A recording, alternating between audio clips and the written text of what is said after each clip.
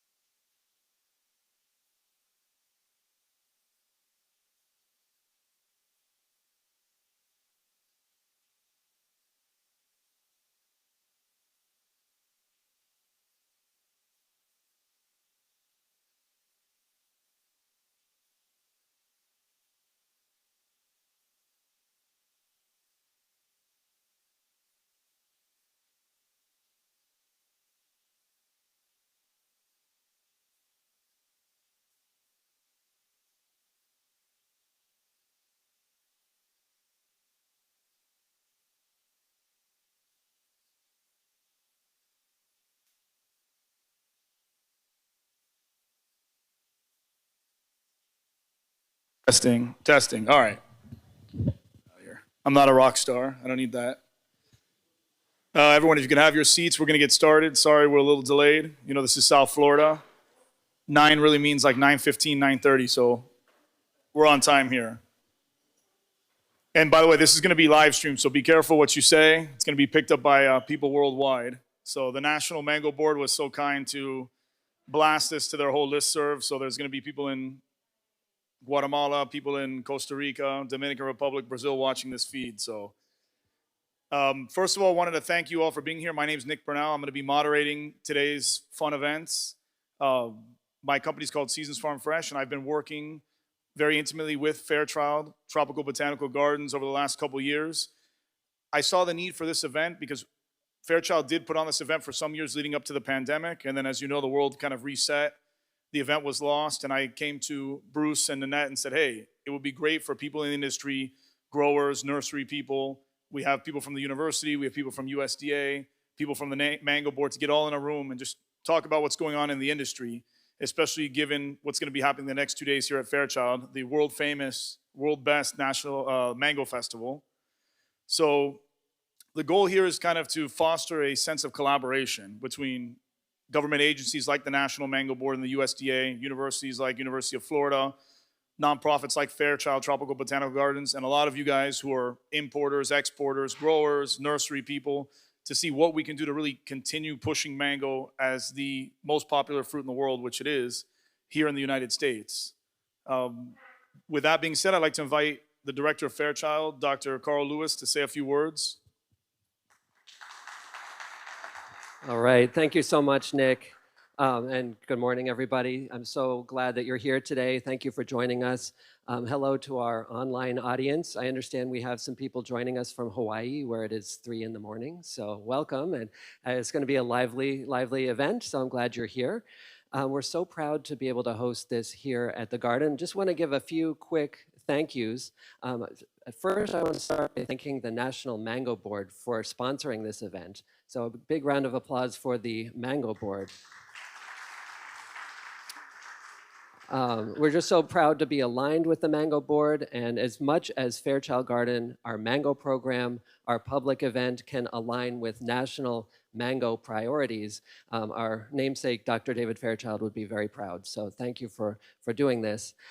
Huge thanks to Nick Bernal, who you just met. I'm sure you already know Nick. If you get one phone call from Nick, you get 1,000.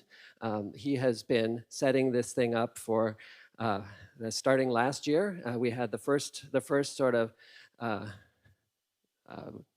refresh of this event, and then this is our second year, and Nick has just had put so much energy into this, so much enthusiasm. So big round of applause for Nick Bernal. And so why do we have this event? Why do we, historically, why do we have this event? Why do we have a mango collection? Why do we have a mango festival? This all goes back to the incredible vision, the creativity, the energy, the enthusiasm of Dr. Richard Campbell. So Dr. Richard Campbell is really the genesis. His time as curator of tropical fruit saw the birth of everything mango here at Fairchild to what we have here today. So I don't know if he's still in the room, Doctor. There he is, Dr. Campbell. Thank you so much. None of this would be here without you, so you get all the credit and all the blame. And please don't deflect the credit as you usually do. So before I turn the microphone back to Nick, I want to invite the president of the Board of Trustees, Bruce Greer, to welcome you all. So thank you. Thank you, Carl. I just would like to thank you all also for being here, but I'd like to put it in a context that I think is very important for us. When we drive down to South Dade now, where we used to see mango farms and avocado farms and farmers, and I consider myself a farmer, now you see multifamily housing. And to be honest, and I think we have some multifamily housing developers as supporters for Fairchild, so they have to be supporters regardless of what they do, I hope. But we have a duty to rescue this country from overdevelopment. That's not a popular thing to say in Miami, but it's something that Fairchild really, really has to do. We have, and just to show you the gravity of what can happen, we have that small grove that you're all aware of. I think a lot of you were there yesterday, 20 acres, which has great potential to be even a better grove. But 20 acres, as Dr. Crane was saying last year, the acreage in mangoes went way down and now it's coming back up. But those 20 acres are basically an island that needs to be thought through and really thoughtfully producing from your help. Why do I say that? Where's the enthusiasm for it? So we just started this year, and you all are probably familiar with it, the Mango Club. Mango Club is where we're going to send boxes of fresh mangoes of the best varieties. We have about 400 cultivars. We're going to send them out to our members and the public, and they can subscribe to it for a season. Let me tell you how important what you're doing is, and how the Mango Forum is so important. The Mango Board is so important. I think in the first 11 hours that we opened the Mango Club, we sold 900 boxes of mangoes retail to our members and the public. There's a crying need here to know what you're doing. And we all, and I put it on you also, you haven't let people really know how special this is. Yes, you're in Whole Foods. Yes, you're in wherever else you're in, Walmart, but we haven't made it Tiffany's. And what you're growing, believe me, for our members is Tiffany's. It's not Whole Foods. And Whole Foods is high end. So what our goal is for the next few years is to take our Mango Club and to sell thousands and thousands of boxes, but not just the boxes. That's going to help Fairchild. Fairchild runs on donations and on this is earned income.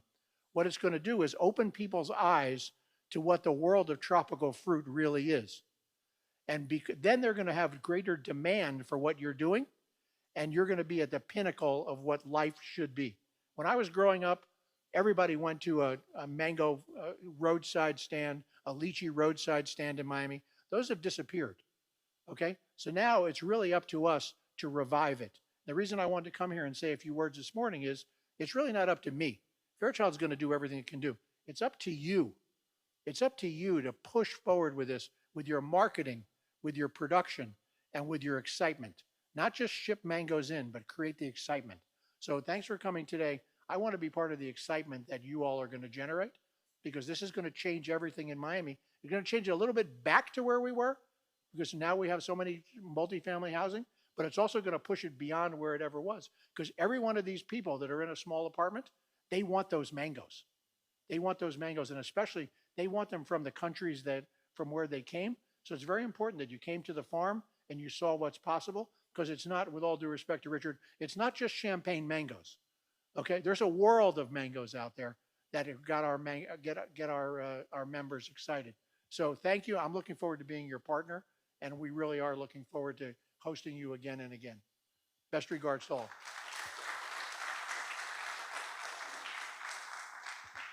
Thank you, Bruce. Great words as always. He's a hell of a fundraiser.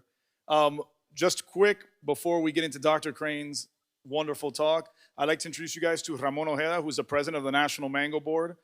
For those of you who don't know what the National Mango Board is one of, I believe, 16 boards, 21 boards that's under the USDA, with the focus of promoting mangoes, regardless of country of origin, regardless of variety, to the US market. They collect a duty from every box that's sold domestically and internationally. So they have I don't want to call it a slush fund, but they have a robust budget, which they use aggressively in retail marketing and helping growers, doing investigation. We have people from, a few members, 4 or 5 of them from the Mango Board here. So Ramon, you want to give a few words? They are sponsoring the event, so. Thank you, Nate. Appreciate it. And just wanted to take a few seconds just to be grateful and thankful for being here today and then being able to support and sponsor this event. What a great day it is to interact with you as mango growers and mango industry members. All we do in research and promotion is just to increase mango consumption. By the way, special recognition to one of our board members here, Luis Cintron, National Mango Board member.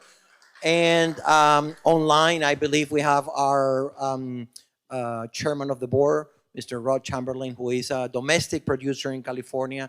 And we also, I believe, since you mentioned it, some people in Hawaii, I hope our other board member, Umi Martin in Hawaii, is watching this live stream. So very briefly, just wanted to show our gratitude for allow us. Thank you, Nick, for doing this and for allow us to support and sponsor this event. I don't know about you guys, but I'm very much looking forward to learn a lot today, and more importantly, tomorrow at the festival to eat a lot of mangoes. Thank you, and I hope this turns out to be a great networking and learning event. Thank you. Thank you, Ramon. Without any further ado, I'd like to bring up Dr. Crane, who's going to be presenting the Florida mango industry and mango cold tolerance protection information. Thanks very much. First, I want to thank the Mango Board and Fairchild Tropical Botanic Garden and the organizing committee for inviting me to come and speak today. I appreciate it. So I'm going to talk a little bit about the Florida mango industry. I'll start out with some similar information from last year, but we're going to move into some other areas as well. So I showed this last year. This is the acreage of commercial mango production, and you'll see a question mark after the 2022, and that's because of the recent freezing events that we had. So hard to tell, and you'll see the top counties in over there on the map in Florida with mangoes, and again, some question marks because we have had significant freezing events this past winter. So this is definitely going to change somewhat. And of course, the three major production areas, Homestead, West Palm Beach, and Pine Island. But there has been significant acreage planted in Central Florida. Again, that's certainly in flux because of the weather last year, well, earlier this year. Just a little bit about some of the basic environmental parameters that relate to what I'm going to talk about. So, optimum growing temperatures for mangoes, freeze damage for mature trees, you're looking at somewhere between 24, 25 degrees. Younger trees, it's even less, 30 degrees, 28 degrees, things like that. So as you know, freeze damage depends on what type of freeze it is. Is it a windy freeze or an advective freeze, or is it a radiation freeze? Also, how many times does it freeze? How frequently does it freeze? How close together are these number of freezing events, and how cold does it get, and how long does it stay that cold? So there's a lot of different parameters that play into that. And even temperatures in the 40s can affect the bloom and fruit set. And so that's another consideration, even if we don't have freezing weather.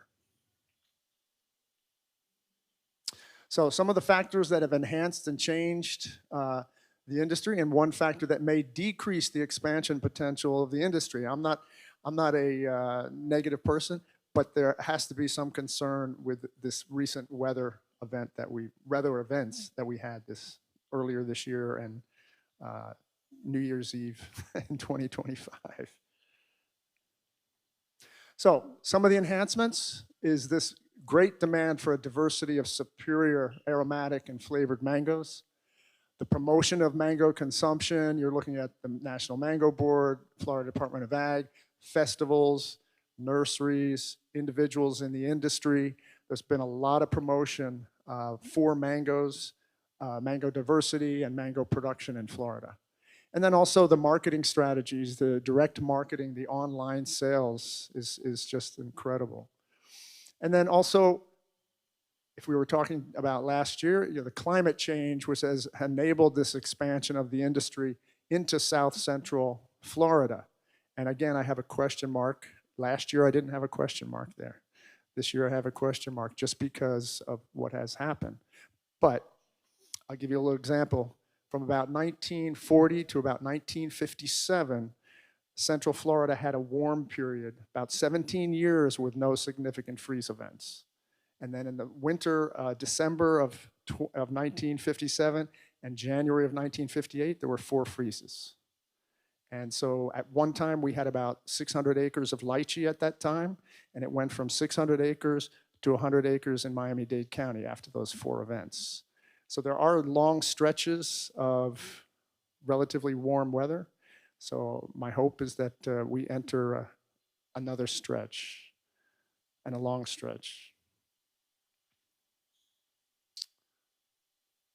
And again, part of the reason why we see such a surge in mango consumption and interest in mangoes is that the US population is diverse and diversifying and continuing to diversify. And that's just what this is supposed to illustrate. Because there's many people in the world that know mangoes and are used to mangoes. And so that's to our benefit. And also mango consumption. It continues to increase the per capita consumption in the US, which is another benefit. And then taking advantage. So advantages to locally grown mangoes, I'm talking specifically about Florida now, is this superior freshness and quality, the wonderful diversity of varieties, the relatively long season, that we don't have quarantine treatments, so we don't have to hot water treat, we don't have to irradiate our fruit. And it supports local agriculture and family farms, family nurseries. It supports the local industries, the ag industry. And these are just some examples of older varieties. Florida has a huge history in selecting and growing a diversity of varieties, and some old varieties that are being marketed actively now, and this is just an example. And then, of course, the new varieties, and Gary Zill is here today, and his efforts over 30 years of developing and selecting superior new varieties has really put a huge amount of enthusiasm into the industry. And there are others that have introduced varieties as well, Richard Campbell, others that have also made selections. Maurice Kong has brought in varieties. So this influx of new varieties and developed varieties has been a great boon for our industry. So the climate issue. So over the past 100 years, and especially the past 40 years, if you look at the data, the average nighttime temperatures in Florida have significantly increased. It's not the daytime temperatures, it's the nighttime temperatures that have significantly increased. And then, of course, up until December of 25, January, February 26, the number and frequency of freeze events had declined when you look at the data. And especially over the past 10, 20 years, there's been an increase, however, in extreme weather events. So events that were sort of unexpected that would come out. And so this recent influx of cold weather, December and February, is a testament to this fact, that all of a sudden, not out of the middle of nowhere, but all of a sudden, we get these freezing events, which were somewhat unexpected. And so that's really becoming more common, not the freezing events necessarily, I'm talking about all weather, extreme weather events, whether it's a hurricane, excessive rainfall, flooding, or cold weather.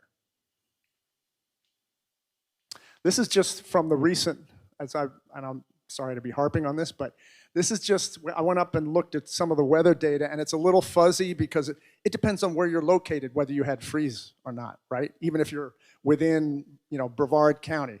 In one part of the Brevard County, you didn't have a freeze. Other parts, you had a freeze.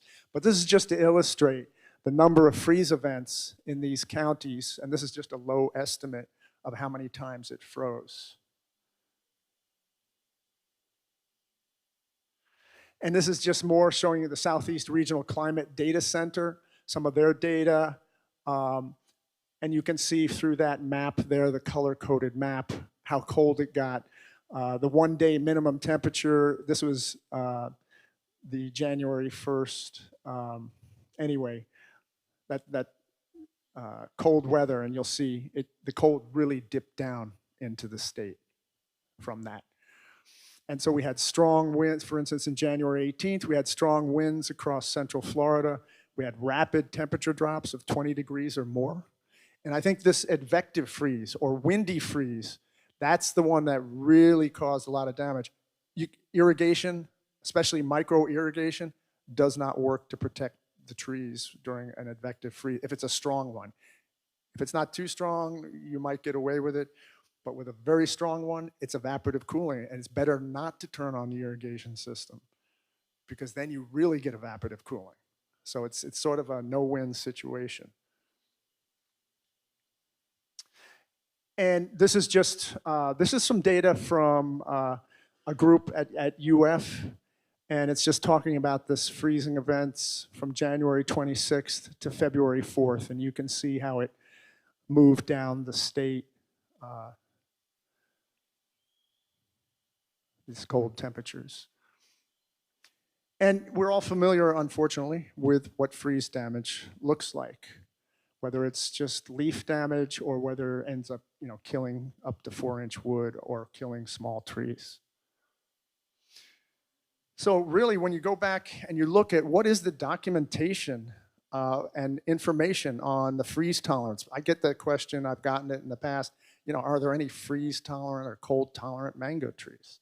There is very, very little in the literature documented evidence of big differences in cold tolerance among mango cultivars. And as I mentioned before, the cold tolerance of a plant depends upon, the site selection. Where did you locate your plants? Are you at the southeast side of a lake, like Lake Okeechobee, which is warmer than, let's say, you're out in the middle of nowhere? And also the size of the tree. Larger trees in general can take more cold than smaller trees because of their volume, the fact that they're covering more land area, the fact that there's more heat being trapped in the large canopy than a small tree. Also, did the trees undergo previous stress? Was there flooding stress, drought stress, something like that plays into it. And then I already mentioned, how cold does it get? What is the duration of that cold? How frequently does it get cold? And then, of course, what plant stage is the tree when you get cold? So a freezing event during bloom is going to be much more detrimental than if the tree is quiescent or dormant. And so that's also important. And then, of course, the genetics of the trees and your cultural practices. Did you mistakenly apply an excessive amount of nitrogen going into the fall, and now your trees have been flushing all winter? Much more susceptible to cold and freeze damage than if you had let the tree go dormant without that excessive vegetative growth. And then on the right, I'm just showing you some of the sources that I found of any observational information on cold tolerance of mangoes that have been documented. And I didn't just look at Florida. I just didn't find anything else really that was done here or other places. And this is just a summary of what these reports gave. And they were talking about, most to least cold damage after 10 hours at 21 to 28 degrees. And you can see the list there. Kit was more, less damage than Palmer, than Lippens, than Irwins, than Springfelds, than Brooks. And then another highest to lowest freeze tolerance, Kent, Sensation, on. And then the most rapid freeze recover. Now these are observations that were made after freezing events. And then Lynch, leaves and bloom of Hayden and Mulgoba was less damaged than Brooks and Saigon after exposure to 29 to 30 degrees for 6 hours. And then McKellar looked at, do mango trees acclimate? In other words, citrus acclimates. So if they are exposed to cold, non-freezing temperatures, it sets up their metabolism and their physiology to be more tolerant of even colder temperatures. And he did not really find any evidence of that. And then Miner and Zill, they demonstrated that during the bloom and fruit set period, exposure to temperatures at or below about 45 degrees, especially 40, reduced fruit set. And that's because those temperatures cause what we call chilling injury. And actually what you're doing is you are chilling and physiologically damaging the embryo of the fruit. And once that happens, then it sets off a whole chain of events. Either the fruit drops, or it looks like it sets fruit. People call them nubbins. And then you go out one day and there's all this fruit on the ground. And it's because it just slowly but surely triggered this abscission event. However, there is some more recent research which did report some genetic differences, and this is work that was done in 2024, 23, 25, that showed some genetic differences and expression of mango cultivars to exposure to cold temperatures. The temperatures, though, that they were talking about were 40 degrees, not 32. So it does show that there is some genetic differences in tolerance to cold weather. It didn't go down to 32, but it does give hope that there may be some genetic variability that could be used for more cold hardy mango cultivars as we understand it more and more molecularly. So,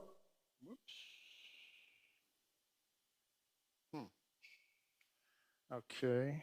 I wonder why that's not.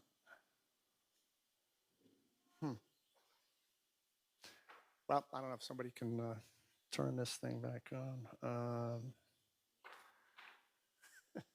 don't know what I inadvertently touched. Yeah, thank you, thanks. Yeah, okay. Thank you, Jerry. Okay, so what are some commercial cold protection strategies?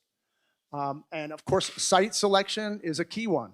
In other words, nearness to coasts, lakes, rivers tend to be warmer than if you're farther away from those bodies of water, because water holds a lot of heat.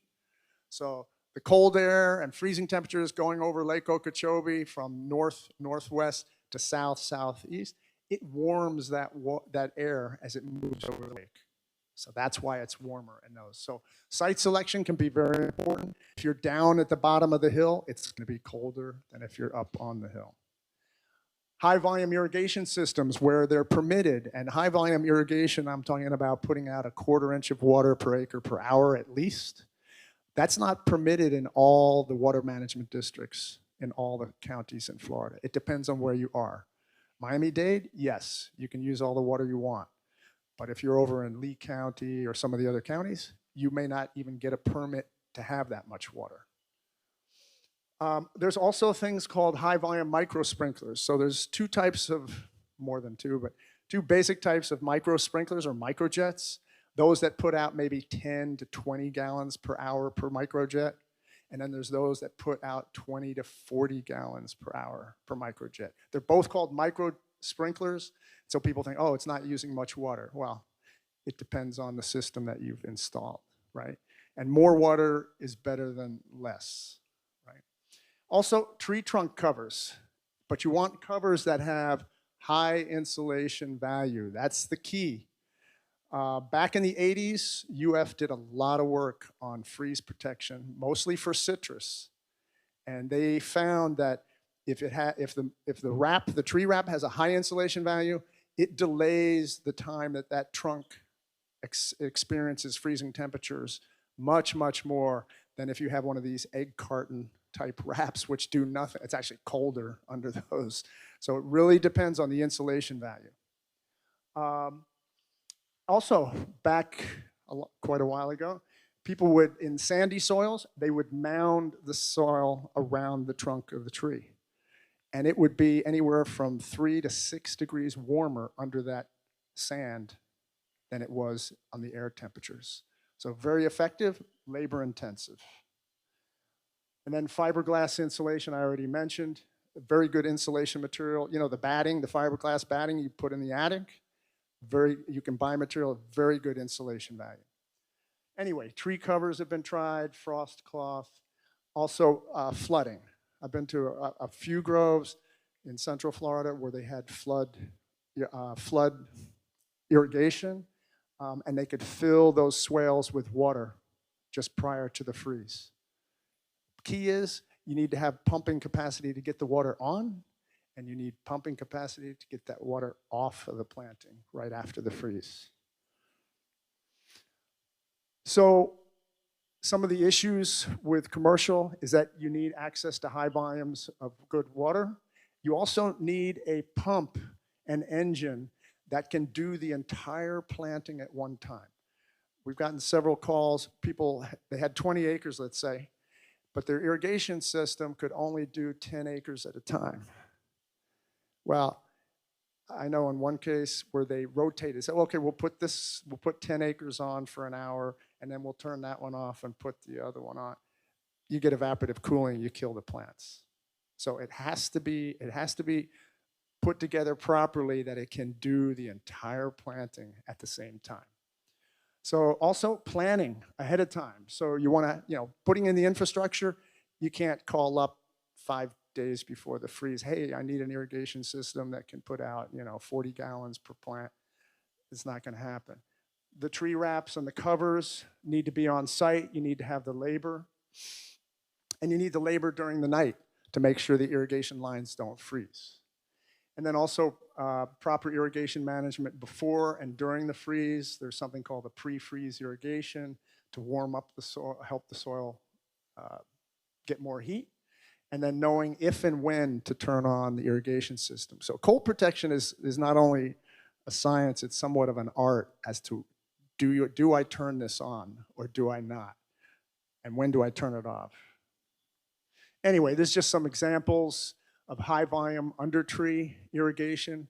That's guava, that's high volume overhead irrigation, which is not used or people put in anymore, but it's on the right-hand side up there. That's on sugar apples. Lychees on the bottom is high volume under tree, and again, high volume over tree on the right at the bottom. This is the soil mounding on the citrus. So that small citrus tree there up on the left, it may kill the top, but if the bud union is saved underneath that sand, it will grow back and you'll have that same scion. That's the idea. And here's a lychee tree with a microjet with the idea that it has a 90-degree sprinkler head that would shoot up and protect this part of the tree, encasing it in ice, theoretically. On the lower side there's a citrus tree with a microjet and a tree wrap. And then up on the right, those are citrus trees with tree wraps and a micro sprinkler. This is a high volume irrigation system in a mango grove on the left, both for the mature trees, and that's a young tree. It's hard to see, but that's covered in ice. This tree here is totally covered in ice. And those are mango leaves, again, covered in ice. This was in 2010, if I remember. Yeah, 2010, a mango inflorescence covered in ice. And then up on the right, though, can be a downside to using water. If the ice loading gets large enough and heavy enough, it can break limbs. And so that is one thing that can happen. But you can probably save that tree. This is microjets, and we don't have much experience with them on tropical fruits or mangoes. This happens to be sapodilla. This is the 2010 freeze that we had. And the grower put a microjet up on a pole attached to the tree with a 360 head on it, and he used fiberglass insulation around the trunks. And they came through the freeze fine. So there is a potential, I think, in using the micro sprinkler. And I believe that was putting out probably 30, 40 gallons per micro sprinkler per hour. And then there's, you read about people putting covers, frost covers. In Central Florida, I was at an avocado grove and they had a wind turbine. Those are effective, but only for radiation freezes, not for advective freezes. They won't work they don't do anything in a windy freeze. If you have a radiation freeze, they can be effective by mixing the warm air that's above with the cold air down below and bring that temperature up. And some people actually use helicopters to do the same thing as that wind turbine. But you have to make plans. You can't call the helicopter company the afternoon before the freeze and say, hey, can you fly over my grove? That's probably not going to happen. So some potential methods for cold protection is looking at salicylic acid and also brassinosteroid applications. And there's been quite a bit of research looking at improved cold tolerance by using these materials. It's not been tried on mangoes. But this is something, and what it does is it upregulates the tree for cold protection, for its physiological systems so they can recover. So it's something that should be looked at that may be helpful for mangoes, especially in cold-prone areas.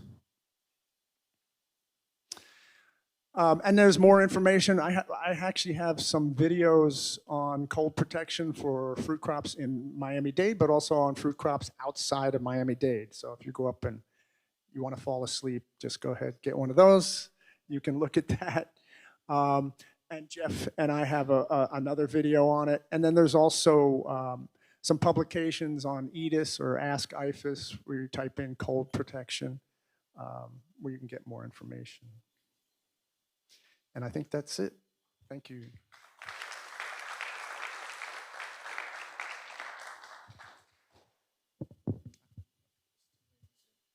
Thank you, Dr. Crane. Does anybody have any questions? Oh, we got questions. Maybe you want to answer a few questions?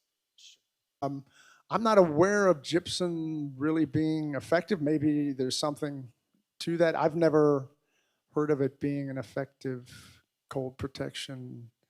Is this being sprayed on the tree or underground, on the ground?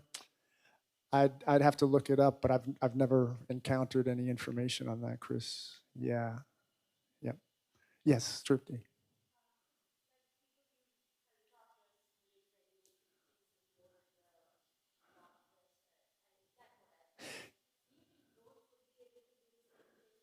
Do I think drones could be used like helicopters for a radiation freeze to mix the cold and the warmer air layers?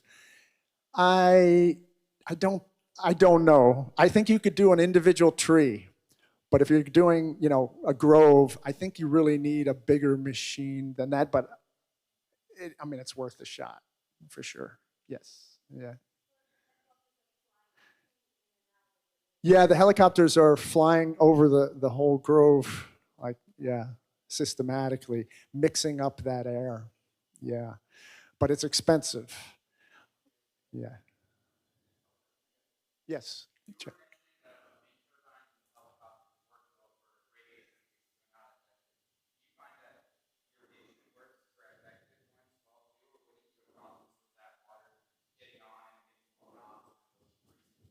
Right. So so for radiation freezes, the helicopters and the wind turbines can be effective in mixing that. The problem with the windy or the advective freezes is the wind.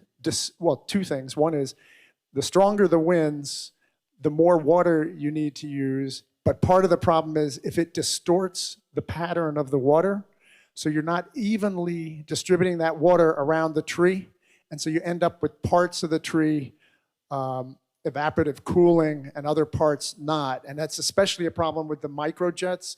With the high volume under tree, if you're in a mature grove, full canopy, you might get away with using the high volume under tree irrigation because it's some of the protection, the wind protection inside the grove. But if it's a younger grove and you don't have that wind protection, you're probably going to get some damage or evaporative cooling. Yeah, it's the main thing that wind just distorts the pattern, and you have to have more water and greater volume, and you have to have better distribution, and your irrigation system may not be set up to go beyond that. Yes, Gary.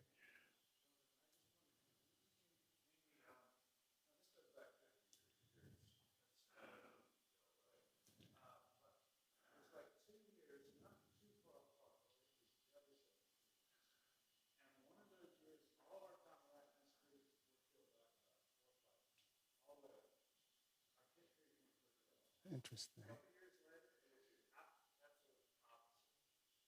Oh man.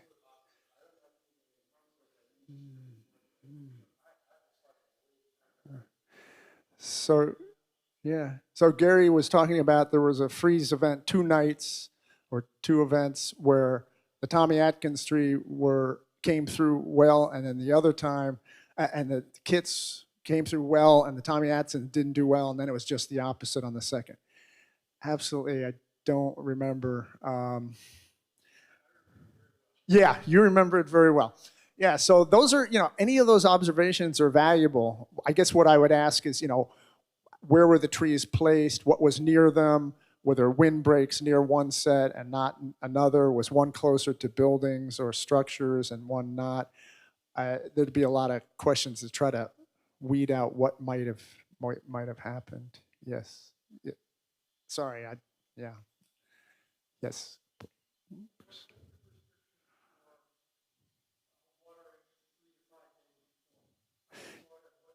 Yeah. So the idea with the pre-freeze irrigation is that, of course, water holds a lot of heat. So if you irrigate your grove, the entire grove, and get it wet, and you get the soil wet, 3, 4, 5 days is better ahead of a predicted freezing event. And you have good, yeah, you're warming up that soil because of the sunlight exposure, so that during the freeze, that heat that's been stored in that water in the soil can re-radiate back into the trees. But it's got to be, you want to soak the ground, like I said, and it's better to do it 5 days ahead or 3 days ahead. I know that's hard to predict when a freeze is actually going to happen all the time, but we do have pretty good prediction that cold weather is on the way. So even if it turns out it doesn't come, it's probably no big deal. It yeah, because it needs time for that water that's in the soil to heat up. So it's a time factor. The longer the farther ahead of the freeze, the more time there is to heat that soil up. Well, so what happened? Yeah, so it drains off, of course, right? It goes back to field capacity. But still, the whole grove is moist. It's soaking up that heat, and then it will re-radiate up into the trees after. Yes.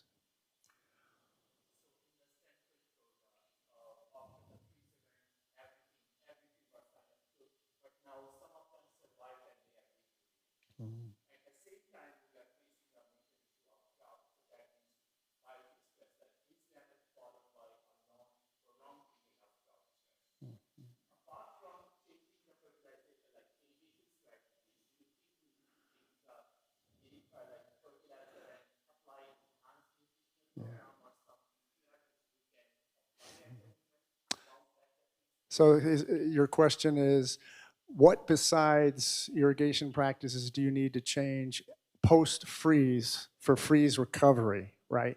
Yeah, I actually have like a whole hour and a half presentation on that, but I won't go into that. Just to say that if 40% of the canopy is killed, you want to reduce your irrigation frequency. Or if it has no leaves, there's really no need to really irrigate. Once it begins to recover and you see where it's recovering, then you can start irrigating again, right? With the fertilizer, again, if you've lost 40% of your canopy, you should reduce your fertilizer by 40%. Small frequent amounts are better than, oh, I'm going to put the regular amount on, because the tree's not going to see it. It can't take it up. Yeah. Thank you. We're going to do a quick computer change, and then we're going to get into our next segment. So 2 minutes.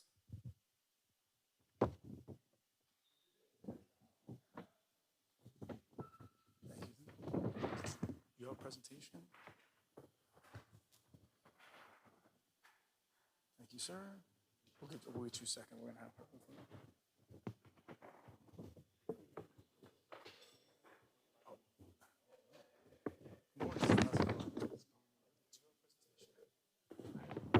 You just want to talk?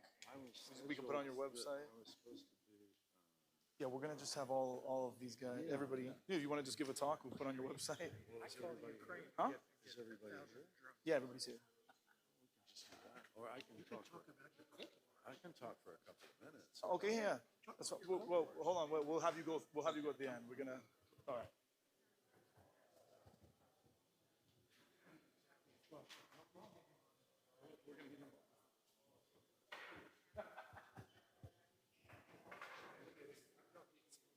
Don't worry. We good? Is everything on the USB drive or? This pen drive was the one there before, right?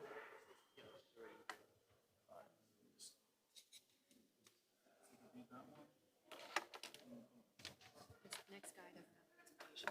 We're live, so turn that off.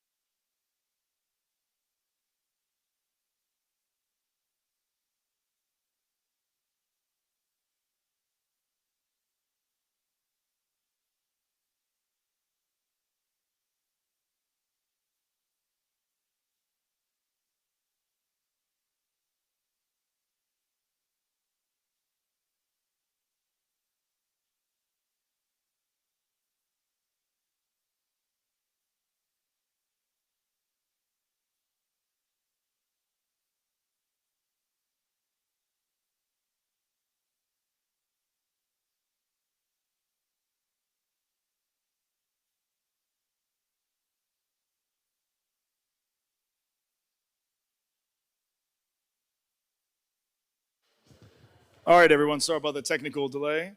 Uh, this part of the symposium, we're going to be inviting some of the top nursery people in the state of Florida to kind of talk about what they're doing in their worlds. You know, in the mango world, we tend to think that everybody's on the same page, but depending on where you are, depending on what your interests are, people are working on different varieties, different techniques. So it's good for everybody to kind of have an opportunity to give their 15 minutes to say what they're working on, what they're interested in. I'm sure a lot of people have comments on the cold snap that we had earlier in the year. So without further ado, I'd like to invite Chris Wetzel from Truly Tropical.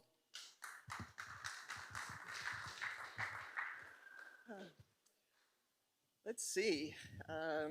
You might. Do you want to give me a quick rundown on this? Right here. It's fine. Okay. Okay. Wonderful. Thank you. Okay. Well, yeah, this is going to be, of course, different from Jonathan because no one can top Jonathan on whatever he's. Oops. We're not. Oh, okay. Sorry about that. It's a learning curve for me. Okay, so my presentation is not going to be anything like Jonathan's, and that's a good thing because he did a complete, uh, conversation about all sorts of things. What I wanted to talk about is what I do at my farm, Truly Tropical. And basically, it's always a process. Uh, we plant all sorts of varieties of, mango, especially. 90% of what I grow are mangoes. And so when we have them for a few years, we sort of decide on our favorites and the ones that don't quite make the grade. So the varieties that we've increased lately, orange sherbet, made an entire different, extra tree of that, large tree. I tend to top work things because once you have something in the ground established, it's easy just to convert the variety. So orange sherbet fruit punch has been a great variety for us. The fruit are large, they're easy to pick, and they are just very popular, very delicious. Uh, Pineapple Pleasure, another one of those varieties that is also extremely good. Both of those, well, actually, all three of those varieties were developed by Gary Zill. But Pineapple Pleasure is actually Gary Springfell's cross, very nice fruit and large also. Pina colada is a great fruit, but it is small. So a lot of people just prefer the larger fruit, but pina colada is a very tasty one. Kale is actually named after my younger daughter, it is a variety that occurred on our farm. It's extremely sweet and fiberless, and it is just very popular. Lemonesh is another variety that occurred on our farm. It's in the lemon family. There's, of course, lemon zest and lemon meringue. Lemonesh doesn't seem to have any problems with disease, and so that's a big plus, but also has a nice lemon flavor. Tangerine Dream is another one that occurred on our farm. I tasted years ago when I first got the property, there was basically, it's about 4 acres total. And the front of the property was mostly unplanted. There was like half of the front was citrus. And at that time, they were recommending to eradicate that. So we took it all out and planted mangoes. So that was an area that got, it sort of doubled our mango production. Then there was a few plants that I put along the back fence. And basically, the back fence was a real question mark because of the location and it was a rough environment. So what I did in a lot of cases was I just put seeds in the ground. And I figured eventually they're going to fruit. And if I don't like the fruit, I'll just top work them.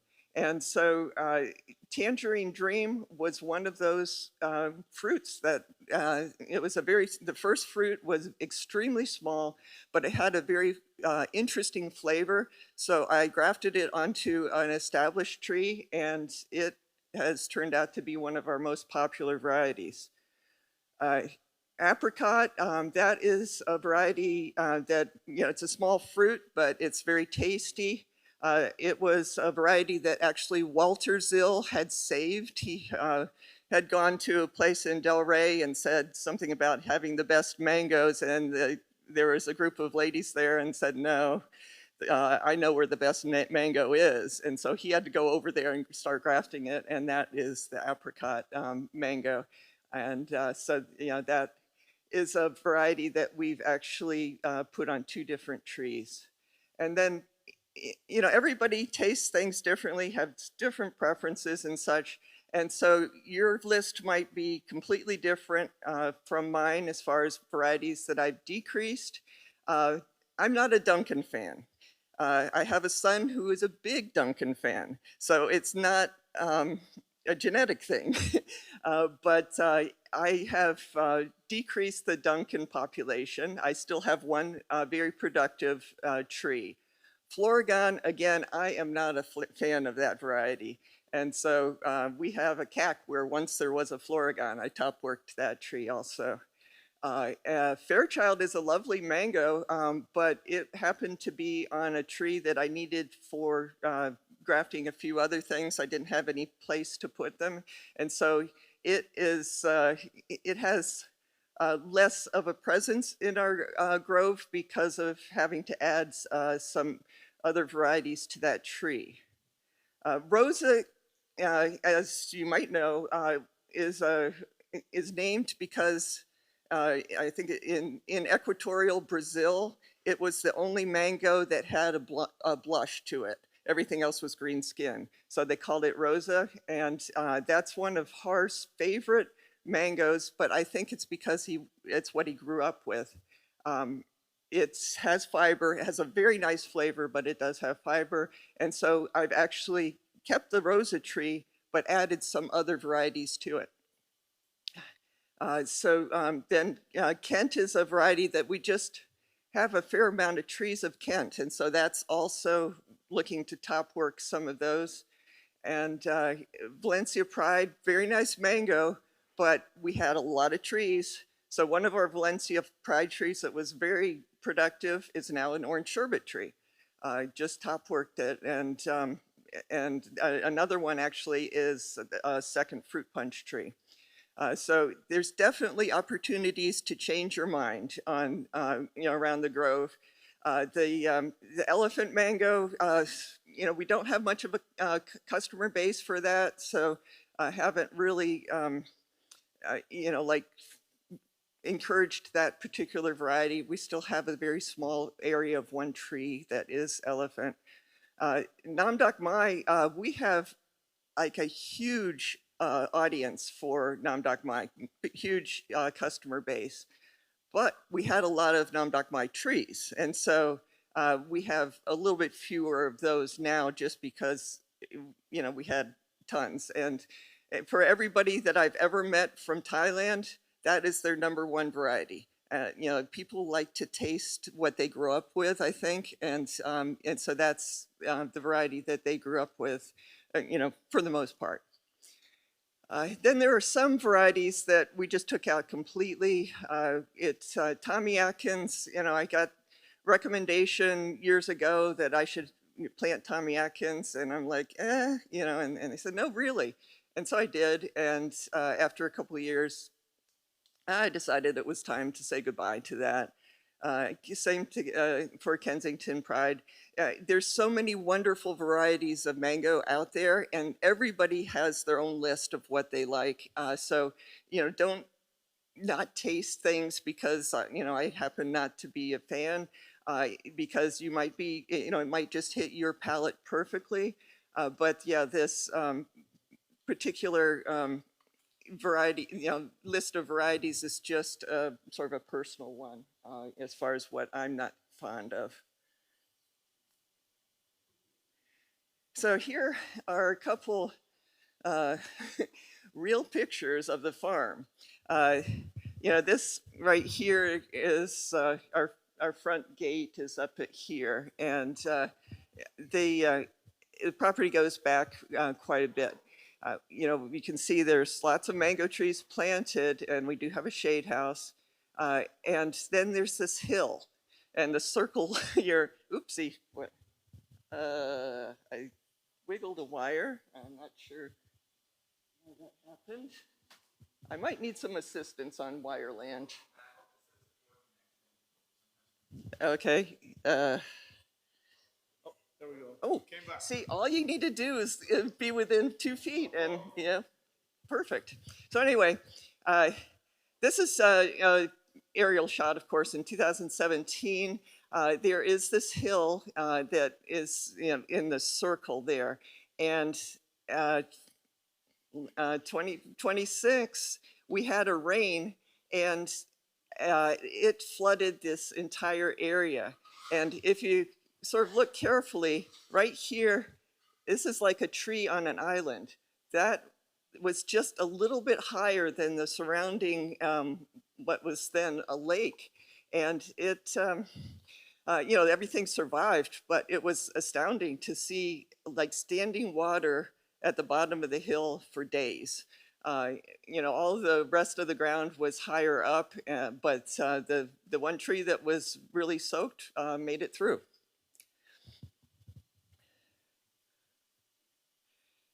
This, the hill that we just saw the picture of, we didn't plant on for a while because it was just sand. We didn't have irrigation going down there, and so it sort of seemed like a death sentence to whatever you planted. But then just recently, we started planting things. We're able to water them more consistently. And when you'll notice that we put mulch around each of the trees just to cool the root zone and help retain some of the moisture. You know, all of our property is, you know, like sand, and that, you know, sand is, actually that was formed from the erosion of the Appalachian Mountains is what has made it to Florida. It's sort of a weird concept. But anyway, this has turned into a really good area for the mango trees.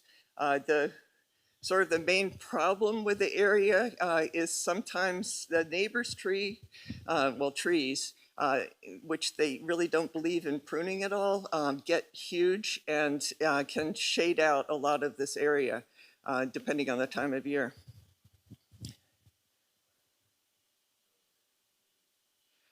Just another shot of the same area. Yeah, that shows the big neighbor tree. It's it definitely is not ideal for most varieties to have that much shade, and it also concerns me if we ever have a hurricane coming across, because that is one thing about fast-growing trees is that they're generally very brittle. And so if something is, it has sprung up quickly, it is more vulnerable to strong winds. And then we have sort of a list of things that we've developed at Truly Tropical, some new varieties. You know, Best was the first one, and I don't believe in a Best mango, so it's sort of weird that I have a mango called Best, but that was just in the beginning of, you know, when we first moved to that property, there was just, you know, so much area that we would like trees, and so we just put seeds down, and that was the best of the first group of seeds that we put down and that had fruited, and the other ones we top worked.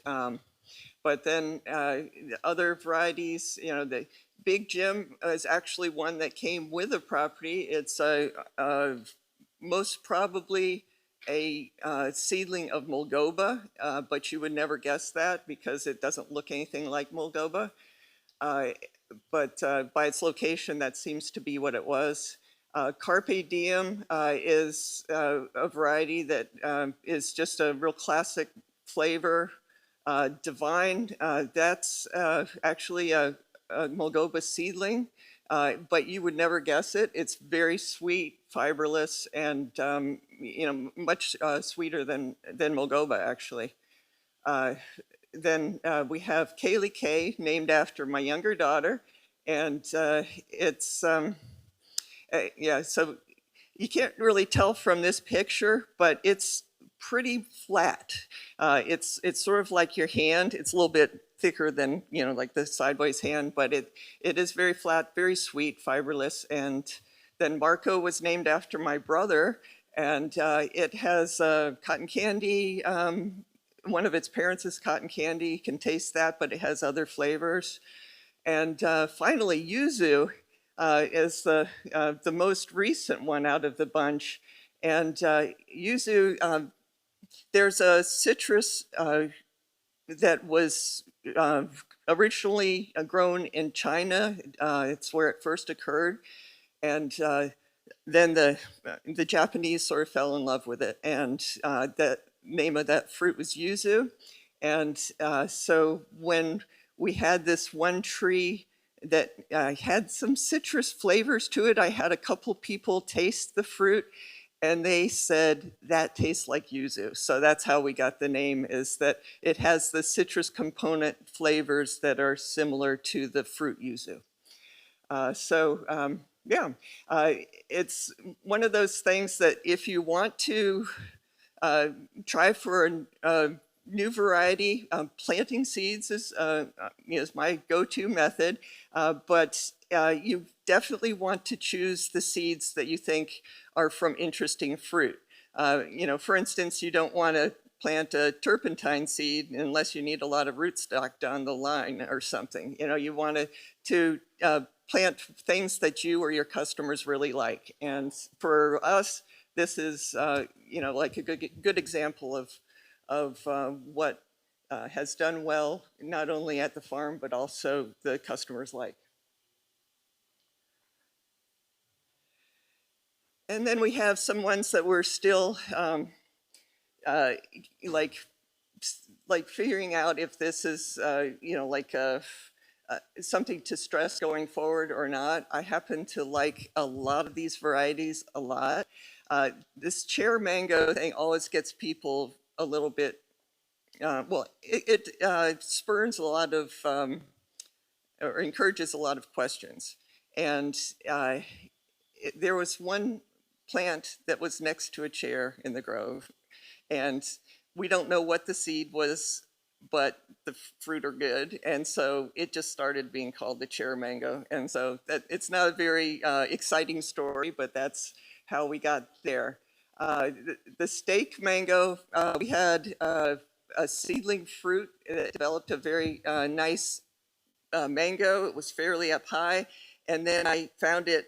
There was a potted plant underneath, and it had impaled itself on the stake of the potted mango, and so it became known as steak mango. So sort of crazy things like that. And then along the fence, we just numbered a lot of the trees because of not knowing what the varieties were going to be, and like 33 is actually a very popular variety. All of these are, but the 33 was the first one that people went nuts over because and it does have some fiber, but it was just, people were really crazy about the flavor. But then we have some of the, you know, 36 and 63 more citrusy, and you know, the 65 is also a citrusy kind of mango.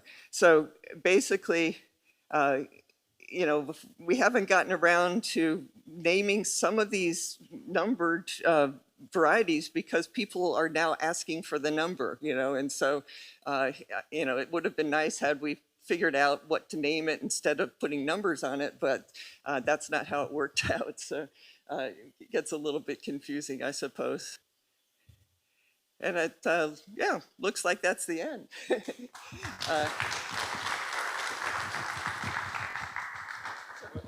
I think we have time for one or two questions. Bruce, I saw you were there first.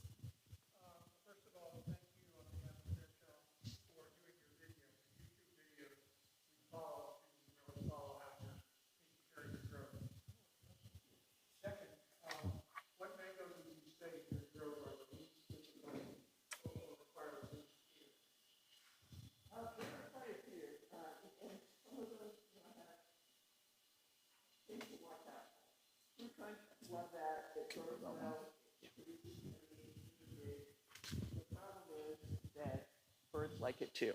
Oh, I'm sorry. No. I thought I had a big mouth. No. So anyway, that you know, it's, you know, that's sort of its only downside is that you have to pick it a little bit earlier than you think you would need to. They do ripen off the tree very nicely, but you can't, you know, expect to have a saleable fruit if you're not, you know, watching that every couple days once it gets mature. Birds, yeah. Did I say something else? Yes, they well, yeah, he's not here, so we can blame him if he's not here, right? Okay. Any? Oh, here we go. Okay, well, first, I want to applaud your dedication to the brand. I like the hat. It's you. But my first question was, what's the largest tree that you'll do a full swap on the variety? Well, you know, the Valencia Prides that I converted to fruit punch, those were big trees. Yeah. I've also converted, yeah, we had a lot of Valencia Pride. It's a nice variety, but we just had a lot of it. And another Valencia Pride I converted almost completely to orange sherbet. And the good thing about putting those varieties on Valencia Pride is both of the varieties are very easy to distinguish between, you know, what it is and Valencia Pride. Because a lot of times when you top work, the first round of top working, there can be some branches that are the original variety. And so you just have to go back and top work those. But it's really easy to tell the difference between Valencia Pride and just about anything. Yes.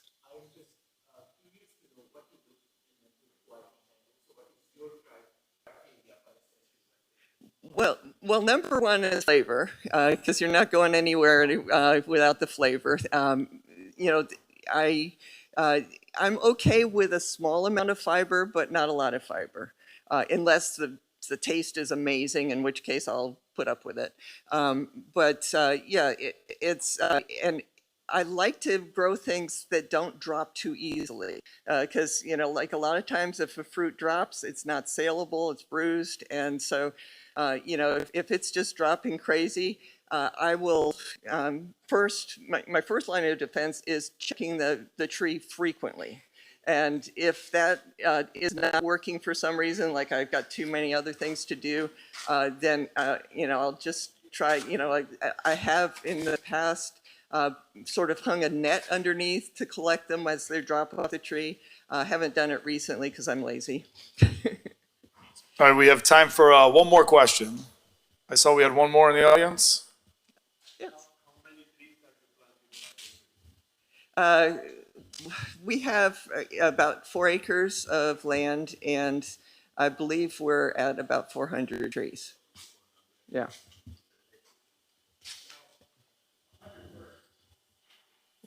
All right, thank you very much. Thanks for coming down. So with that, we'll segue into our next speaker, a well-known nursery man here from South Dade, Julian Lara. I'm sure he's got a lot of interesting things to tell us. Going with him on his golf cart around the farm is like a trip through time, all the cool collections he's done. So give it up for Julian Lara. All right, thank you. Well, my name is Julian. I'm from Lara Farms. I have a small tropical fruit tree nursery in the Redlands, Florida, which is southwest of Miami-Dade County, very close to Homestead. And we've been there. Well, my dad first bought the property in 1980, and it started out as a mamey farm, and became pretty popular because there were so few mamey available in South Florida back then. And it quickly became very popular, and we established a good clientele, and we expanded to other things, pretty much everything. Mango, anonas, caimito, avocado, amongst many other things. So anyways, I was gonna talk about something that I call the honey zone. The honey zone in South Florida, everything east of this red line is what I call the honey zone. Now, why is it the honey zone? It's the best place to grow mangoes. Why is that? It's because we're very close to the ocean. Over here, David Fairchild had it really good. He had no idea he was in the honey zone, because basically everything east of this red line was farmland. It was mango, avocado, and citrus. And pretty much everything east of this red line is fertile land. You can grow vegetables this side of the red line. Sandy black soil, or just sand, because in general, fruit trees love sand, and they love sandy black dirt. This was pretty much all farmland, and it got developed. Little by little, people started selling their farms, and it got turned into single-family homes. Pretty much what's happening now west of the honey zone. Now, west of the honey zone, all the farmers got pushed out west. And over here, we got solid rock for soil. You need a backhoe or auger to plant your trees. It's solid rock. You got this much vegetative soil, and below that, solid rock. But if you break up that rock, it's actually pretty good stuff. As long as you break it up, they have a nice deep hole. Drainage is an important factor. If you don't have good drainage, you're gonna have a lot of root rot. So the deeper you dig, the better. Make sure you fill it in with the same stuff you dig out. Some people like to put potting soil as a supplement, but that's a bad idea. That's the number one mistake people make, is implementing potting soil when they plant their trees. And what that does, it retains too much moisture. And if that moisture doesn't go away, it's gonna rot the roots, and then you're gonna have a dead branch here, a dead branch there, and eventually it's a slow death. It takes months and months for it to die. And I get a lot of phone calls, oh, my tree's dying. What should I do? The first thing I asked them is, did you put black dirt in the hole? Yes, I put some really good quality dirt, put it in the hole, and I don't know what's going on. Well, that's the problem. You put black dirt in the hole. You should have put the same stuff you dug out. I feel like a broken record. I'm over and over again telling people, same stuff you dig out, rock, dirt, sand, whatever it is you got, put it right back in. And if you want to feed, if you think you're not feeding the plant by putting the same stuff back in, that's where fertilizer comes in. So anyways, east of here, east of the honey zone, you get less disease because you're so close to the ocean, and that ocean breeze blows all the spores from, let's say, anthracnose, for example. All the spores get blown west, or they propagate very well here in the west.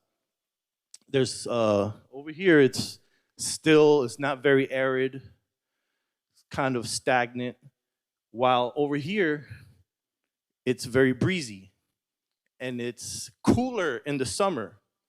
And over here, it's warmer in the summer. It's really hot over here, much cooler over here in the summer. And also in the winter, it's much warmer because of the ocean, and much colder because it's more inland.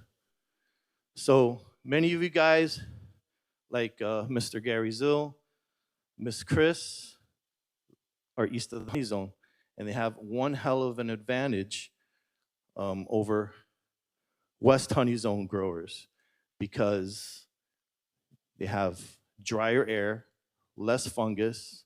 So growing mangoes and growing annonas is much easier. At least you have to do less spraying, and you get beautiful mangoes. Kind of like, what do I do, just tap? I'll just go down. How do I go to the next frame?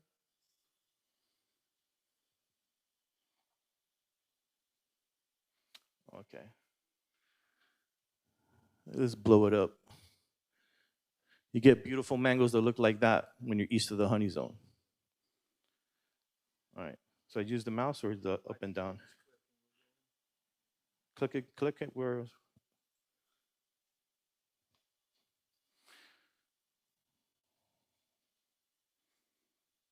Does it work like that? No. Oh, okay. Okay. Okay.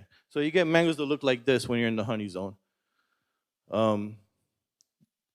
Just less than anthracnose, but you still get something called powdery mildew. Powdery mildew doesn't care if you're in the honey zone. It's basically a problem that we have with the flowers. It affects the flowers. You'll get less fruit, and it spreads pretty fast, like wildfire. Now, what can we do to prevent powdery mildew? Something called sulfur, liquid sulfur. um, pretty much 2 tablespoons per gallon of water, and you spray your blooms. I like to spray at least once a month. You can do it every 2 weeks. Sometimes I do it every 2 weeks because I'm a little bit paranoid about it popping up, because it can pop up really, really quickly. And sulfur does a really good job, and it's a natural element. Okay? This is what it looks like when you're not in the honey zone and you don't spray for anthracnose. This is anthracnose on mango skin.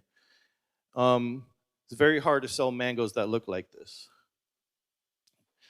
It's a common problem. You can get it in the honey zone, but not as much west of the honey zone. Now the solution to that, here you also get anthracnose on the flower.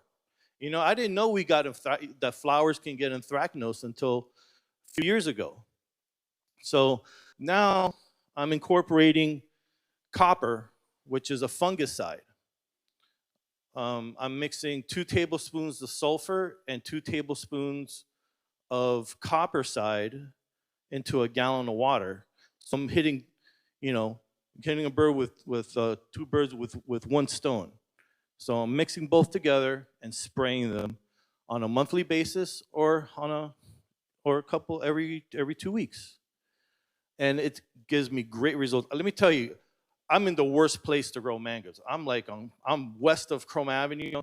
I'm like 10 blocks from Chrome Avenue on 200th Street, and it is just a real challenge to grow all these really popular, really nice mangoes that most of them are susceptible to disease like anthracnose and to powdery mildew. And this really does the job. If you really do the work, you'll get great results. Okay?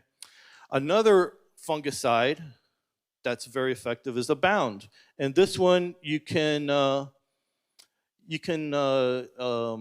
drench. If you want to drench, if you have a young tree that's not going to produce mangoes anytime soon, you can drench the roots with this and spray, okay, either or, and this will help the tree avoid any root disease and anthracnose. And Abound is a really good product. Another one, this is the generic version of Abound. And it's much cheaper because Abound is very expensive. But this is a very good generic version of it. It's called Quadris. Another one, this is a more fancy fungicide.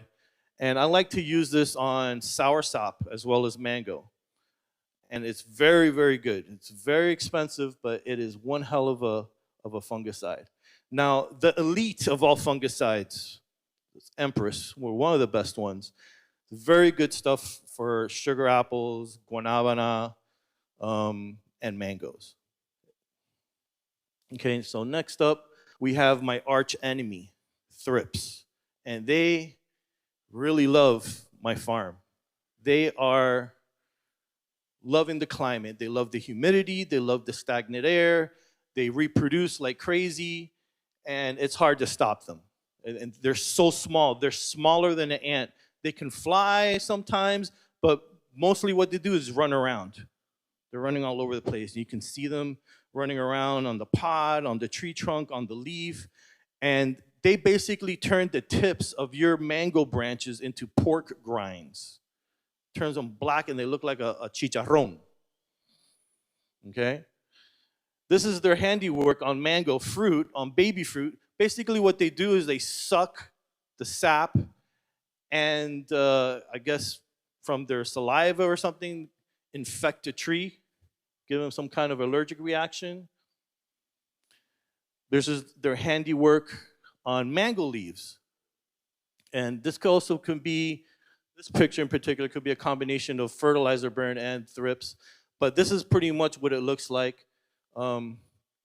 Here's another example of their handiwork, crinkled up leaves, and on the top you see the tip of the mango branch. You can't really see the very tip, but all the leaves drop, all the new baby leaves you're so proud of, they fall off. So what can we do to combat this enemy? Okay, this is not labeled for fruit trees, but it works really good. I've tried it, and I think it's very, very effective for thrips. Imidacloprids is what's recommended for thrips, but I like this product. Here's another arch enemy. This one is called the Sri Lankan weevil, and it's a beetle that eats the leaf. Pretty much there's two kinds of insects. There's leaf-eating insects, and there's leaf-sucking insects. And thrips is the leaf-sucking. And this is the leaf-eating, which are beetles, caterpillars, and such. They're all over the place. They love eating mangoes, mango leaves. They love eating lychee. They love eating lychee leaves, especially when it's a tender leaf. And that's their handiwork right there. It's a big mess. And you see them, you try to catch them to kill them, and they just drop on the floor before you can even grasp them. And this is what kills them. It's pretty much sevin. Sevin is spelled S-E-V-I-N. And this is the generic version of it. And basically you apply 2 tablespoons in a gallon of water, and you spray the tree, you bathe the tree with it, and when they eat the leaf, they get poisoned and die. And that's what we want. Here's another problem we have with mangoes called whitefly. And whitefly is very difficult to kill because they're so tiny, and they come back really fast. You can spray them, and then a few days later, they're back. And you're like, well, I don't know, I give up. You can spray mineral oil that can suffocate them, but this stuff, ardent, that will kill them. Especially if you mix it with something like this, Zenith, which is pretty much merit. A tablespoon of each in a gallon of water. That will do the job, and it does the job very well. There is another product for whitefly, but I forgot what it was. It just escaped me. Now, fertilizer. Mangoes don't like nitrogen. I learned this a long time ago from my good friend Richard Campbell. No nitrogen for mangoes. They're very efficient at finding nutrition on nitrogen on their own, and nutrition in general. So basically, mangoes, I don't really fertilize. I give them 0 fertilizer. They thrive. They're very efficient on their own at finding nutrition, and especially nitrogen. So this you can find, they call it K-Mag. There's many versions of K-Mag. The formula is 0 nitrogen, 0 phosphorus, and 22% potassium. And then the rest are trace elements. And I like to apply a tablespoon per every foot of height the tree has. So if the tree's 10 feet tall, 10 tablespoons sprinkled around the root area. Okay? And this is really good stuff. I've seen trees come back to life. I've seen trees that look like crap. And you sprinkle some of this stuff on it, and it comes back to life. I've seen customers like cry because they're so happy that their tree came back because they didn't want to lose their tree. So yeah, 0022, guys. That's the one for mangoes. And for other fruit trees that don't like nitrogen, maybe like persimmons. Now, we're going to talk about my favorite mangoes. This is like towards the end of the show.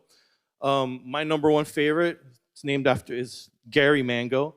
And that's pretty much the parent of most of these new varieties that came from Gary's breeding program.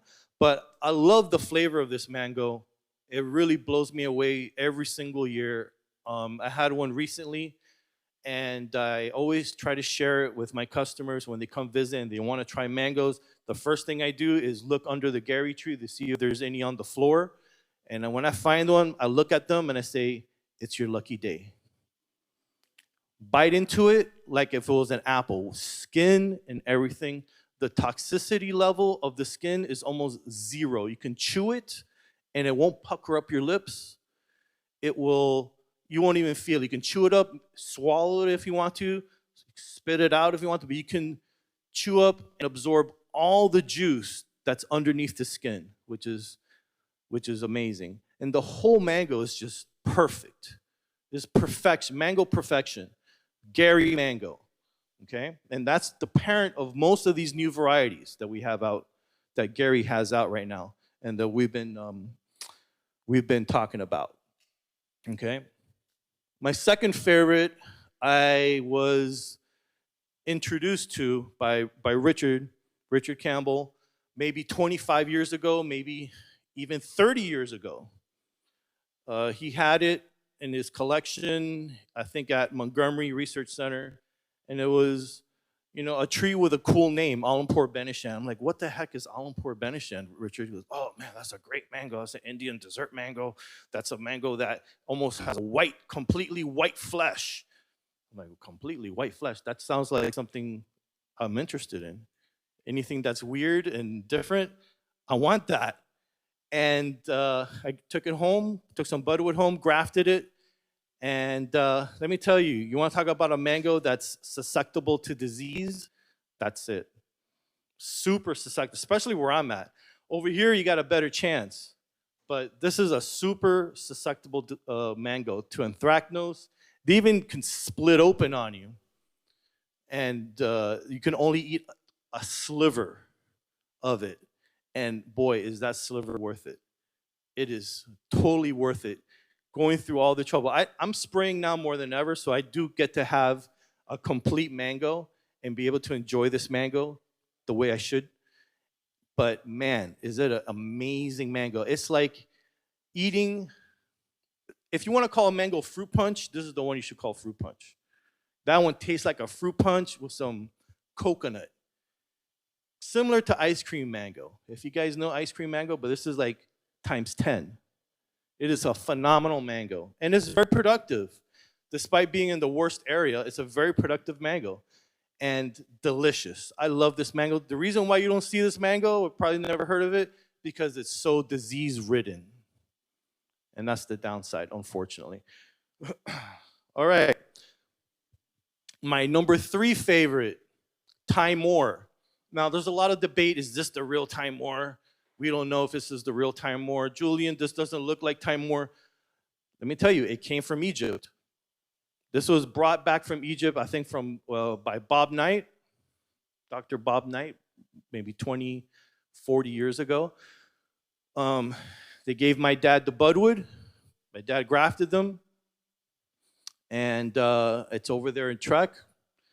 And I don't know if Timor, where's Jonathan? Did you plant the Timor yet?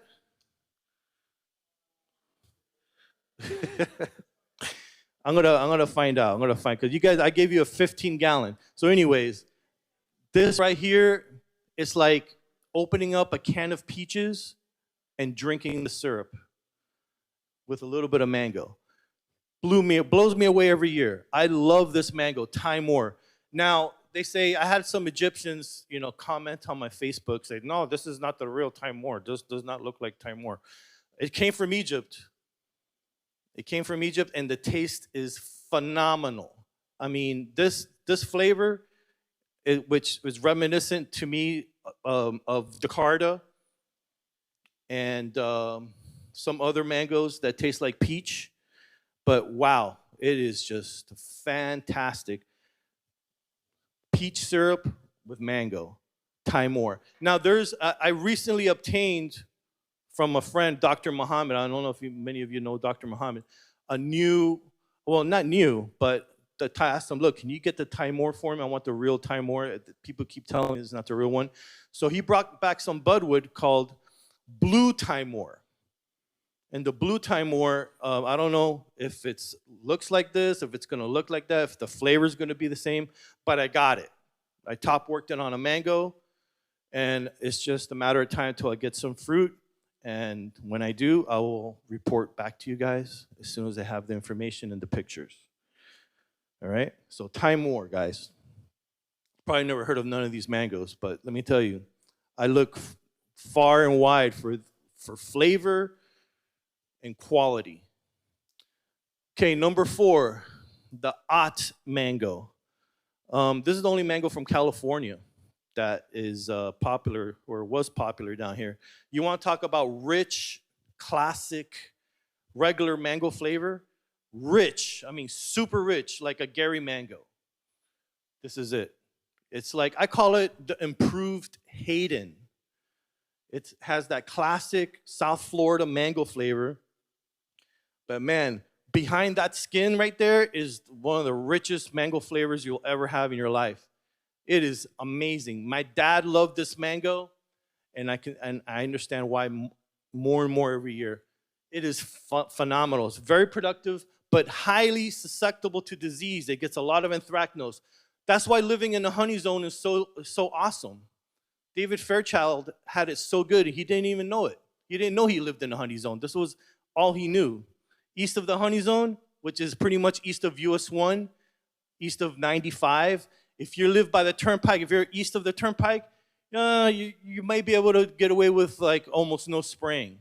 But if you go east of the Palmetto, which is pretty much 77th Avenue, you go to places like Hialeah, there's no disease. You go look at some kit mangoes in Hialeah, no disease, and that's a susceptible mango right there to anthracnose. No spraying, no fertilizer, sandy soil, sugar sand actually. Nobody fertilizes, nobody sprays, and everybody's growing kits because it's a big mango, and there's no disease on it. You go to the Redlands, full of disease. Okay? But other than that, hot mangoes, phenomenal mango. Phenomenal. All right, now one of my favorite stringy mangoes, Starch. This one's from Trinidad. I tasted it a few years ago and I was blown away. It's worth the strings in your teeth. I'm spoiled. I've been eating fiberless mangoes for the past 20 years, 30 years, and I'm spoiled. I don't want to eat turpentine. I don't want to eat stringless peach. I want to eat fiberless mangoes. But man, when I tried this Starch mango, some Trinidadian customer brought me some Starch mangoes from his tree, and I tried it. I was blown away. I was like, the amount of sugar, the bricks must be through the roof. It's so rich, and it's like a really good, almost like mango preserve, but in a fresh fruit. Starch mango. Another mango that really surprised me this year I'm talking about stringy mangoes now, is the azúcar mango. The azúcar mango, I had a friend test it on his bricks meter. I think it was like 22. And let me tell you, I loved it. Azúcar, really, I had it for the first time this year, and it was phenomenal. For being a stringy mango, and I can see why they use it for juicing, because that'll make one hell of a mango juice. This one too. And I remember Chris mentioning Rosa mango from Brazil. I can see why Har likes it. I have a tree, it makes fruit. It's beautiful mango, so rich in flavor. It has that classic mango flavor. And it is worth the strings in your teeth, okay? Starch, Rosa, and what was the other one? Azúcar. Perfection. Definitely worth the strings. I hate stringy mangoes, but it's these three that I'm mentioning, phenomenal. Phenomenal mango, okay? So what's next here? What's coming up next? All right, basically, just to give you guys an idea, the 3 different types of mangoes, okay? The classic flavor mango, which is, the Indian type. It's, regular tasting mango, right? So that's one type of the mango. The second type is the Indo-Chinese type mangoes, Nandak Mai, Pim Saint Mun, Filipino or Carabao, Bram Kai Mun, Kiao Savoy, even Florigon. Florigon is a hybrid between Florida, a Florida type mango, regular classic mango, and Saigon, which is Indo-Chinese. And Florigon it looks like a nice round Indian mango, but it has Indo-Chinese flavor. And then there's the unique flavors. And there's a whole bunch of different categories of unique flavor. But basically, when I say unique flavor, they have coconut flavor, orange flavor, lemon flavor, peach flavor. I know I'm missing one flavor. Guava flavor. Got 5 different flavors. Those are unique flavors for mangoes. And that's a whole category right there. Unique flavor mangoes. So what's next? In the future, what the heck is this? Now, this is something I'm trying to acquire to get brought in from Bangladesh. calling it the chili mango. It looks like a chili pepper. Now, is it worth, going crazy with it? Not really, but look at this seed, guys. Look at that. It's a toothpick. It's just cool to have. It's nothing, nothing to dance about, but something to write home about. Hey, let's check out the seed on this mango. This is cool. But so for a collector, this will be a nice addition to anybody's collection. Now, how soon am I going to get this? I don't know. I'm trying my best. But I have a friend coming from Bangladesh in a few months, and hopefully he can bring budwood of this. If not, he'll bring budwood of other stuff. That's good over there. And what's next? Oh, hopefully next year we're going to have an avocado festival or avocado summit, and we can talk about avocados. Look at this lady's smile. This is a big avocado. Almost looks like a papaya. But by the way, the name of this one is Don Ramon. Like Don Corleone, it's Don Ramon. It's from Puerto Rico, and it's one hell of a size. I have one in the ground at my farm. I'm still waiting to get fruit, and so I can confirm this picture because this is just too much. It's too much to believe. All right, and that's it, guys. Thank you very much. Thank you, thank you. We have time for one or two questions. Does anybody have questions? Quick one or two. Oh, yes, sir.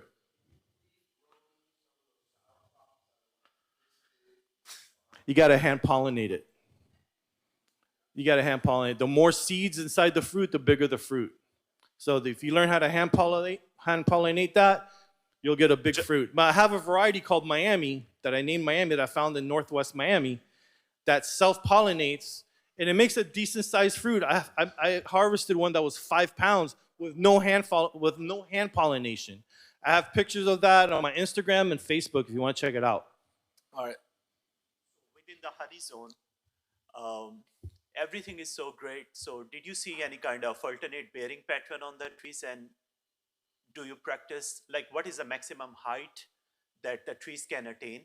And do you often perform the pruning practices? Yeah, well, every time you prune, you're going to lose performance. Okay. So what you can do is cut the heaviest, thickest branch and leave the rest so the tree can continue to function. Because if you cut everything, you're going to lose performance. You cut one thick, heavy branch, maybe the rest will continue to perform the following year. Alternate bearing mangoes? Yeah, when a mango bears a lot of fruit one year, they tend to take a year of vacation to recover and to balance themselves out again. So that's a normal thing. Some mangoes are very reliable, like Tommy Atkins, for example. That's why it's the most commercially grown mango in the world. That one doesn't take vacations. That one can bear to the maximum level and then do it again the next year. But most mango tend to take vacations to recover. All right, thank you very much. Wonderful, wonderful. Great seeing all these varieties of mangoes. I guess the question, we talk with the National Mango Board, what's next? What's the next big commercial? The Ramon variety. Yeah. I mean, that's part of the beauty of this conference and working with all the producers and nursery people. We're the Tommies, the Haydens, the Kits, the Kents, the Ataulfos are here. They're a million. Mexico shipped, I think, 90 million boxes last year, maybe even more. What we do, 95 million. What's next? The growers are asking us. We're local growers here. We're international growers. And they're saying, okay, we have our grower in Mexico, in Michoacan, our partner, he grows 3 million boxes of Tommies and 2 million of Ataulfo. He's like, what's going on next? We've got him planting Q Savoy. We've got him planting other varieties. And there's just a huge demand on newer, better quality mangoes. Yes, there's always going to be a place for the Tommies. God bless them. Those things are like bricks. You can leave them outside for 2 weeks and nothing happens. But as you see, these nursery people are working on new and improved cultivars, and we're trying to work with the Mango Board and work with Trek and work with Chapman Field and on Fairchild's Farm and with all the partners that we have to find what's next. So with that being said, I'd like to invite one of the godfathers of the mango industry, amazing propagator, nursery person, Mr. Gary Zill, to come and give a few words. Of a discussion group, so I didn't come prepared for a presentation, but I do have some things to say. First, A couple of comments. Chris Wenzel's talk was interesting. I do want to caution you, she said to plant out seedlings, it takes about 10 years, believe me, I know. You plant a seed from a mango in Florida, it's going to take you 10 years to get fruit. So if you're real patient, you're going to get some new varieties. I planted out a total of 10,000 seeds. I selected them when they were really young from the aroma of the leaves, planted out about 1,000 trees and ended up with, well, you saw the picture. I was very surprised. Jonathan, I don't know where you put that together. That's kind of cool. I appreciate that. But it kind of, I don't know, I'm not used to trying to be out in the spotlight, but I've kind of made myself that way. I've had people want pictures of me standing next to them, but that's kind of strange too. Anyway, I wanted to start with a comment Bruce Greer started out with of new varieties. A book I read a number of years ago called Hybrid. It was about the development of hybrid corn and other vegetable crops. And the one line that stood out in that whole book was that once a variety becomes dominant in the market, it's very difficult to change. People want to stick to the same thing that works for them. And that has definitely happened with mangoes, and I feel very sad about that because you still see Tommy Atkins, Kent, and Kit as the main varieties people are growing. Now, what Chris's talk also showed was that there are other people, other changes. Now, let me tell you, my business, we grow about 100,000 trees a year, maybe more or less. Yeah, at least that. And we've seen some big, big changes in the demand for mangoes. I would say probably half the varieties we grow now are some selections that I've made. Some we grow maybe 10,000 or more trees of, some a few hundred, but people ask for them. The effect of the internet has had a huge, huge influence on my business and on mangoes in general. There are different clubs of people that will have a little tasting. And I have to watch what's going on all around on the internet because I think it was last year a guy tasted a mango that I had never really propagated. I didn't think that much of it. We've grown a few 1 year. I think, in fact, I think my brother who thought a lot of it grew it, and that's how the tree got sold. And people said, one guy tasted it and said, "Oh, that's the most spectacular mango I ever ate." Well, I couldn't agree with him. I never even wanted to propagate it. But now we've got to start growing some of those because we know people will be calling up and want some of those trees. So the market has changed a lot. How many of you in the room here, I think we're being broadcast on the internet, how many of you here have an actual grove of mangoes? Raise your hands. Okay.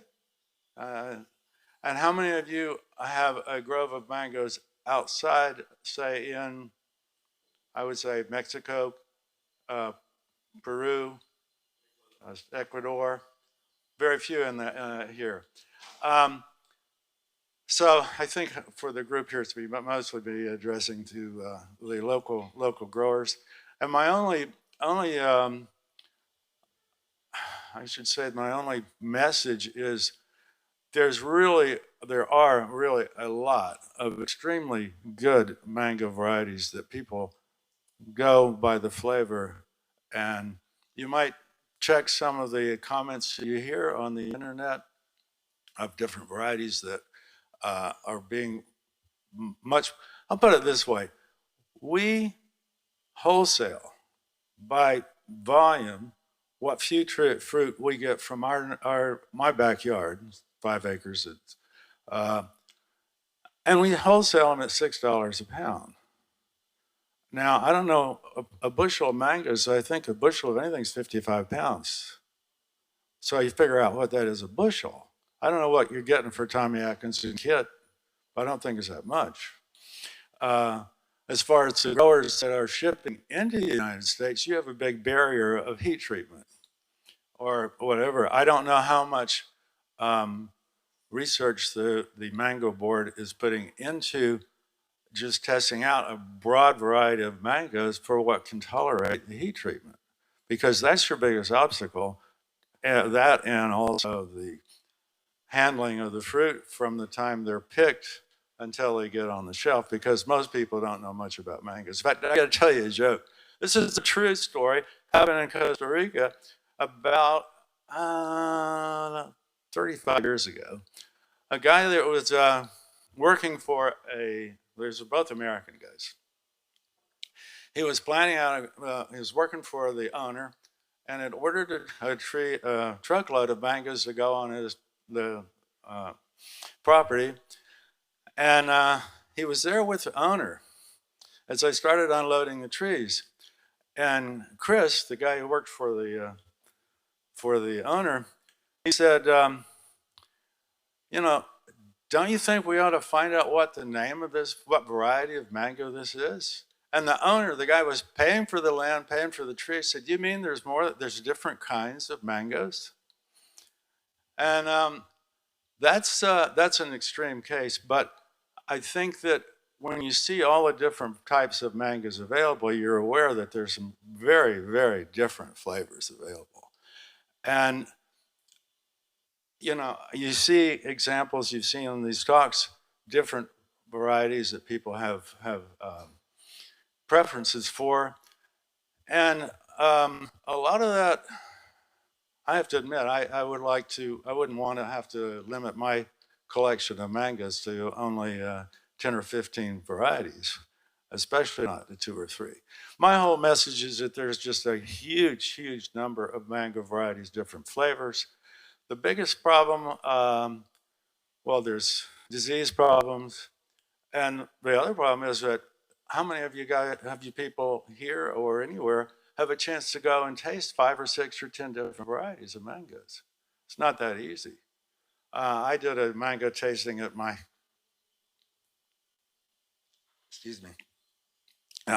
house in Costa Rica. It was interesting that down there I was a whole month ahead. I've already been through the mango season down there. Anyway, I only was able to have available about 5 different varieties because it's hard to get a whole lot of people's attention. And I was very surprised that the mango that they like the most, believe it or not, is the mango they eat green, because everybody in Costa Rica likes green mangoes, their favorite mango. Of the ripe mangoes, they like the one I call Giselle, named it after my wife. It's a colorful mango that is a little watery. What I mean is if you slice it, you want to do it over a table or over a plate because it's going to drip a little. But you can also eat it as a juice mango. Either way, the flavor is spectacular. That was the second most popular. The one everybody really liked was the one we call Super Alfonso. Happens to be my favorite mango, one of my favorite mangoes. I can't narrow it down. For a backyard mango, Carrie still, accidental discovery of my father. And it still is one of the favorite mangoes of the ethnic Indian people. We used to sell a few every year among, I grew up in a mango grove. And we were raising mangoes since I was a kid and selling retail, whatever. But it's only been in the last 5 or 6 years that all of a sudden the Indian people, I believe you all are from India or Bangladesh or somewhere in that area, and they all of a sudden discovered the Kerry mango, and we've been selling tens of thousands of trees, well, over a few years, but I mean literally thousands of that particular variety, because it's so much like some of the mangoes they're used to eating in India. The one we call Super Alfonso, I'm not that crazy about that name. I really actually should have called it India. That was what came to my mind as the name of that mango would be when I first tasted the fruit that came off that tree. I picked it green. I wanted to make sure it didn't lose it to animals. And it had been 10 days and it was just starting to get ripe. And I almost threw it away. I said, well, that won't be any good if it's been sitting around that long. It was the best mango I tasted that season. And I remember I said, and that particular mango is one that you can pick green. And if you get it at the right stage, it'll take 2 weeks to get ripe at room temperature, higher than room temperatures. So it's one that kind of stands out in my mind. There's some others. I don't know. I feel kind of strange trying to, or hesitant to recommend mangoes to people because there's so many people that have different flavor types that they like. Orange sherbet, excellent mango, very different. But I think I've run out of things to talk about. Question, Bruce? We're gonna have a lot of questions. All right, let me ask the first question, Bruce. How many over your tenure, over your decades of doing this, how many different varieties have you guys pioneered? How many different new cultivars have you brought to market? New cultivars? Well, um, the ones that I selected is about, I think about 22, something like that. I have a list here, but it doesn't include them all. But as far, the Carrie was one that my father named after my grandmother. It's one we call 76. It's a lot like a Zill, only a little bit bigger, and that's about it. I think of some of the other ones. Dot, that was, those are ones that were selected by, I guess, the Zill family. We used to keep a lot of seedlings to wait to get them to fruit before we cut them out of, in the middle of a grove, people eat mangoes and throw them down when they're picking them or not, or the animals, and you let them just get up and grow and try to keep mow around them if you could. We named a few, but most of them are those later ones. And I got to say this, it's interesting, it's been kind of gratifying to me that a lot of these varieties, almost all of them, I was very hesitant to start grafting because I figured, well, they're going to have my name on it. But we started selling trees, and it wasn't until years later that actually people started eating more of the fruit that all of a sudden people started asking for them. It wasn't because I never ever tried to promote any particular variety, and I don't. But the new aromatic aromas, I mean, mangoes have got so much. There's no other fruit in the world comes close to mangoes. So I have three questions. three, okay. First of all, we used to hear that fruit was best tree ripened. Now we seem to hear that you need to pick the mangoes early. When do you pick them? How do you know? That's a very, very good question that could use a good explanation. Most of the early mango varieties selected in Florida were selected to be picked fully mature or even ripe.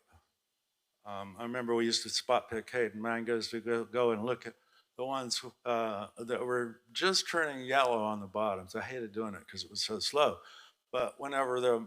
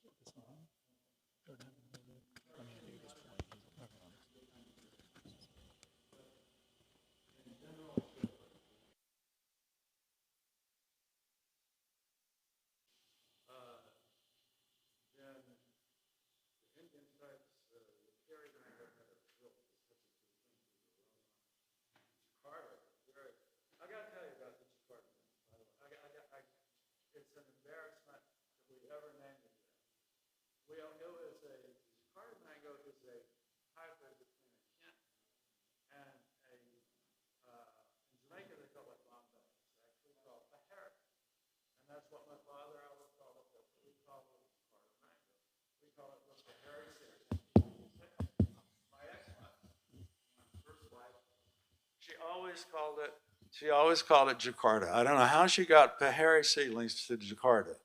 And finally I said, well, I guess we'll just call it Jakarta, which was a big mistake because Indonesia has nothing to do with that mango. It's an Indian type that tastes a lot like the one grown commercially, well known in some parts of India as Pahari or Pari. In Jamaica, they call it Bombay, and we call it Bombay here because there's so many people. And it's one of my favorite flavors of mangoes. Of the seedlings we sold, that was a chance seedling that came up in our nursery, in our grove, back, I think I was just out of high school when that one first started fruiting, or a little bit later. The couple of seedlings that I selected from seeds of the Jakarta were Sunrise and also the one we call 015, which is, they're both have a similar flavor. Jakarta is really good. It's not as productive as I'd like it to be.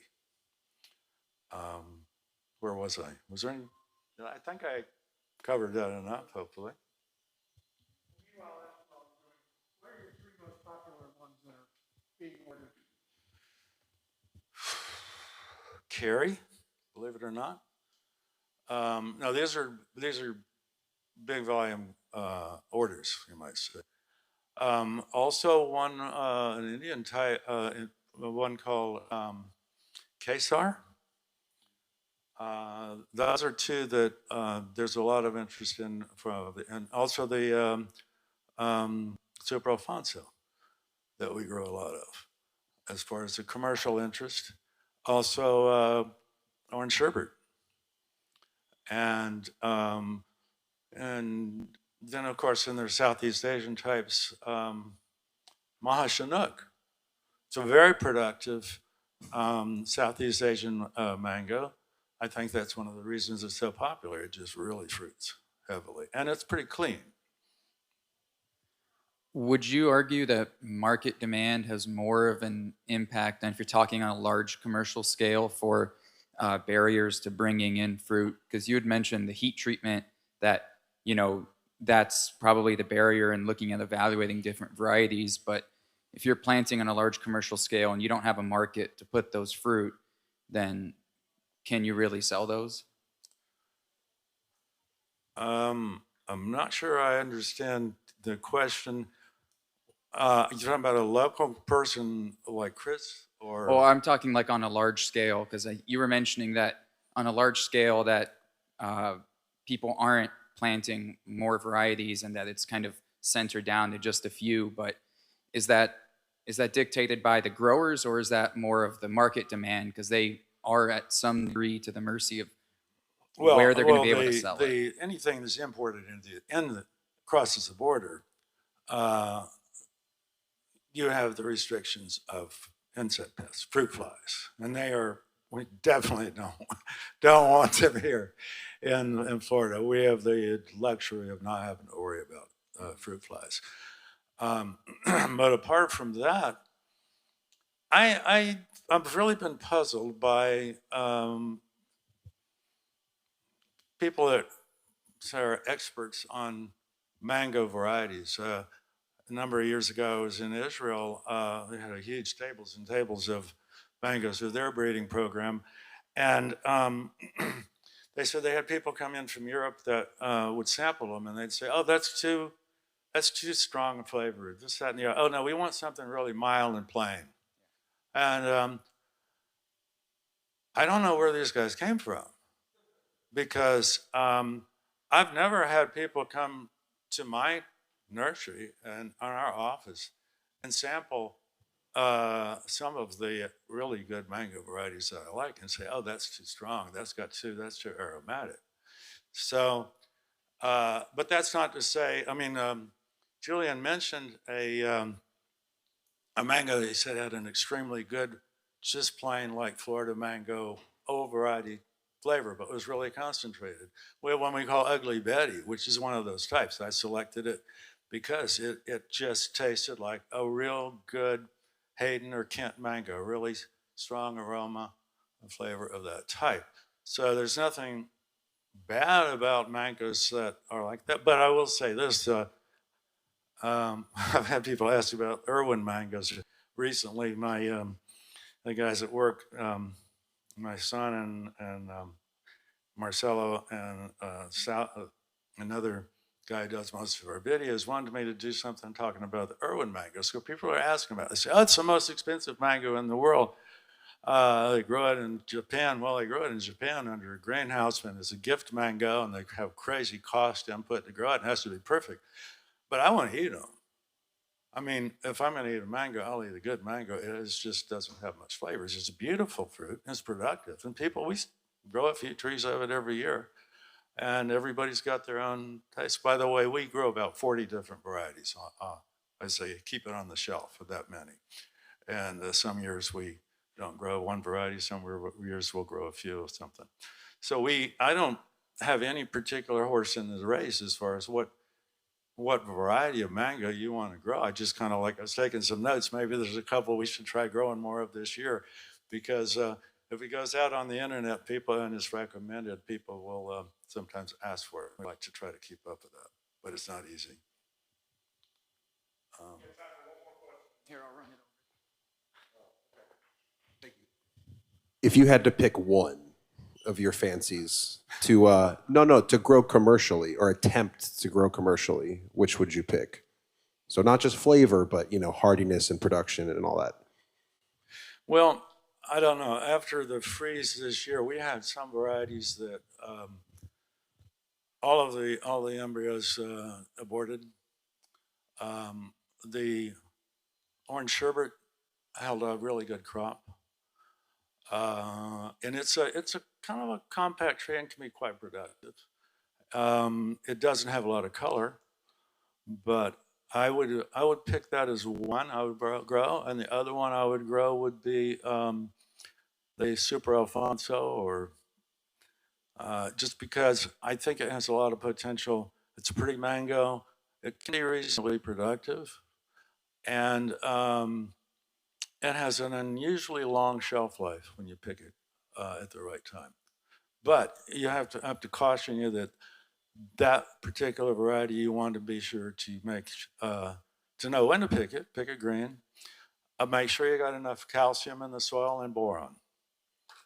That's a drawback with a number of mangoes. The one we call sugarloaf, which I don't recommend growing commercially, but that mango can be very poor if it's not in the right conditions. But if it's got everything perfect, a good vintage year, and by the way, mangoes I think are the closest thing to wines I can think of, where you have vintages. Some years are better than others. But if the rain's hasn't rained too much, and they've gotten enough calcium and boron to get the tree to ripen, the fruit to ripen evenly, it's a really good mango to eat. But I don't recommend it commercially. Other varieties, I'd have to look at the list and think. We get those questions a lot at the business. Thank you very much. Thank you. Excellent. We've got a leading pioneer here. It's a good question. Thanks, Jack, for that question. Jack's actually part of the team working on the Fairchild Farm, so we're going to be hitting up a lot of you nursery men and women for interesting cultivars to put at the farm as we kind of expand what we're doing with the mango program, the fruit program. So our next speaker needs no introduction. World-renowned Dr. Richard Campbell. He comes from a very interesting place. The fact that he's a grower here in South Florida, he works with a large Mexican grower as well, so he has a very good knowledge of both the commercial home production. He's got an all-around knowledge of mango. So, Dr. Campbell. Do you have a presentation? There's a presentation. It's not there. I didn't know. Okay. If not, I do. Oh, nice. Really glorious.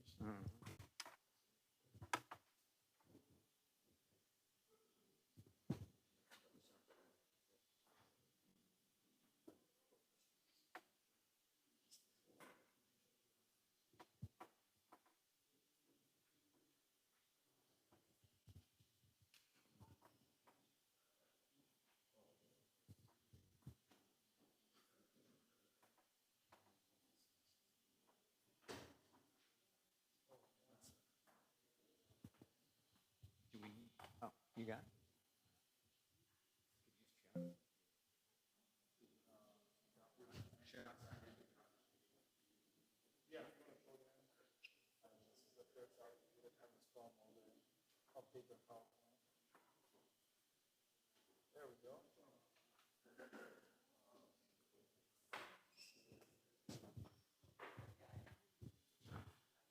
So as they start getting this ready, as they're setting it up, so yeah, I'm Richard Campbell, and as I'd like to address the question that Gary got asked about specialty varieties and commercial. Um, there's only one way to, there's only one secret to introducing new varieties onto a U.S. consumer basis in that kind of scale, and it's right there. The problem is figuring out exactly what that is, okay? Because that is, I work for the mango company that imports more, we import more mangoes from Mexico than anybody now. And we also grow in Ecuador, Peru, Guatemala, everywhere else, okay? And the problem is, it's not what I care about. It's not what I say. It makes no difference what I say. What it is what can the person that we want to sell it to, are they going to buy it? Because otherwise, you're always going to be going into wholesale markets, basically. So the biggest importer of specialty varieties to the United States is Cerulli Brothers. But yet, you don't ever see that because we don't market any of our specialty varieties through any chain store. They go through wholesalers in LA, San Francisco, Portland, Seattle, New York, in Maryland, Baltimore, thank you, and Atlanta, and also Chicago. And that is, and those areas, you can send 1-2 containers a week. Container has about 25 tons of mangoes, 5,544 boxes, right? You can put 2 of those into a wholesaler where he'll pay you real money. And after that, he's going to pay you the same price as a Tommy. So that's what limits how many you grow. Because until the consumer tells Whole Foods, everywhere, like you were talking about Tiffany's, until that becomes a real option for marketing. And in the United States, you're talking about Walmart, Sam's Club, Costco, and Kroger. That's it. All right? They do not market Kale Savoy. All right? I have tried. I assure you. They don't know what to do with a Kale Savoy. And they pay you the same price as a Tommy. So I'm not going to send any Kale Savoy to them. Okay, perfect. Thank you, Thiago. So, by the way, Thiago is an author on this talk, by the way, and that's my son, my youngest son, and he now works in the Washington State tree fruit industry. He's extension agent in the Yakima Valley in apples, peaches, and cherries. I'm proud of that, but what it is I'm hoping that he's being trained in an industry that does things really right to replace me, and I can finally retire. All right, so that's my whole plan. All right, because he's much smarter than me and better trained and younger and all that stuff. All right, so what we're going to talk about here is future cultivars for the Florida boutique mango industry. So we've already heard about it. Basically, if you can grow it and you can produce it in numbers, you can make a lot of money growing mangoes in a boutique industry here in Florida. Now, part of the thing is, can you grow it? Can you grow it north of Palm Beach? Well, this winter just showed the problem with that, okay? So there are many things that need to be solved, but if we're going to talk about varieties, you said, does this work, Thiago, or no? Point it at the laptop. Man, I don't know what I did. Technical difficulties.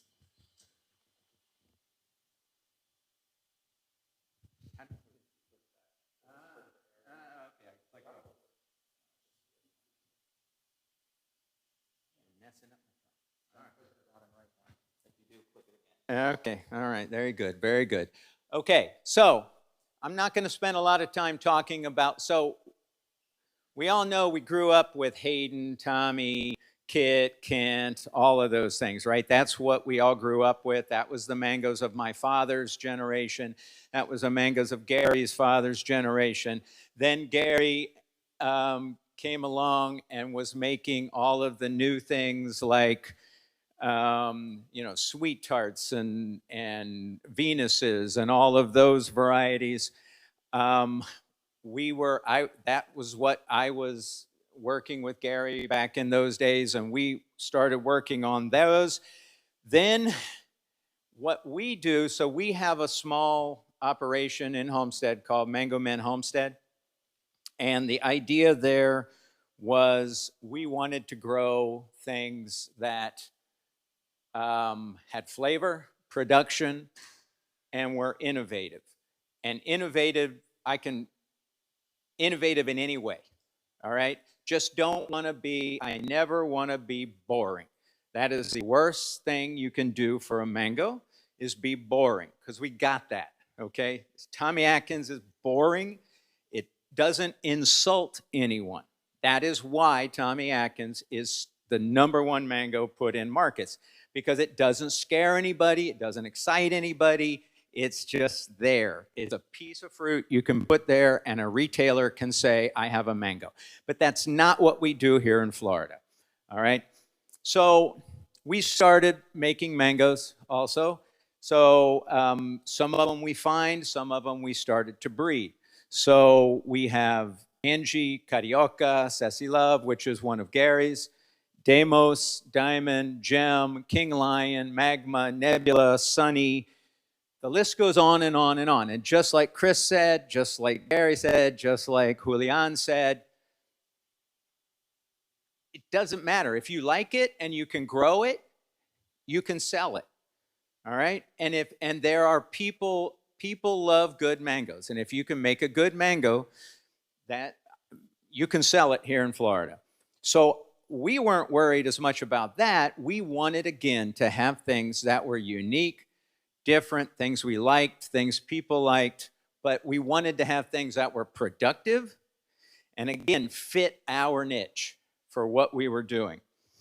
And by the way, none of this, I don't care about producing the next mango or I didn't care about producing the next mango for the commercial mango industry. That's not why we were doing this. I did this to put them through school, my children through school, and to give them the idea that no matter where you are in the United States, you can grow you can do a specialty fruit business to augment your income and live and increase your quality of life. That's really why we did it. And by the way, it's worked. It's a very effective thing to do. So I do have a conscience, however. And so when I was worried about what has happened in the world, right? You're always going to have a plague. You have citrus greening. It's wiped out citrus industry. You have laurel wilt in avocados. Whenever you have a narrowing of genetics, which is what happened with the Florida mango industry that went around the world and produced all of these export mangoes. So it narrowed this down, and you're opening yourself up for destruction. So in one of those moments, laying in bed in a fever, I came up with had this idea that, what we need to do is reshuffle this deck and come up with a new genetic combination that is not the same old thing, so that when we get the next disease, because by the way, I was a mango expert working all over the world, and there are diseases out there that will wipe out a mango industry, Seca and things like that. They are terrible. And eventually, if you are genetically narrow, you will be wiped out. And by the way, for those of you guys who are in the commercial mango industry, in their thing, you know that as the world's climate has changed, which is happening, there are problems with being genetically narrowed. Big problems, okay? Very big problems. So we're all living in one right now with the Mexican mango industry. And so there, where you will lose thousands and thousands and thousands of productive acres of mangoes due to being genetically narrow and not adapted. So you have to keep up this idea. So the infusion of genes, where are they going to come from? I will tell you. Whoop, I skipped, didn't I? Yeah. So there are 70 edible species of Mangifera in Asia beyond mango. These are unique fruit. They are not mangoes. They are wild relatives. You have Kasturi, you have Assam, you have many, many, many species of these mangoes, and they are as wild. That's the white mango that we all set off. And it was a great marketing thing when I was here at Fairchild to tell everyone we were trying to bring back the white mango, and because people rivet on something like that. But what we were really doing was trying to bring these back for the genetic potential. So after spending my career here at Fairchild, I ended up with 20 clonal Mangifera species. So you could either say I was very successful or I wasted my entire career and got 20 trees. All right, so it's either way you can call it. But the bottom line is no one else had ever done this, okay? So we brought in all these species, we characterized them. We did not sit around and say, well, we want to look at the international literature. No, no, no. We wanted to make living collections that are characterized. We backed them up in Puerto Rico. My friend Yair Aron sitting there. We traveled around the world collecting these fruits in Southeast Asia. And we had them growing and fruiting here in Florida and Puerto Rico. So then we took those trees, we caged them, we put bees in there, we did reciprocal crosses, and we did that for over 15 years. Now, I'm not a plant breeder. Yair is a plant breeder, and my son is much better trained than I am for plant breeding, okay? But me, I'm a horticulturist, but I'm a pretty good talker, okay? So what I was able to do was cage trees, and I had planted those trees with a variety that I figured was going to be a good parent, flanked by 2 different species. And then I'm really good at manipulating honeybees, and I would go and I would put pollen in the hives, and I would time them and do the whole thing. And that's how we got reciprocal crosses of all of these kinds of crosses here. So you have Kit by Kasturi, you have Namdak Mai by Kasturi, you have Diamond by Rubra Petala, you have Plutonic Pleasure by Larina, you have Totapuri by Quadrifida, Orange Sherbet by Lalajiwo, and vice versa. Okay, so we're planting, what we did is we put them in there, got fruit, we planted seeds of both Lalajiwos and Orange Sherbets, and we grew them up. And when we did that, then we started selecting out of those.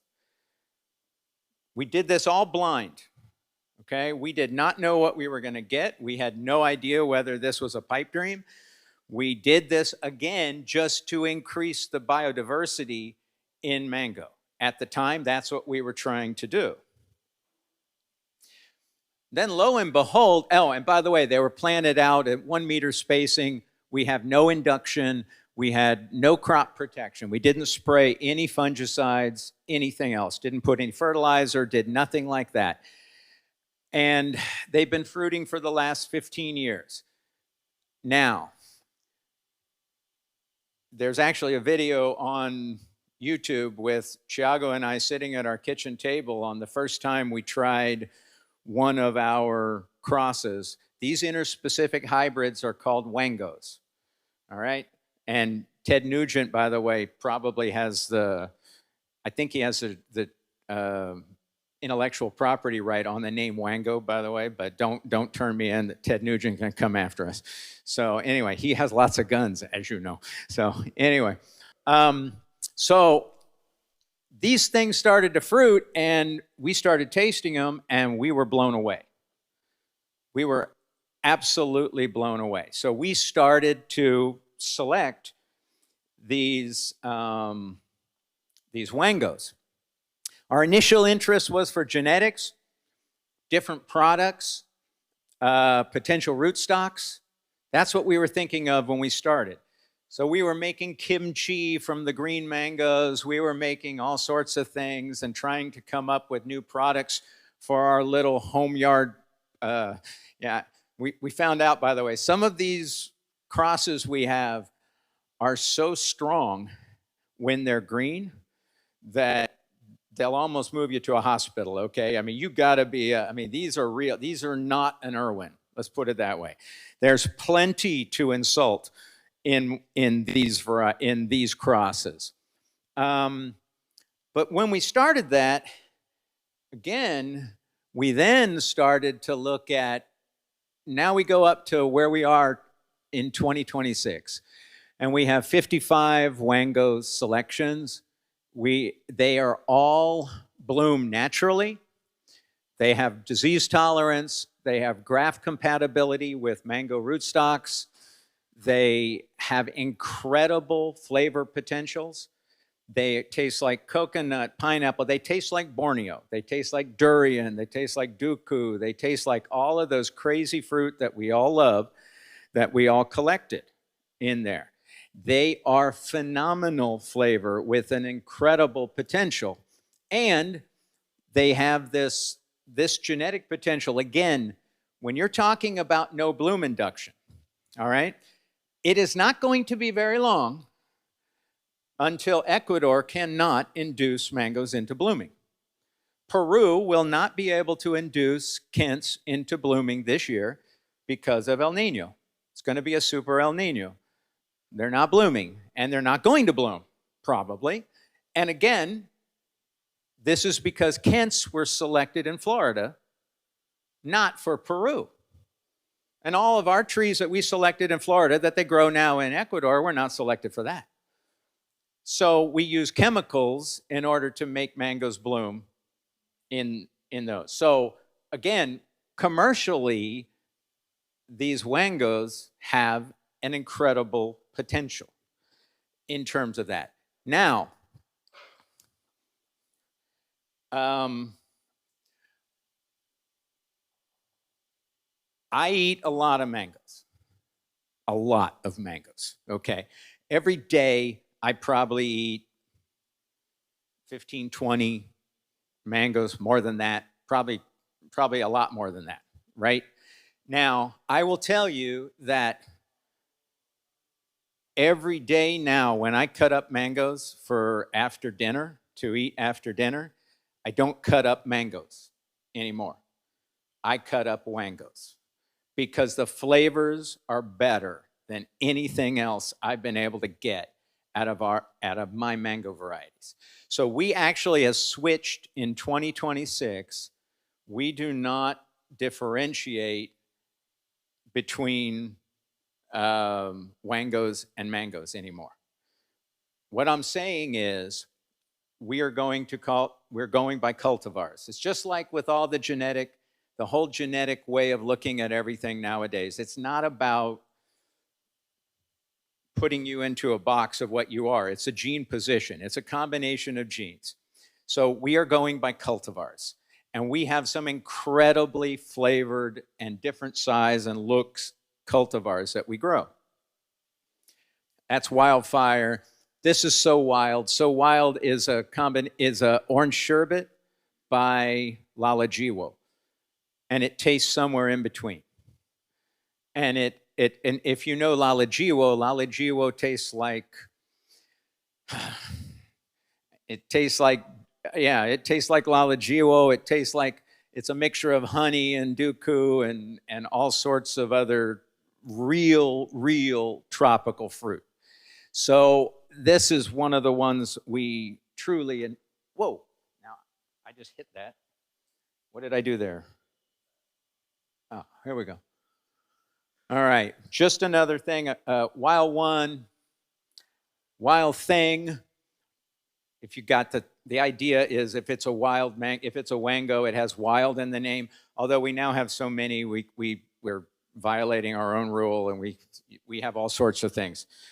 Wild child, long green, mostly predominantly green or yellow colored, but we do have red ones.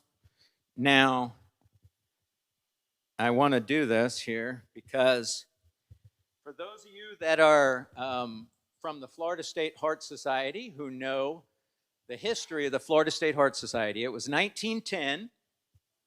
In 1910, David Fairchild, who was one of the earliest members of the Florida State Heart Society, and in 1910, he reached under the podium in Ocala and he held up what was going to be the future of the mango industry of Florida back in 1910, and it was a Hayden. And it was a Hayden given to him by Mrs. Hayden, by Florence Hayden, out of Coral Gables, she was sitting in the audience, and she had handed David Fairchild the Hayden to hold it up. So I'm going to hold up right now two wild, and this one doesn't even have a name yet. These are not mangoes. These are wangos. And in 30 years, we're not going to be talking about mangoes anymore. This is what we're going to be growing. And it's going to be all over the world. Because again, these, again, they're not mangoes, but they came through the cold and they set.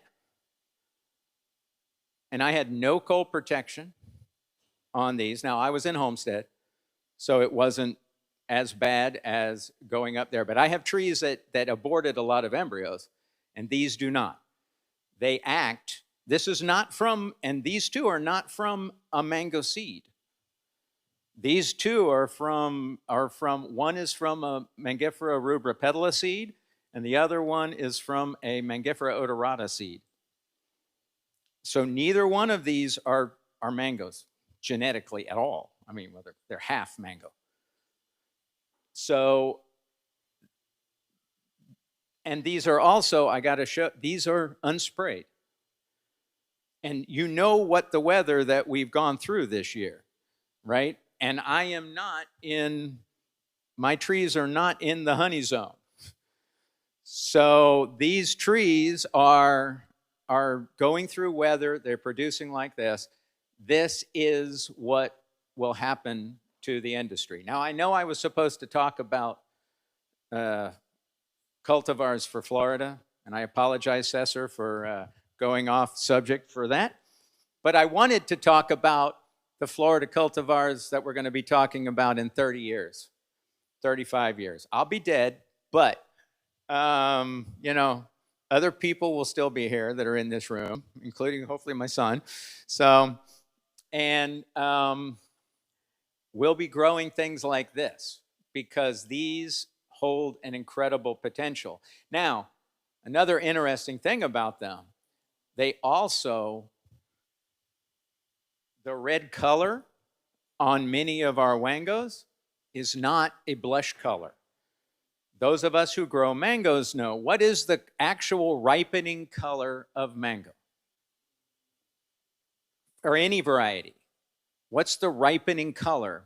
Mangoes turn from green to yellow. That's their ground color. And the red is a blush color, which is a different pathway than this red. This red is a ripening color. So when this goes and it becomes mature and ready to eat, it'll turn red.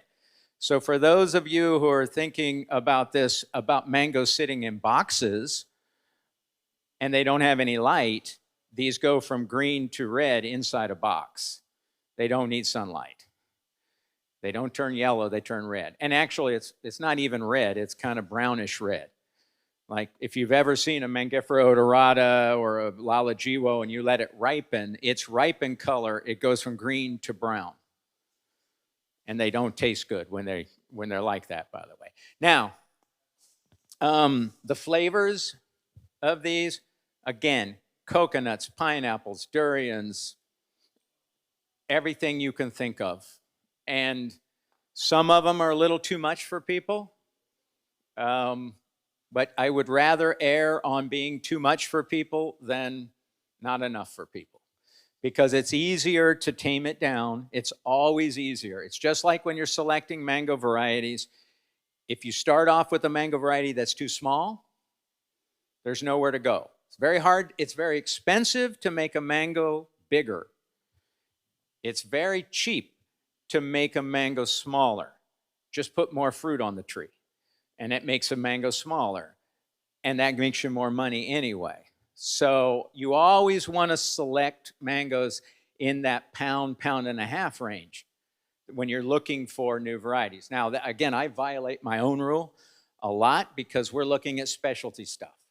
And for specialty stuff, I'm perfectly fine selecting small mangoes for here in Florida and for any niche market that people are marketing, particularly if you're doing mail order.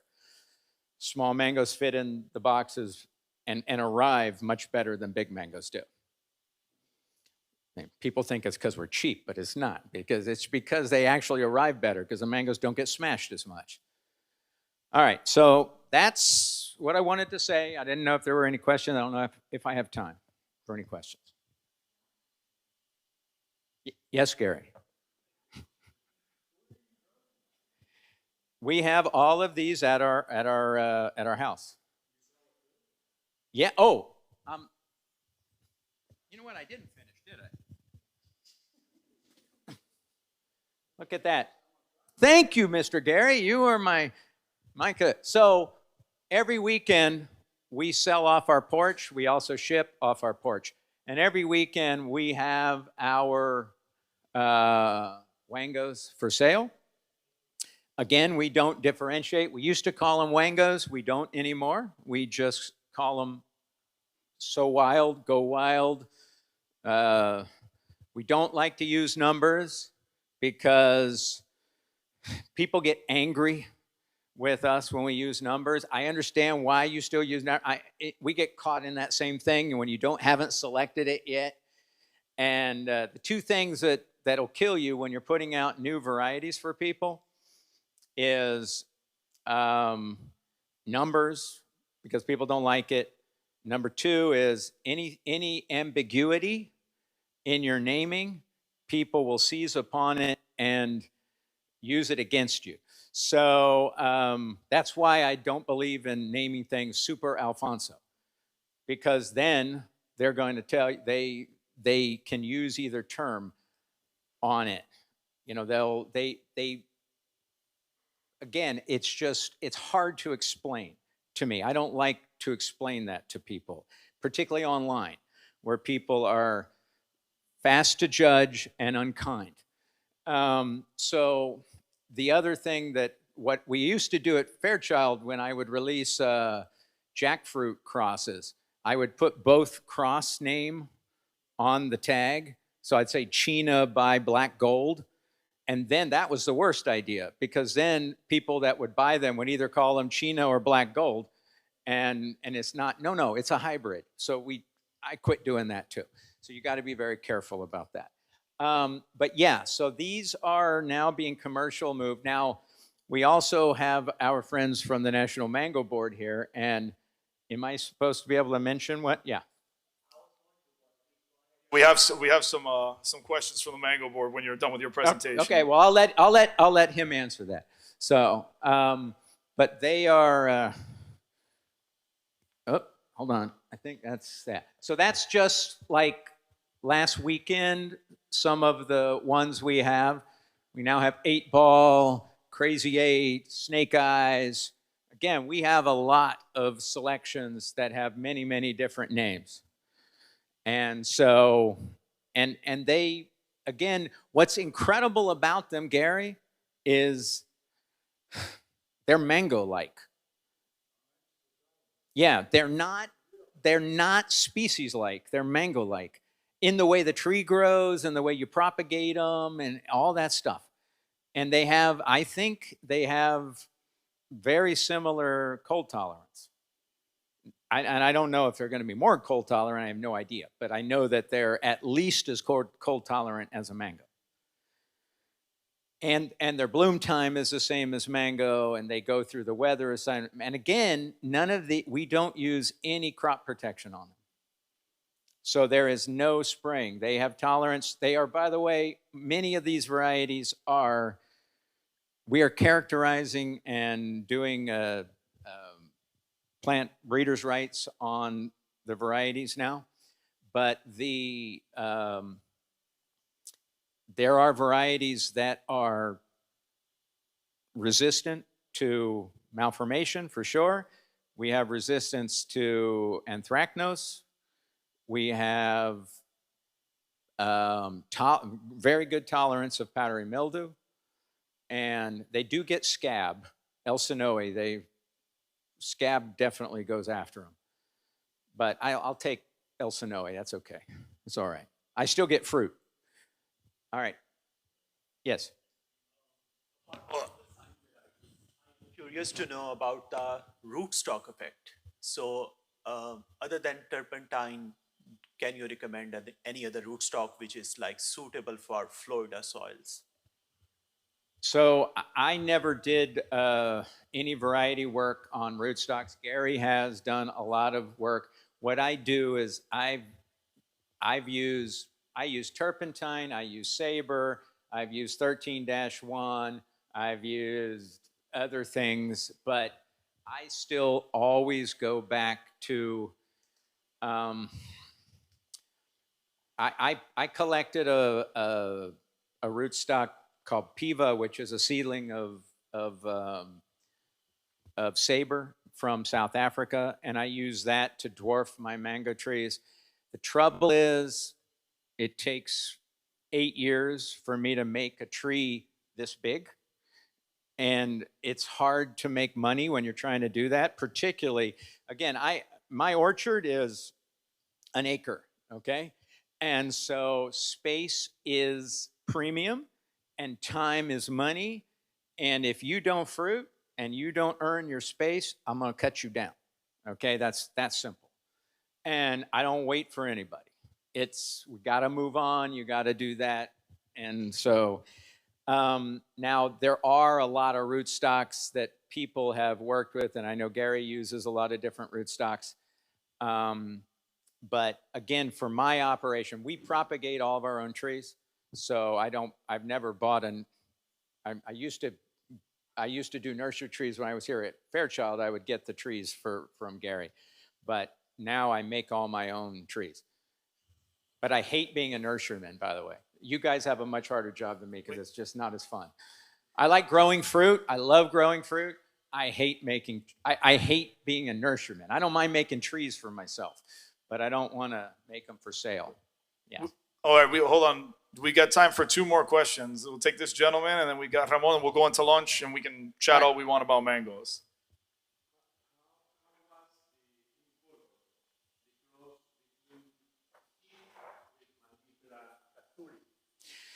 So Yair has one of those that was red, right?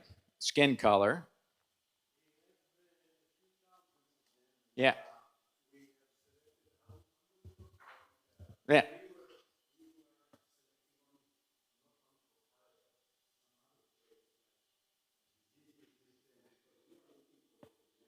Right.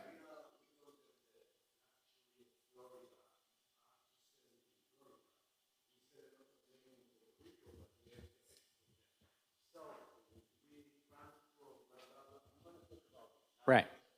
So that's the thing. And my crosses from them are, again, it was a combination of red skin color. I never actually liked the Kit Casturi crosses they didn't work for me. But that's just, again, for our home scale or our small orchard, it didn't work very well because I didn't like the flavor of them. They didn't have enough that, that kind of flavor. They were a little too mild, but I totally get what Yair is saying. I'm not criticizing, I'm just saying that, yeah. Thank you, Dr. Campbell, for such a for giving us a glimpse of the future with what could come next to the mango industry. This is something at the National Mango Board we have been discussing for the past couple of years, 3 years, and that is the future of mangoes and how to best support promotion in the industry. For once, these things become massified, they become the next best thing in the industry. So I have our board member here, Luis Intron, and also our chairperson is listening in the online in the live stream. One of the things that we're working with the USDA right now, it's in expanding the definition of mangoes as to include other species aside Mangifera indica. And the reason that we're doing this is, I know you're a pioneer in doing all these things, so there's other companies that are probably exploring this stuff as well on a larger commercial basis. And with your feedback and the one of Dr. Aron and the one of Dr. Victor Galan, Victor Galan, Sauco, sorry. And the conversations that we have had, and so there's this topic of us, and I want to take advantage, Nick, to use this forum just to get a little bit of feedback from you as members of the domestic mango industry, in getting that feedback as of when, in terms of promotion, when this happens, we, the National Mango Board, want to be ready to support and promote and educate the consumer on this market shift as far as supply comes. And so with that, I would love to, as we're doing this, obviously we're going to reach out to other stakeholders and the foreign mango organizations and the foreign producers, but this is an important forum, and then you guys are producing mangoes in Florida. If there's any comments or impressions on what's yet to come or could come to our industry, how could we, or if there's any concerns that we may be seeing as far as expanding this definition, just so when it happens, we are ready to support promotion of Mangifera, expanding that definition to support the definition of Mangifera. Luis, I don't know if you want to add more to that I just said. 1 second. We've learned so much about Mangifera indica, and that the base of that research is what we're doing now moving forward. And we realize that hybrids are the future, disease resistant, climate resistant, whatever it may be, but the research is really being done on Mangifera indica, and now because of the findings, we're now moving forward and selecting varieties and crossing them, et cetera, but we need to be able to protect the industry and control what's out there for the general, by the way, for the benefit of the final consumer. We just want a better piece of fruit, a tastier fruit, a juicier fruit in the hands of everybody. That's the point, that's the goal. And as volume grows, it's just harder and harder with how things currently are. We're gonna need to, Dr. Campbell's right, the future of the industry is probably Mangifera. We don't even know yet. Right. But I was going to add, and this is my, so Luis also spearheads the research committee at the National Mango Board. So I was just thinking right now when I shared this with you on the promotional side of this, but on the research side, it also have an effect. So how can we best be prepared and take this experience and the feedback from you guys as Florida growers to see how we can, go out and fully flesh this out with USDA and expanding this definition. So let me also grab, Ramon will talk forever if you let Ramon talk forever. But anyway, no, I'm just, Ramon's my good friend. Thank you, sir. Ramon's my good friend. But I just want to say that we did this, the way we started working with with making interspecific hybrids. We specifically did that in the National Mango Board under the auspices of the USDA. And so we did that with public money. So that means anyone around the world will be able to access the genetics in order to do crosses on their own. Now, again, as a plant breeder, I can apply for protection and breeder's rights on specific varieties that I've made. But everyone else can make their own varieties. And that is the best, that is what I left. When I'm dead, that will be the greatest thing that I left behind, was the ability for people to make and basically make your own varieties of what you want to do. Nobody should be stopped from making varieties. And there are commercial companies out there who that's their interest. I am not one of those commercial companies that want to tie up the process. The process must stay public so that it can be done. Now, the other thing I want to say is I work for a big commercial company, but I live in Homestead. I have mangoes on an acre. I actually have 2 acres, 2.5 acres, something like that. And we grow mangoes. It's our family business. It's what we do. That's why we did what we did. And that's why we'll keep doing what we do. And everything else that comes from this will be great and wonderful and all that. But I am first and foremost a Florida mango grower. All right? That's what I am. And I can tell you, you can do things with this is what, I mean, once you eat these interspecific hybrids, it shows you a potential that that I never knew was in mangoes. And it changes the way you look at it. And so I just think I want to make that clear that, you know, I'm not on, I promised I wouldn't say that I've been thrown off a National Mango Board many times, but I have been. But it's all right. But just because I talk a lot, so that's why. We got one more quick comment, and then we're going to go to lunch. Just real quick, if any of you would like to address this or share your thoughts with me, I'll be around all day long. And again, I am carrying your comments, your feedback to more conversation with USDA on this regard. You being an important part of our industry, we certainly value your feedback on that. So feel free to reach out. If not today in person, I mean, drop me a note and email. So yeah, so right now, I know a lot of people have questions, but we're going to move to lunch because we want to keep the program going. So feel free to socialize and everything. We've got a beautiful spread here. All of the mangoes here are actually sourced from the Fairchild Farm. So we'll take a break until about 1:15. So everybody feel free to get lunch, socialize, ask questions, get to know each other.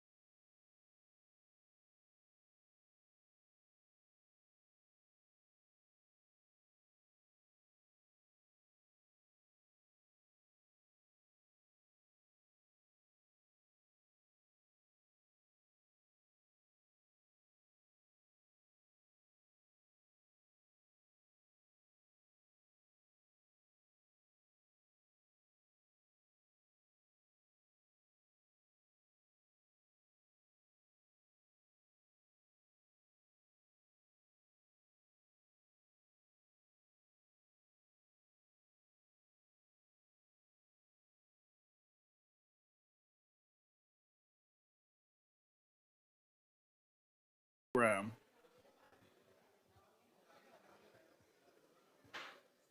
What do you guys think? Interesting.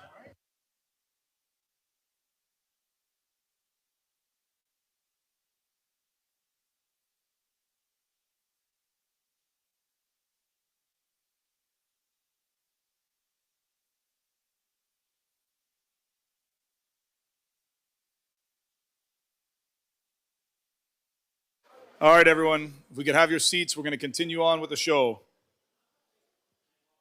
Did everyone enjoy lunch? Nice lunch? Keep it light. So the mangoes that were used in all the dishes actually come from the Fairchild Farm. A lot of those trees were carefully selected and hand planted by Dr. Richard Campbell many moons ago.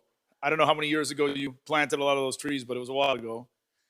And they're still there and they're still producing. So thank you guys for staying around. This is the second half of our day. We're going to talk a little bit more about bigger production of mangoes. You know, in the morning we got to hear from a lot of interesting nursery people, Dr. Crane, Dr. Campbell, about what's going on in Florida. Everywhere I travel around the world, it's especially visiting mango growers, it's always interesting to see that the varieties that they're growing, millions of cases of, all were originated within 10 miles of where we're standing right now. You know, the Kent, the Kit, the Hayden, the Tommy, all of these things. So hopefully, who knows, the next 5 or 6 cultivars that'll be super varieties around the world might be standing, 5 miles from us here. But we're going to start the presentations with Cesar Favero from the National Mango Board. Let's take it away. It doesn't matter. Thank you, Nick. Good afternoon, everyone. My name is Cesar Favero. I am an Industry Relations Manager at the National Mango Board. And today, I will present an overview about our organization. Okay? Okay, the first slide. Let me see. Okay, thank you.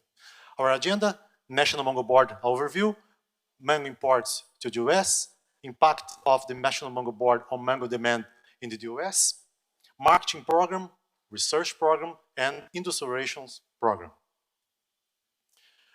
National Mango Board, established in 2005, the National Mango Board is an agriculture promotion and research group under the USA Department of Agriculture, USDA. The National Mango Board is funded by industry assessments paid by mango importers and first handlers. The board is composed of 18 members, right? 8 importers, 2 domestic producers, 7 foreign producers, and 1 first handler of mangoes. Here we can check the last picture during our board meeting in 2025, National Mango Board members. The total 18 members. You recognize somebody? Yes? It's good. Our mission is increase the consumption of fresh mango in the US by working as united industry. Our vision: for mango to become an integral part of every American diet based on its versatility, flavor, and nutritional benefits. Positioning mango as one of the top 10 whole fruits sold in the US market by 2030, right? Today, to 2026, we compose in the 10th position, right? With key strategic pillars: the first, product quality, market position, consumer education, research, and industry relation. One information here about the top mango importing countries: United States, the first one, the source, the fall in 2023, 563 thousand metric ton, right? You can check the other countries here. The evolution, 2021, 2022, and 2023 from United States. Mango import volume, the whole countries. For example, Mexico, the first one, the participation 2025, 62%. Peru, 17%. Ecuador, 8.6%.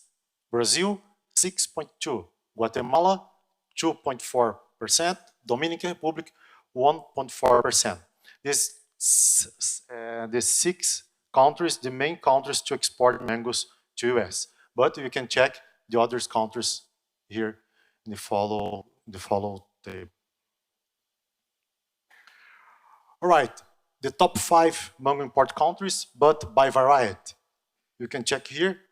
In 2024-5, the average, Tommy Atkins represent 38%, Ataúfo 20%, Kent 29%, and Kit 9%. We have Hayden too, just 3%, and the other varieties 2%. Okay, this slide is very important because, look, the National Mango Board impact on market penetration. What is this? When we talk about market penetration, we can talk about with the promotion when the National Mango Board promote. For example, here, the market penetration with National Mango Board, 25.4%. Without National Mango Board, 22.7%. We have increased 2.7%. What does that mean? 2.7% more with market penetration when National Mango Board included the promotion, included our programs. In this slide, promotion average promotion impact in 2025. The purchase intention versus promotion awareness. Not average of promotion. The percent of not purchase 86%. The person purchase 14%. 41% when the consumer not purchase with aware of promotion. Look here. 59% when the consumer knows our promotion. US per capita availability, pounds per person per year. In 2005, 1.9 pounds per person per year. After 20 years, 3.8, 2 times more with our promotions.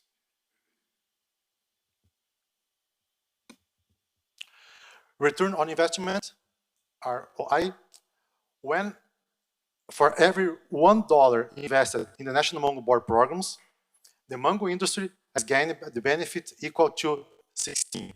When National Mango Board invert $1, return $16 in the ROI. How does the National Mango Board work to increase mango consumption into the US, right?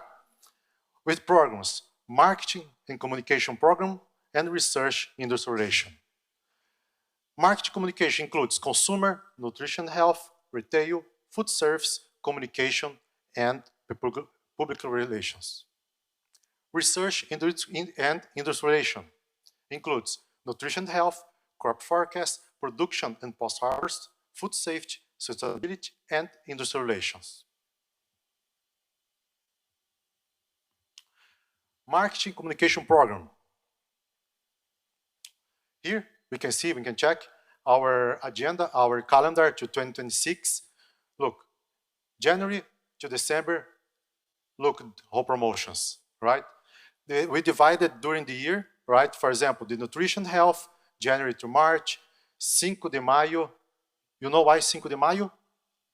We changed the 5 de Mango, okay? The good promotion, United States, to change 5 de Mayo, we changed to 5 de Mango, right? And back to school with a baby campaign, e-commerce, holidays.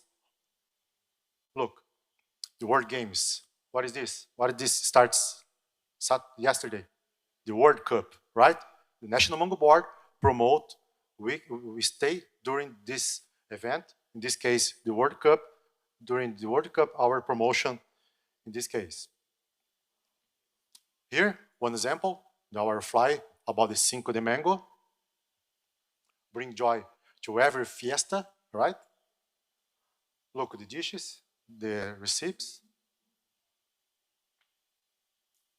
Other examples about materials.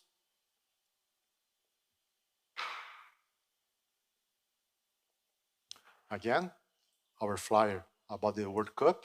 The mango. What's happened? Because sometimes the Mexico, for example, in Brazil, the people ask to me, oh, Cesar, why you can't put the mango with L here? Because, remember, the promotion we start here, United States, not in Brazil, in Mexico, right?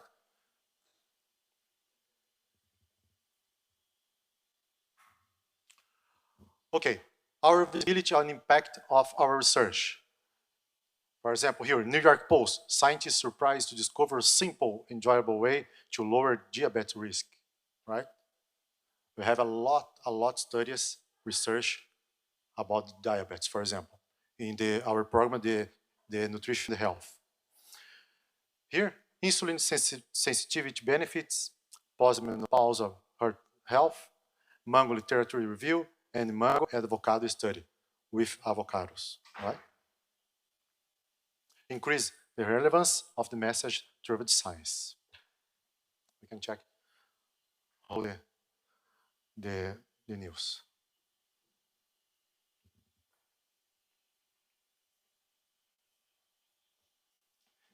Here we can see our dueto, duo dinâmico, tango e margot.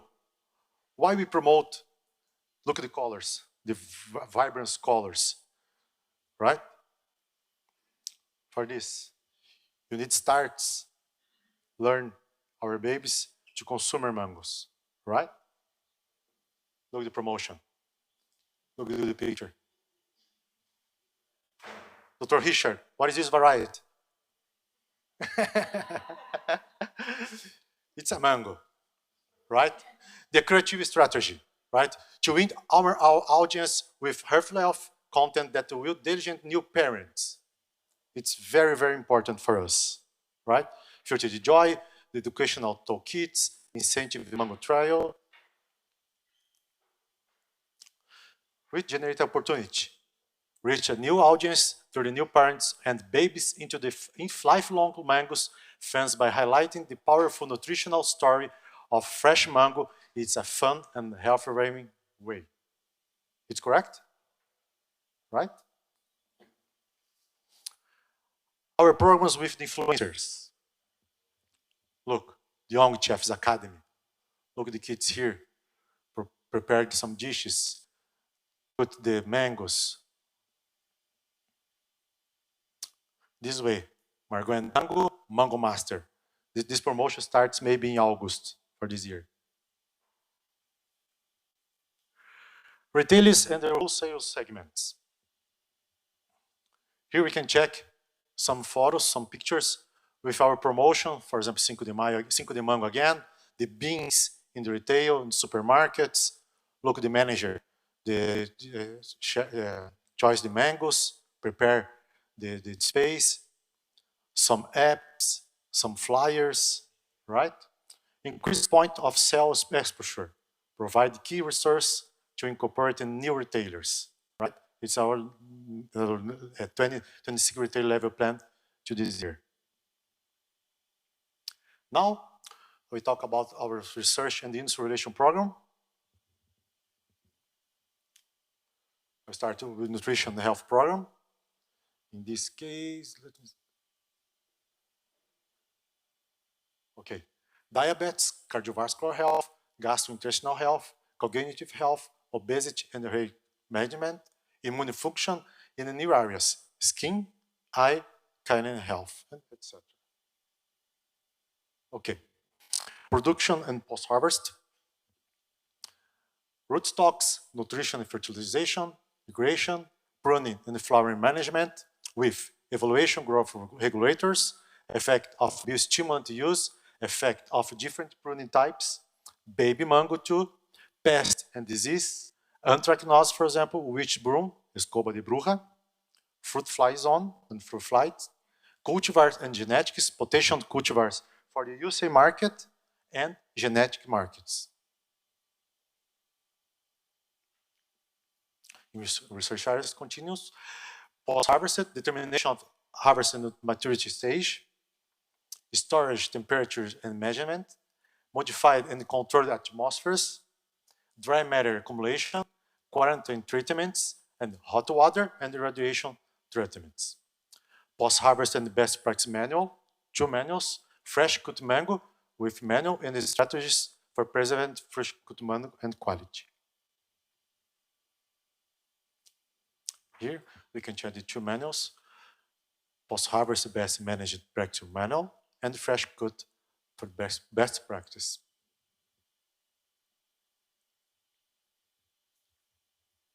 Here we can check our website.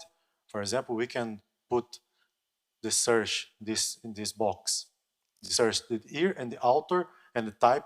We can find some research and documents we produced.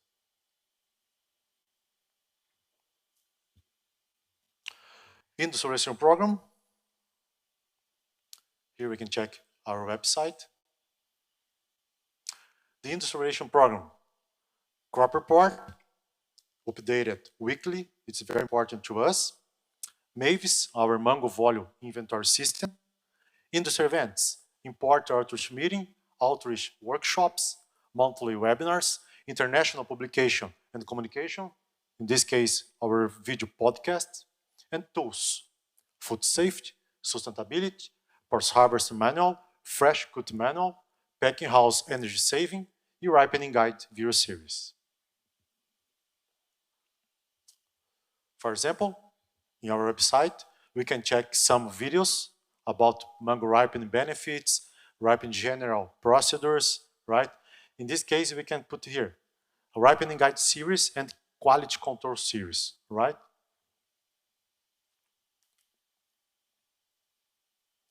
And here, our mango food safety website. And this website and these materials in mango food safety, we can check in English, Spanish, Portuguese, and Creole, the languages. For example, in mangoFoodSafety.org, we have some flyers with basic food safety training for new employees, right? It's very, very important for us too. A lot tools, apps to start for the food safety training for new employees. For example, in this case, 1 second here, I can share with you guys. For new employees, for example, you know about the importance to training the new employees. Just share with you. Let me see here. In this interactive program, we're going to learn some basic rules that we have to follow when working with mangoes to prevent their contamination. It is very important to always follow these rules at work. Please click on each icon and listen carefully to the lesson. Let's start here. For example, let's wash the hand. Hand washing. The single most important practice for minimizing the risk of mango contamination is hand washing. It is very important that you wash your hands before starting to work and after taking a break or using the restroom. Click on the video to view the correct hand washing procedure when working in the mango field. Remember, I'm a new employee, right? New employee. These are the 5 steps for washing your hands correctly. Step 1, wet your hands with clean water. Step 2, put on soap. Step 3, scrub your hands and forearm. Do not forget to scrub the areas under your fingernails and between your fingers. This step should take 10 to 15 seconds. Step 4, rinse thoroughly with water. Step 5, dry your hands with a paper towel or any other approved method. Some companies may require the use of hand sanitizer after washing your hands and before starting work. If this is the case, do not skip this step. Okay, the new employee, watch this video. Next. Hand washing activity. On the screen, there are 5 photographs representing one of the hand washing steps. Drag and drop each step number over the corresponding image. Could you help me, guys? Number 1, where? Here? Yes or no? No, right? Yes.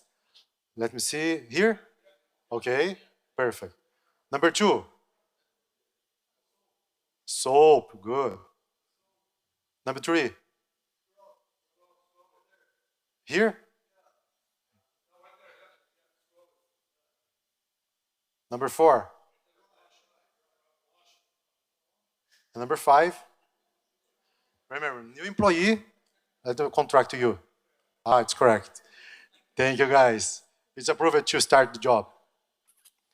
Okay, it's just one example in our tools in our website. It's very simple, right? Simple, but it's very important to the industry. The others tools too, for example, the learning the produce food safety mangos. Look here. Look what's happened here. It's incorrect, right? It's correct way. The new employees can learn every training. Okay, about our mango sustainability program, we have 3 points: sustainability manual to growers and packers, self-assessment tool, and action plan. It's very, very easy to use. A lot mango growers, packing house use this tool.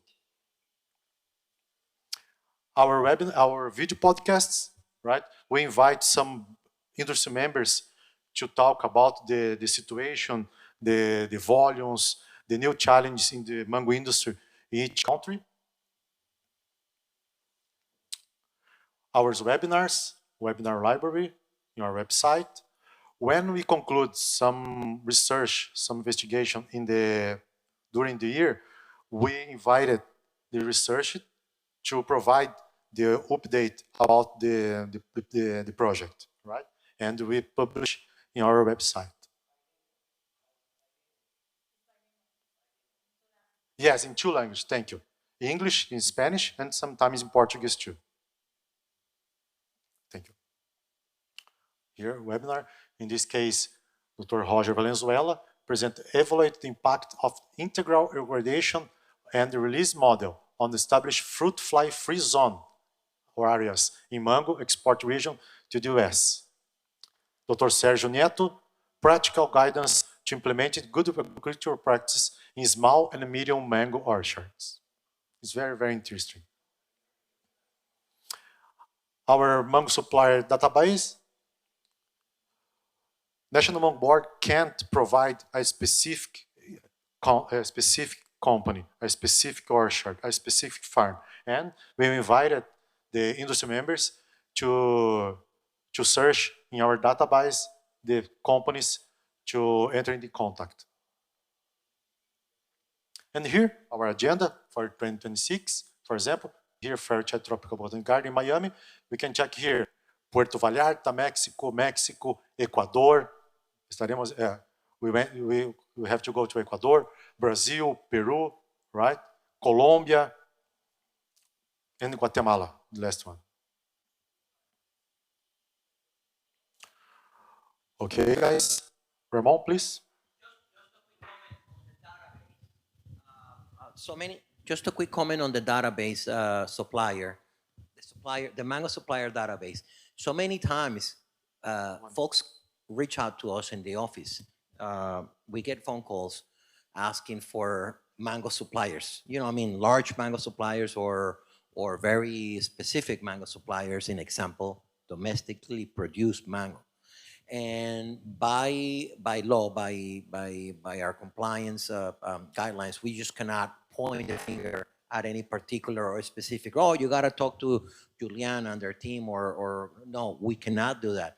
The most we can do is direct people to the database so they can research it and then pick their own, or you know, I mean, work with whomever they want to. So what I'm saying is that if your name, if you're a domestic grower and your name is not there, take a moment to go into our website and you can upload your data, register it. It takes less than a minute, and then your name is out there. And then multiple times, like I said, when we don't do referrals, but we refer people to go to that place. Thank you. Thank you, Ramon.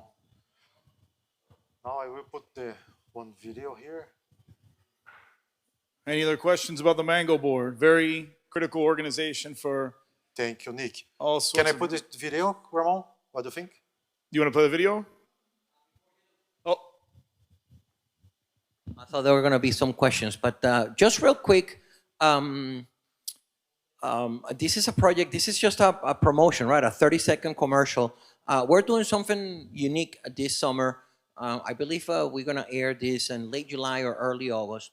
3 or 4 years ago, we did a series. It's called the Origin Series. And then with our mission being increase the consumption of mango, and then based on their flavor, their versatility, their nutritional value, and their culture, one of the things that it's interesting to see is at least from some regions, I mean, or the regions where we import mangoes the most, there was this work out there looking at all these cultural, at all these geographical places, Peru, Ecuador, California, Puerto Rico, even Miami. And so with that said, this year because of that project never got to be aired by a streamliner, we were able finally to partner with a TV station channel. It's called Discovery America, and we'll definitely promote this. But turns out that all 8 episodes are going to be aired. They're like 20, 25-minute episodes. And Dr. Richard Campbell has graciously served to be our presenter, moderator for that. So he was brought back to kind of introduce all these regions to us. This is a 30-second commercial. I just wanted to put it out there. So whenever we're ready in the next 45 to 60 days, you'll be able to hopefully catch this. It will air on Discover America. That is a platform from out of Warner Bros. And then later, after they all air, we'll definitely put them on YouTube as well on our own domestic platforms. Go ahead. One fruit could take you around the world, from the deserts of California to the streets of Mexico, to the coastlines, markets, and kitchens across the Americas. Mango shows up in ways you'd never expect. In the hands that grow it, the meals that bring people together, and the cultures that shape it. Because behind every bite, there's a story to tell. The Spirit of Mango, Saturday mornings at 8, only on Destination America. Looking forward to share that with all of you. Thank you. Thank you so much. thank you, National Mango Board. Let's give them another round of applause. Great job, Cesar. Well, that was very interesting, informative. Mango Board is spending as every time I meet with them, they said, don't forget it's your money, because we also contribute to the Mango Board as growers and importers. So it's good to see that the money's getting spent promoting mangoes. All of us know, love, we eat mangoes, but there's a lot of people in the States who are learning to appreciate mangoes for the first time. So part of our job as marketers of mangoes is kind of getting people to have a great first experience. Because I remember Cesar was at the farm yesterday, and he was eating mangoes. He ate 25 mangoes in about 2 hours. I don't know how he's still here and doesn't have diabetes. But, we take it for granted because we're from South Florida or Brazil or India or Puerto Rico, where we're from, and we grew up with mangoes. But a lot of people trying mangoes for the first time in Iowa and Kansas, really, the breadbasket of America, we want to make sure that those mangoes are the best quality they can get. I mean, I wish everybody could get lemon zest and orange sherbets and those things, but, it's the National Mango Board is out there promoting the research, promoting the development, promoting the marketing. So we really appreciate you guys as a title sponsor of this event. And for now, we will segue into the USDA Mango Germplasm Resources by Dr. Shad. For those of you who don't know, Chapman Field has been a resource for the USDA for over 100 years. It's right down the street. So they're always doing interesting things there. Dr. Shad will fill us in.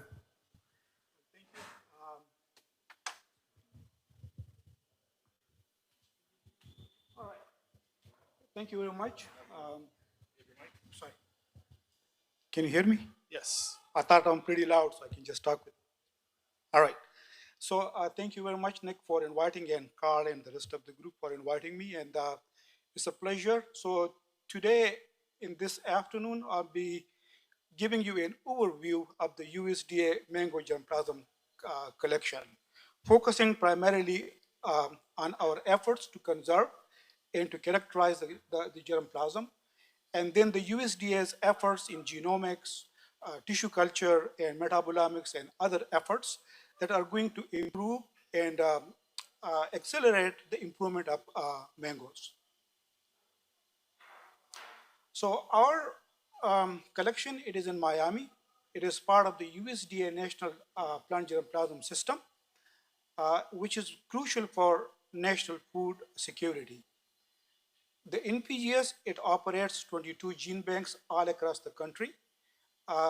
It manages 200 plus crops, and it maintains more than 600,000 unique kind of plant germplasm accessions.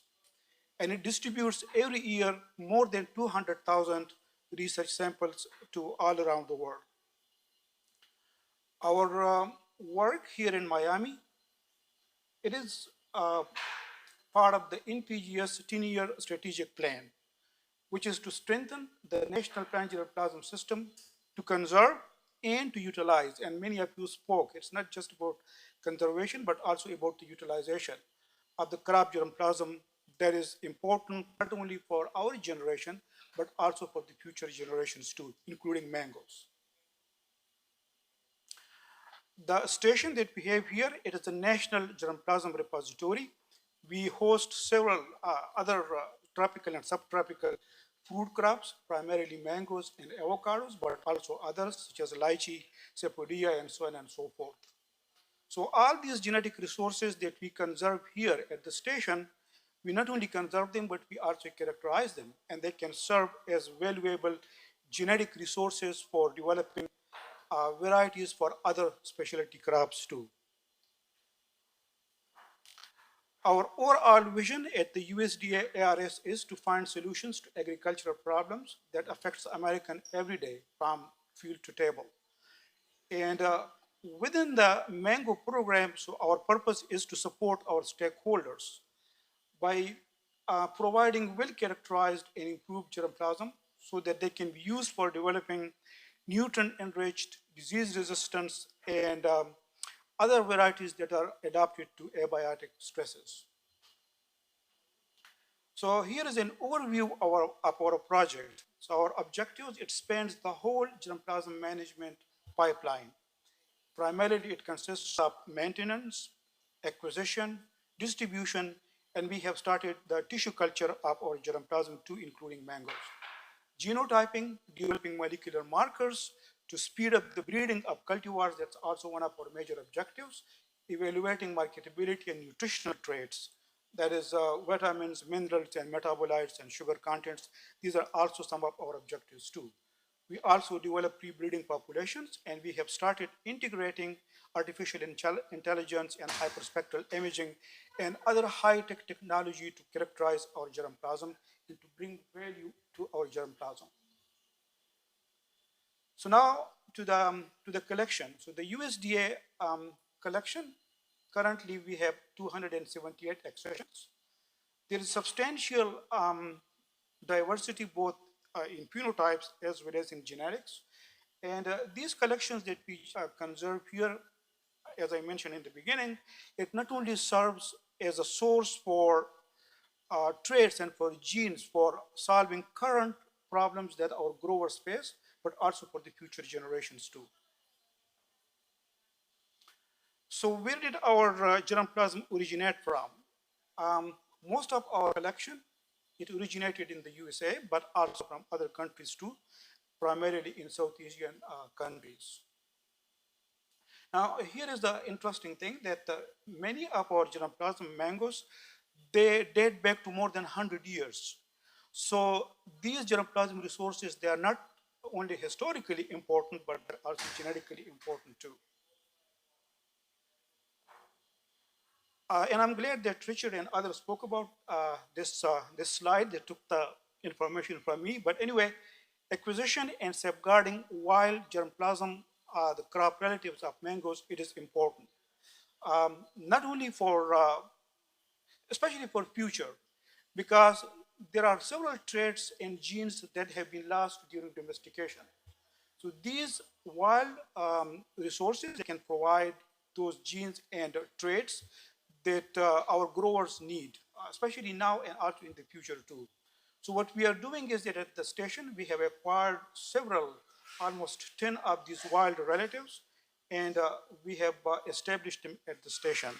Now, it is very hard to get these germplasm resources from their center of origins in Southeast Asia. And I thank Dr. Jair Aaron of the Martix Farm for coordinating these efforts to safeguard these germplasm resources. Now, here is an important thing that I want to mention, that we planted all these wild germplasm very strategically among the Floridian cultivars, because there is the chances of natural hybridization, and hopefully one of the younger generation people, they would be able to use these germplasm for identifying unique combination of these different genetics. In addition to conserving the major collection, we also develop and maintain pre-breeding populations.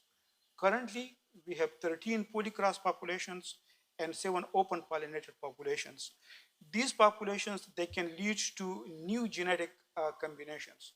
For example, here, this is a progeny that is the result of Kith, which is a Floridian cultivar, with Nam Dak Mai, which is an Indo-Chinese cultivar. Not only it is important for creating new genetic combinations, but also these populations allow us to do genomics, breeding, and genetic studies too. Tissue culture, it is one of the most important aspect of our project that we have recently started. Our main purpose is to safeguard our germplasm in tissue culture. We know it that there are diseases, there are hurricanes, and there are other issues. So in order to safeguard our germplasm, we have started tissue culture. All the key laboratory infrastructure, everything is in place. And we have started developing aseptic culture methods. Importantly, we have tested embryo rescue. Again, it is important to develop an embryo rescue method, especially for those crosses that are wild genetics. If you are crossing a wild with a cultivated cultivar, sometimes the embryo, it will drop. So in order to capture that unique genetic combination, it is important to have the embryo rescue method. So I'm glad that, again, I'm going to be putting you on spot, Richard. That's very good. That we are on the same track to develop methods where we can capture most of the genetic alleles and genes that are in the wild cultivar and the wild germplasm. Breeding, we all know it is challenging and slow, just like any other tree, because of a lot of reasons, primarily long juvenile period, which can span anywhere from 4 to 8 years, and it requires more than, I would say, 20 years for a cultivar to develop. So it's a long time, and in addition to that, there is very high heterozygosity in mangoes, and there is very complex inheritance patterns for many of the traits, including transgressive segregation. So then what is the solution? How do we reduce this breeding cycle? So to do that, one of the ways is to apply marker-assisted breeding and genomic selection. These are some modern tools that can be used. So how does it help? It helps selecting those traits that we are looking for fruit, for example, fruit quality or resistant to anthracnose or other diseases in the fruit. So we can select for those traits applying mass and these genomic selection tools right at the seedling stage, reducing the breeding cycle by almost 4 to 8 years. So towards these goals, when I took over this job, so it's not just a curator, but I decided to apply all these different genomic tools in the collection. So what we did is that we sequenced all 257 of our accessions using 25-fold genomic coverage. That is the reference genome of Alfonso. And based on that, using a lot of different filters and everything, we came up with a high density SNP array. There's 137,000 that are almost equally distributed throughout the genome of mangoes. Now, this genomic infrastructure, it provides a foundation for us to conduct genome-wide association studies. What does that mean is to identify genetic markers that are linked to specific traits, for example, anthracnose resistance or polyembryony or things like that. In addition to it, also allows us to look at the genetic diversity of our collection.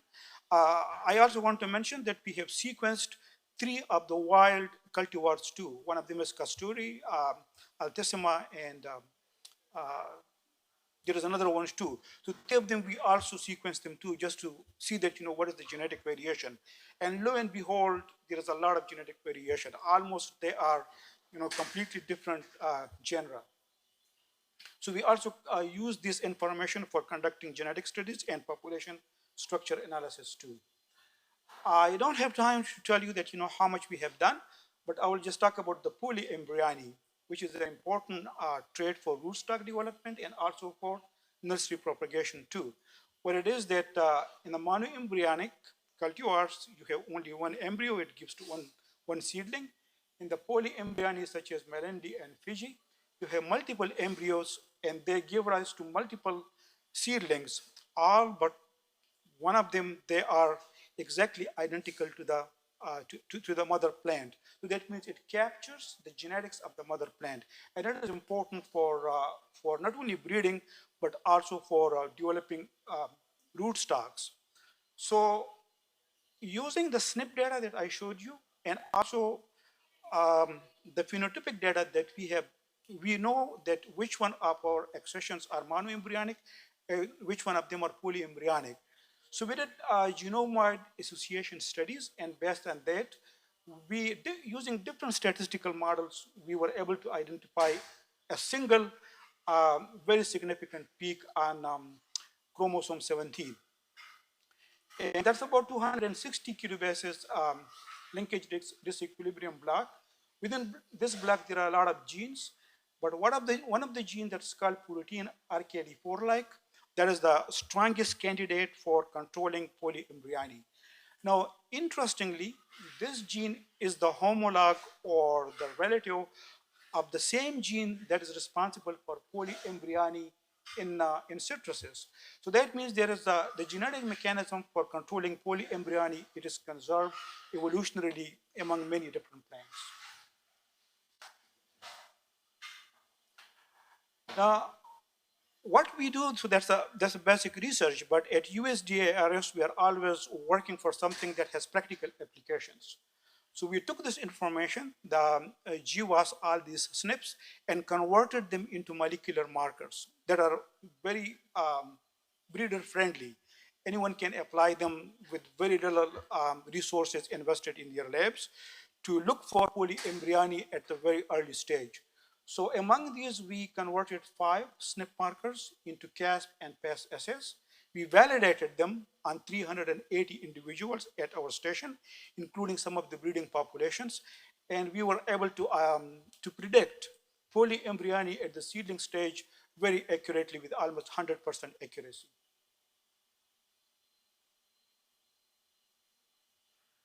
Now, this is something that's very interesting. Our studies at especially this high density SNP data and the phenotypic data, it allows us to expand the genetics of our breeding populations. So that's the way. It's not just for developing molecular markers, but also for identifying which one are the best parents so that we can expand the genetic background. I don't want to be too much technical, but it can help us reduce the genetic bottlenecks that the Floridian cultivars have gone through, because we know it, that a majority of them, they originated from hidden just one genetics. So in order to reduce those risks of genetic background, genetic bottlenecks, and also the monoculture, which is not good. We know that we need to expand the genetic background. So these high density genetics, it allows us to broaden, to select the right parents with the right phenotype, with the right disease resistance, with the right fruit quality traits, with the right fruit size. Now, we all know that nutrition is important. Everyone is paying attention to it. So we know that we always talk about this is flavorful mango, this is tasty and all these things, but we often ignore that mangoes are loaded with different vitamins, health promoting compounds. So in order to find out that, what is the variation, in addition to the genetic variation, what is the variation in the nutritional profile of our collection? So far, we have conducted mineral analysis and untargeted metabolomic analysis of 42 accessions. This allows our breeders and other people to select the right accession with the right nutritional profile.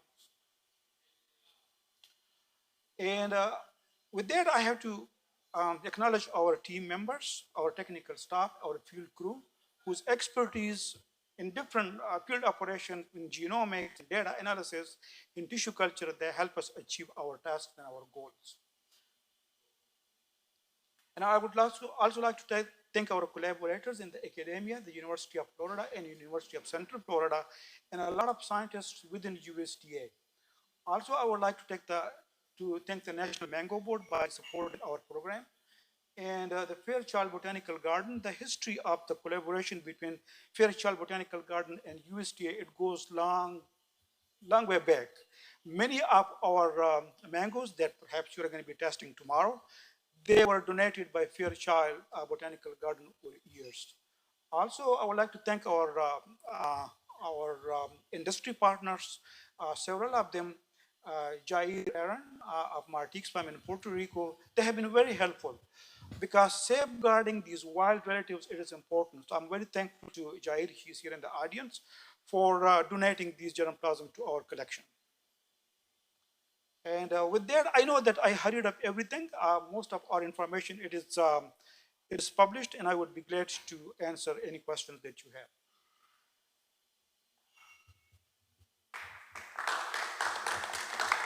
Wow, that was a fascinating talk. It's always good to do a deep dive into the science. And for me, it's good to know that our tax dollars really are at work with the USDA. Does anybody have any questions for Dr. Shad?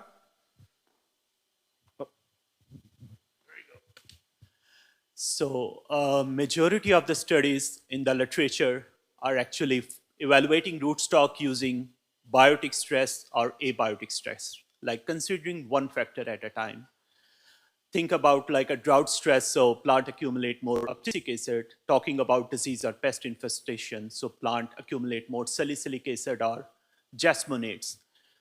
But in the real world scenario, it's an interaction nowadays, what is happening. There is a biotic and abiotic stress interaction. So is there a particular section from USDA, like research area, where they are focusing how the plant will respond when these both stresses combined? Because that will be more likely the real world scenario. So what do you think about that? So we don't have an active program. That's a very good question, because we need to remember that abiotic stresses and biotic stresses, they go hand in hand. There are several molecular mechanisms, for example, jasmanic acid, salicylic acid, ethylene, they are interconnected. So, thank you. So at the station, we don't have any active program. Our goal, our focus is on conservation. That's a good question, and I did not. Oh, what happened to my talk? I did not put the slide because I removed it because of for the time's sake. But we do screen our germplasm for biotic stresses, for diseases. For example, for anthracnose. So we did find a lot of variation.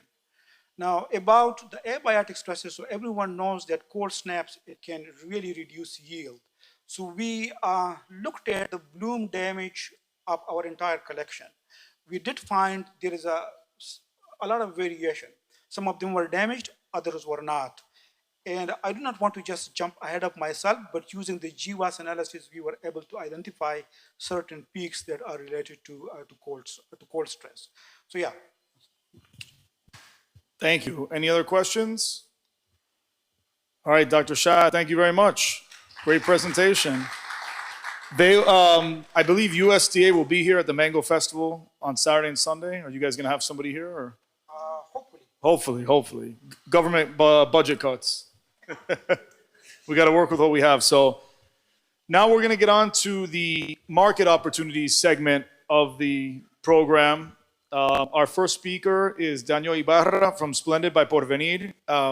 As we mentioned before, the heavy hitters in the mango industry are the Mexicans. They've Since NAFTA, they've really been planting and pumping out mangoes, 95 million boxes last year. There's weeks, you can correct me if I'm wrong, I think the Mexicans cross 4, 5, 6 million boxes some weeks. So there's a lot of mangoes coming out of Mexico. They are the biggest mango trading partner. I think they represent 70 or 80% of the entire mango industry in the US. So Daniel will give us a great representation of what the Mexicans are doing, new things, and take it away. Well, thank you for the Mango Board for the invitation, and thank you, everyone. First of all, I would like to tell you that English is my second language, so any common mistakes are welcome to correct. We are located in North Sinaloa. North Sinaloa, it's just below Sonora, and we're in the northern part of Mexico. That part in particular has a non-treatment for the fruit flies, for the fruit fly. So we do not have to make any hot water treatment for any exports. That's the protocol we have with the US market. We have our main varieties, which is what we already have, Adolfo's, Tommy, Kent, and Keats. We do have a little bit of some other varieties, which are Hayden's Manila, Namdong Mai, Creole, Almer Sensation, R2E2, and there's in the north of Sinaloa, which is Sonora, there's Calypso also as well. Like I said, one of our advantages that we have there is a fruit fly free production zone, which doesn't need any hot water treatment, which that helps on the shelf life of the fruit. And primary, our main customer is the US. We are 11 hours from the border, so what we pack, we can have it there for next day. And if we can do other secondary markets, but where we are located, usually we ship it by air because it's the logistics, the land logistics is very expensive, so it's not very competitive where we are located. So our strengths that we have there, like I said, we have in the Mexican market, there's a very strong demand in the market. However, it gets filled very fast, and we have some key challenges, which is the climate right now. We have some lower yields this year because there is a climate going on, and that's part of the particular of the challenges that we have. That we have to build, we have to connect with genetics to make a stronger or more adapt varieties for this climate change that is going on right now. I'm gonna like we said, we have our main varieties that we have in the U.S. market, but I'm gonna try to get in those niches, which is our opportunities that we have for the market right now. For example, in kids, there's a niche for green immature kids for some ethnic groups. So that's one of the opportunities we have for customers there. This is more like for Vietnamese, Thailand, Philippines, and Indians communities that they buy this specifically when the fruit is immature. However, they buy it when the fruit is ready to be harvested, but this is for a niche market. We do have also when the fruit in Kent's varieties, when the fruit is ready to eat, that's another niche. It does have a challenge also because making it ready to eat is not as easier as making an avocado. Mangoes are more difficult to make them ready to eat. We have Ataulfos. There is a high acceptance there. Actually, in Ataulfos, what you really have to do is get in those niches in the big size fruit, which is the fruit that has a better value for the customers.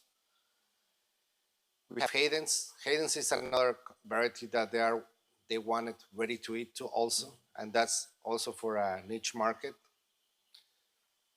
What I'm saying niche market is that you can buy a box, 9-pound box, and when it's harvest, just like anything with like all the varieties, you can buy it at $5, and when it's ready to eat, right from the fields, you can buy it at 20.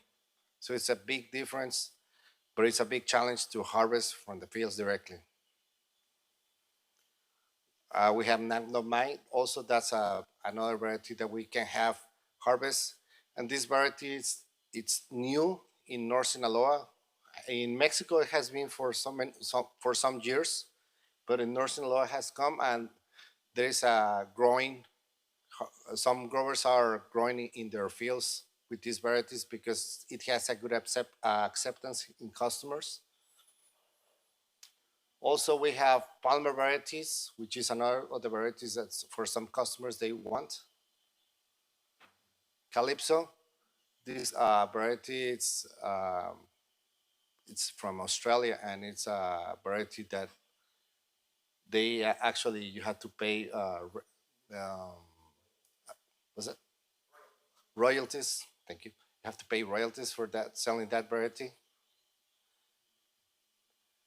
There's another Israeli variety which is growing also. It's R2E2, like Star Wars, and also it has a very good acceptance in the market. Now, saying that, another opportunity that we are seeing in customers are the special packings in the mangoes, especially when you're talking about 3 to 4 pieces.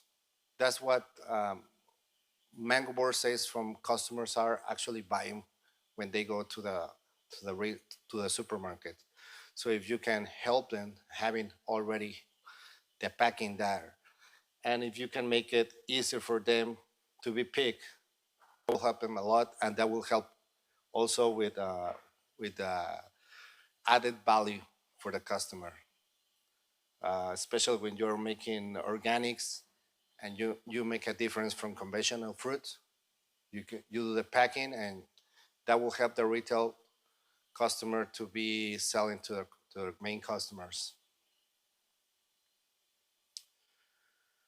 Well, what we're seeing here in opportunities for the niche markets are the difference in varieties. Ethnic markets are getting bigger in asking for special varieties, like Dr. Gold was presenting, for example, the Alfonso variety, which is a big deal in India. It's a big deal here in the U.S., but it does have its challenge how it's grown in here in Mexico and how it's grown in the India. So that's one of the varieties, for example, that we could be checking if we could grow more for those special customers. And also we have to be checking for some gourmet markets that they want a special pack fruit. That's some of the challenges that we could be trying to get those added value for our customers. So what we are seeing for the future is that there is a climate adaptation, and genetics is a big deal here that we could be asking, especially for you guys who are in this field, which is the strength. There's technology right now, which I don't know if you guys talk about CRISP, for example, that some other commodities are already using that could help us. When you check on Google, which are the main things that they check for mangoes, is how to cut a mango.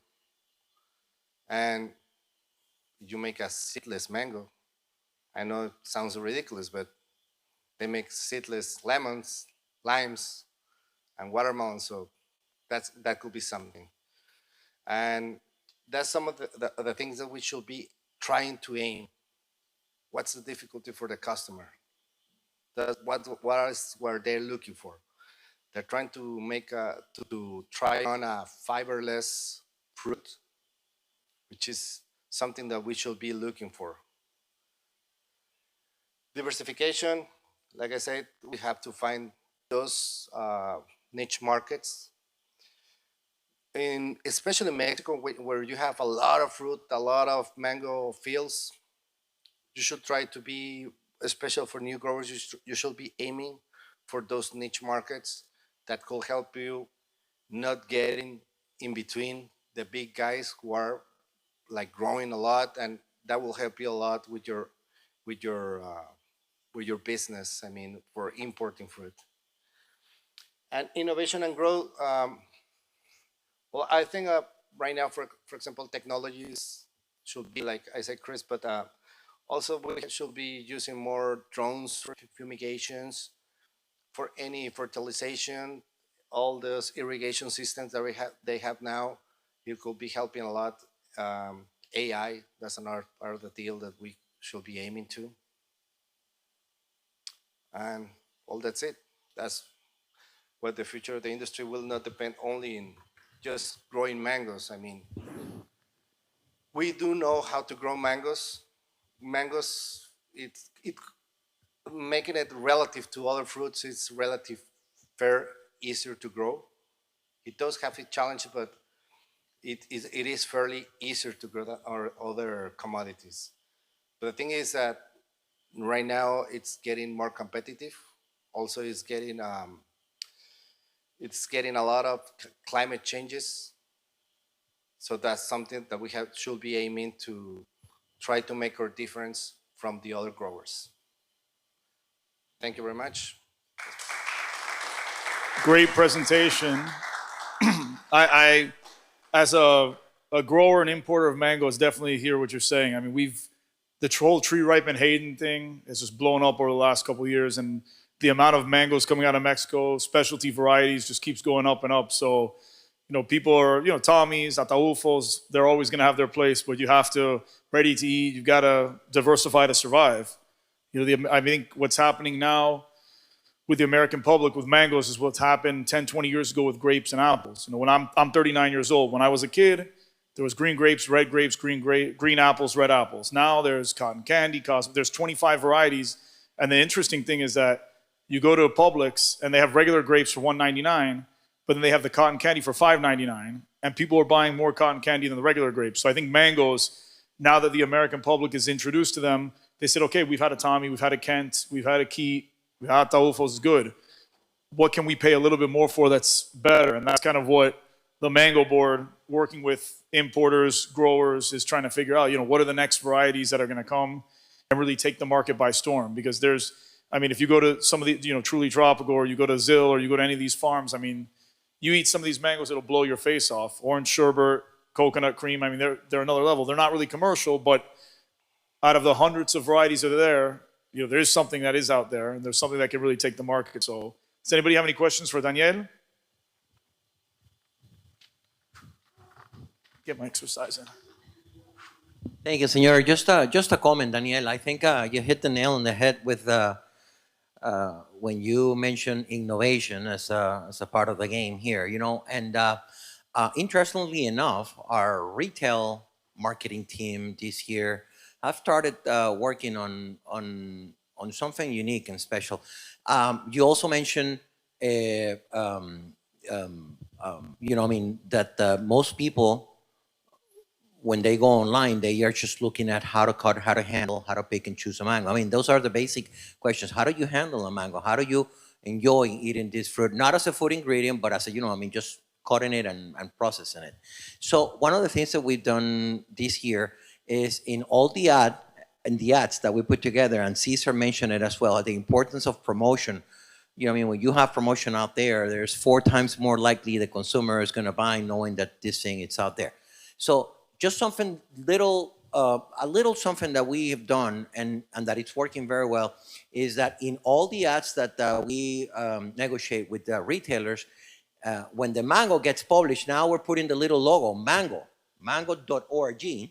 And so people now have in the ad the opportunity, to see that that is a website about mangoes. And hopefully, there is, we're trying to find a way to measure that, but definitely an opportunity to go out. And also in our website, the most visited web page, it's how to cut a mango, and then there's all the recipes. But that's an opportunity. I think once we educate the consumer enough on how to handle a mango, whether it's having them bridging from fresh cut or a mango as a part of in food service as a part of a dish, going into then the consumer trying the real deal, which is buying a whole fresh mango and then learn how to cut it, how to pick and how to eat it. I think we're on the right track to get more and more consumers to not only, I mean, try mangoes and then even jump into the more specialty varieties, which are domestically produced and higher priced. But them understanding and realizing how to handle those, I think we're in the right direction. So innovation is a good thing, and I just wanted to comment on that as well. And I will add another thing that I didn't add is that also the young generations, they would like to connect what they are buying from. And just giving you a small commercial, we sell a brand which is called Jaguar, and that connects with people because we do give to Jaguars. We sell boxes of boxes of mangoes with the brand Jaguar. We donate for the Jaguar conservation. And so also there is another brand which is very strong here, especially here in Florida, which is Water for All.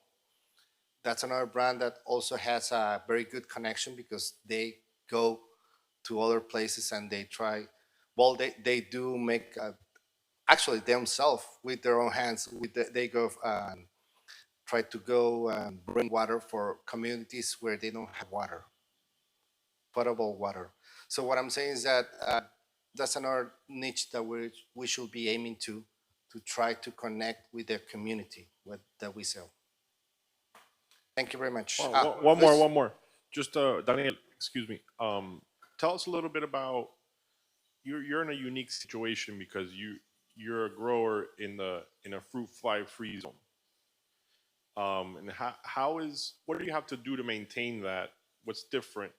But I know that you don't have to treat your mangoes, but what goes into it your day to day for you to maintain that kind of status in your area? And what are a little bit of the challenges that you have, if any?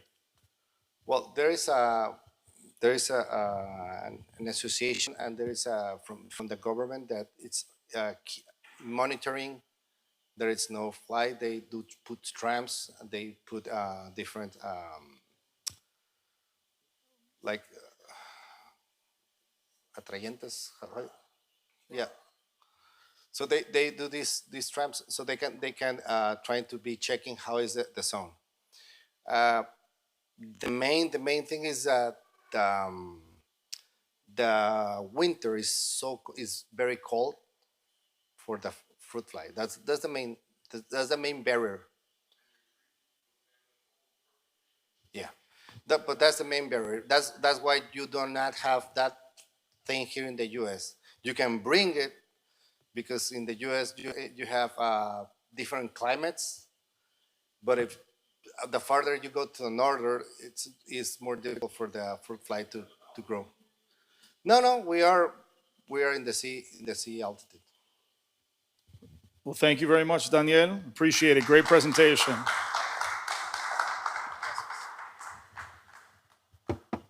We've got so going from Mexico in the northern hemisphere, we're going to another big player in the southern hemisphere. We have Daniela Montoya from Camposol, probably I would say one of the biggest, if not the biggest exporter of mango from Peru. Most of it is Kent, correct? Yes. Most of the varieties Kent. Mangoes, recently, not in the last couple decades, now mangoes you get 365 days a year. So Mexico, Guatemala, the Caribbean, they go down to Ecuador, Peru, Brazil. So we always have a good supply of mangoes. And looking forward to hearing what Daniela has to say about the Peruvian mangoes. Thank you so much. Excited to be here. Thank you, the Mango Org. And also congratulations to Mexico because you guys won yesterday. Of course, like a little acknowledgement.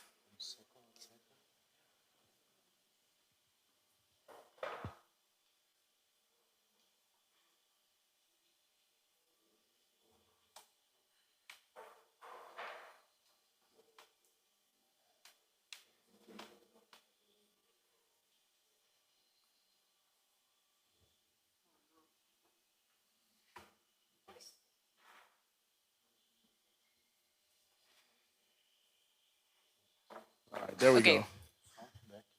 Perfect. Thank you so much. I can still use this, right? Okay. Short and sweet. I tried to do this the most dynamic possible. So here we go. The agenda is basically a quick mango overview. Then we jump into the Peruvian mangoes, some opportunities, of course, some challenges, and then new genetics and trials. Okay, so if we're gonna talk super fast about mango worldwide producers, we know that there's Peru, Mexico, Brazil, Guatemala, Ecuador, like many other countries, but then there are also some origins that we do not necessarily get here in the US, which is also Thailand, India, Cambodia, well, Israel, and many others, right? Now, within the mango world, we have so many varieties. There are like so many for us to choose: Ataulfo, Kent, Kit, Tommy, and then so many others, right? The Palmer, Hayden, Edwards, and many new genetics. So, for example, I wanted to jump super fast and deep on everybody here, I'm sure, loves mango. Whoever goes to, for example, India, and you want to see some, hey, I'm on the supermarket, I want to get some mangoes.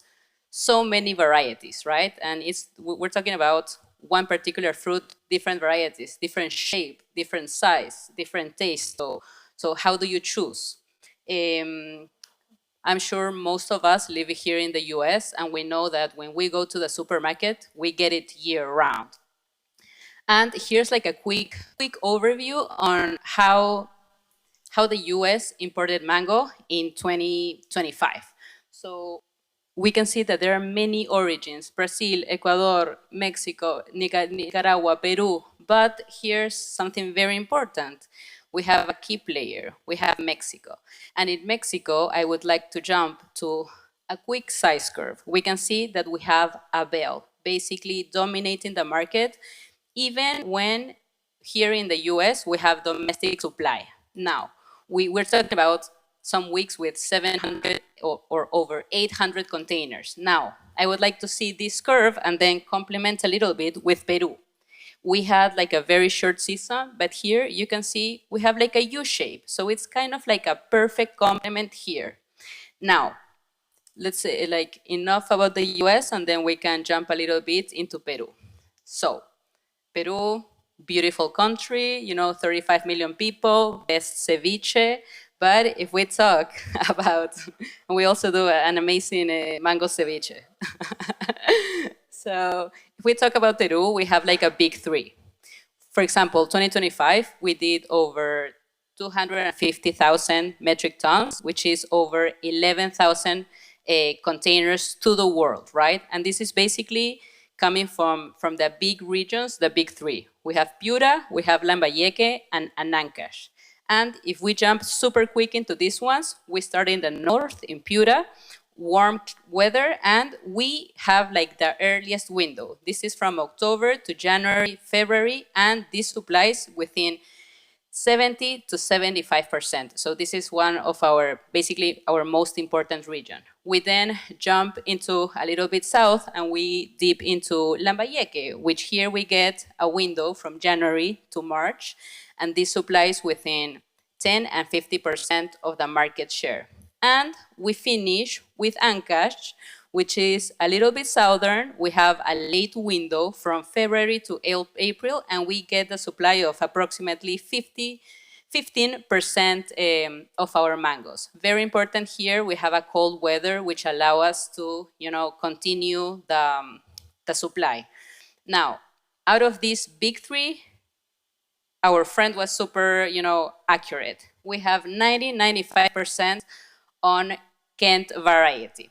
Now, out of these 11,000 containers that we get per season, 90% is going to the US and Canada and Europe, main markets. And we have like a little niche there on Asia, which is basically Japan and South Korea and some others, but still, there's like not enough for us to achieve or reach those markets.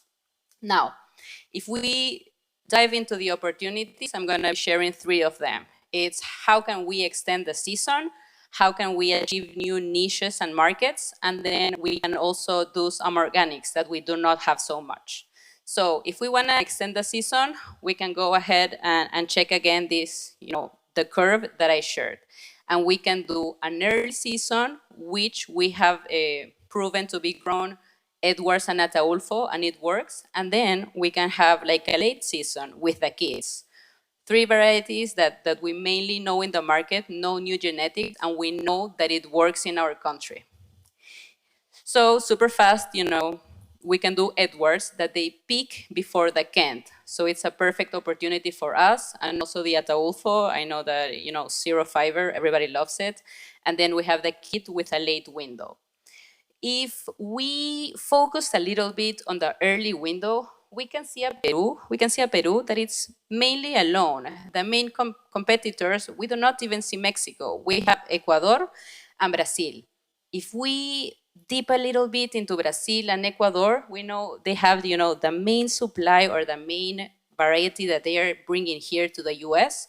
It's basically Tommy Atkins, which is like king of fiber. If we were able to get some Ataulfo and Kent from Peru with less fiber, I'm pretty sure that most of the programs will swift to Peru and try to get this, more sweet, less fiber commodity. And that's like a little opportunity that I see for us there. Now, there are also some niches, and Daniel presented that from Mexico. We have like a yellow market opportunity, and this is perfect for the Asian markets. But let's remember that we also here in the US, we have little Asian communities. So there is an opportunity for us to bring these mangoes, and then we do not need to be shipping those, by air, more freight, more cost, etc. We could be bringing those to the US, and there is a market for them. And finally, like a third opportunity, this was like a particular trial that Peru did. We are very concentrated in Kents, but we've been growing some Ataulfos organics. And we did like a first ocean container, and it was a big success in the in Europe. So in that sense, we know that we can grow good Ataulfo. We know that we can have like a good organic quality, but also we know that it allows it has good legs and it can achieve like a longer market. So we have like a very nice kind of niche there, an opportunity to grow more Ataulfos. Now, not everything is opportunities. We also have some challenges. And again, I'm going to be sharing 3 challenges. First of all, there are the volume is kind of focused in small growers' hand. Then we also have weather challenges and the size curve. So number 1, for example, if we are talking about small growers, it is very difficult. If we have too many hands in the product, we're going to have inconsistent quality, and we know how can that affect the market. Then we have to be week to week negotiating with the growers, and if some other market is better, believe me, we're not going to be getting that volume and it's going somewhere else. And then finally, we have it's very challenging to be working, a program if we have not consistency on the volumes each season. Now, if we jump super fast into the challenges of weather, this is kind of like a real picture of what's coming right now. We have like a heat wave coming directly to Peru, but then we can also see that it's definitely going to affect South America and the growers. So right now, what's happening between 2026 and 2027, we have El Niño phenomenon. Basically, warm weather, high temperatures, and that's definitely going to affect our coming crop. Then we have like 75% of our supply in Piura, which is very warm, and it's like a tropical weather. So we have some weeks during the season in which, I'm so sorry, we had rain, we were unable to harvest, and then once again, we are failing on our programs. And then finally, this climate change may affect the size curve, and at the end of the day, it may not. I use like may, like being polite, but it did affect Peru. So for example, this season, what we saw for the Peruvian season, it's basically we had an oversupply on big sizes, 5, 6, like 7 and 8. And the industry doesn't pull that much of those sizes. They prefer like a more steady size curve from bigger to smaller. So what happened is what we had a lack of 9, 10s, and 12s. And at the end of the day, we know that there are particular markets that want this. They want the back commodities. They want it in Canada. So we were unable to basically comply with our programs. Now, very important. I've shown it before. Peru, we have a very particular window in which we, after Mexico, we kind of dominate. So in that sense, we had to make plenty of calls to the retailers and the supermarkets. Hey, this is my reality. We do not have the sizes that you need. And very lucky, the market was able to kind of make a swift. But it's not always gonna happen. Now, I have like a little bonus opportunity here because we had bigger sizes. What did we do?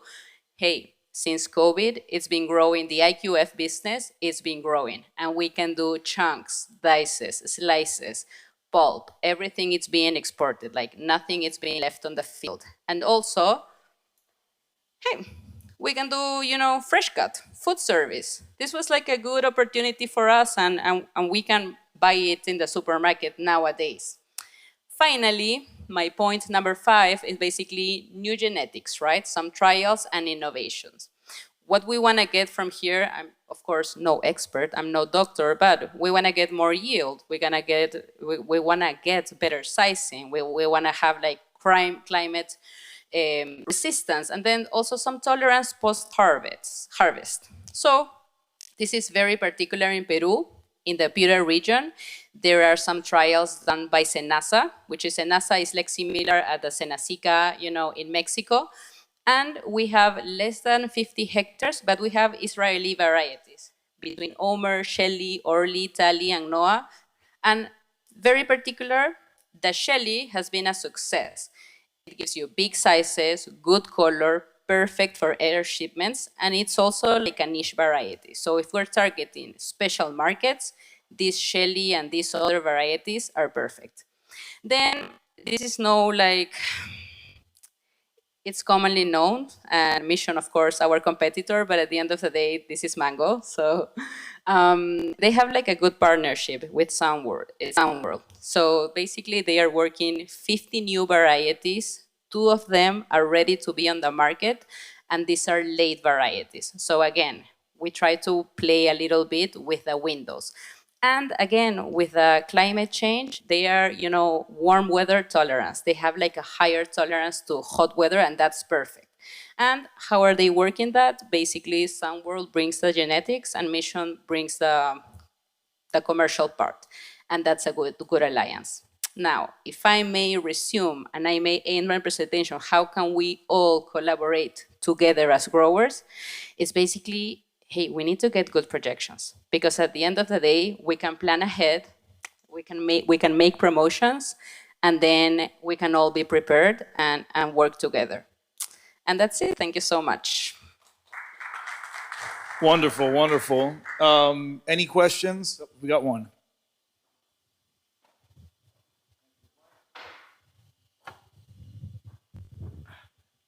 Just to clarify that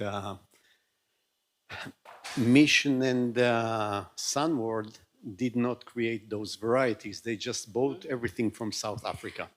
I know. I did not include that in the presentation, but I talked to Mission and they told me they bought a genetic company. Because the propaganda of Sunworld is, we've been working on mango for many years. Yeah, you took from your pocket. True, it was South Africa who did the genetic. Just to make things clear about the shortcut. Yeah. Because we are neighbors. I'm working with Pachamama, and you guys are. Yes, I've heard Pachamama is doing special trials as well. Yes. I was actually going to ask you about them. I'm trying to get them to ship me some stuff this year for irradiation from Peru.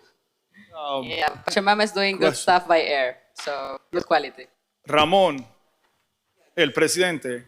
Thank you, Nick. Just one comment. I think both you and Daniela, you both hit the nail on the head again with how we have a steady supply of mangoes from different places, different varieties, all year long. That is so critical for the consumers to get used to. There's always mango on the shelf. And so whether it is domestically produced or coming from any other country, to educate them and to let them understand there's always mango available to them. It's very important. When we looked at our vision statement, where we were trying to say, for 2030, have mangoes in every basket. If it's not in right at the point of sale, then you don't sell it, you don't consume it. So the way Peru and Mexico, two of the largest mango producers or exporters of mangoes into the U.S., the way they work fits perfect. And then how other countries or even the domestic production, how that complements that supply, it's super important. And then the last comment on mango projections. Yes, they are so critical because you guys in Central Florida, of course, in South Florida, with such a great mango that you're able to produce all your production pretty much. It sells, and it sells on an amazing premium price. When we get the larger volumes from other countries, they endure a long trip. They also, retailers have to plan ahead, sometimes 6-8 weeks in advance. And so when these volumes come, imagine the work we have to do. At least, not just us, everyone in the industry, in matching that supply that is yet to come a few weeks ahead, and with the demand of consumers, which it gets activated by exercising promotion. So all that, if we don't count with the good projections, could really pretty much mess up the market. And so when you throw in world events like El Nino, as you explained it there, it complicates things a little bit. But great, thank you for sharing that, you and Nick as well. Thank you very much. Thank you all. It's always good to get fresh perspectives from different countries. So now we'll go to our last presenter for the afternoon. Actually, a domestic presenter from Puerto Rico, Dr. Yair Aron. He's from Martex Farms, I believe the biggest growers of mangoes in Puerto Rico. Even though they're considered a domestic, it's domestic, they still have to hot water treat for the fruit fly. So be interesting to hear what they have going on down there.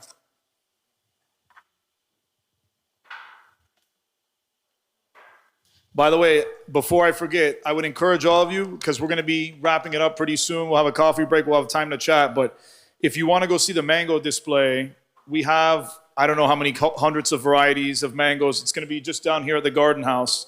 So before tomorrow, when there's thousands of people here, if you want to go look at the mango display, we have everything we picked from the Fairchild Farm. We have donations from USDA Chapman Field. We have donations from University of Florida Track. So I think this is going to be one of the biggest mango displays ever. And that being said, we'll leave the floor to you, sir. Thank you. Good afternoon, everybody. Thank you for Mango Board. So everybody wants to have the best mango variety, right? But when we are saying best mango variety, one variety can be very good in one place and not so good in another place. So we have to take all those things into consideration once we start to work on mango varieties. And which mango variety is the best? Best for whom? For the buyer?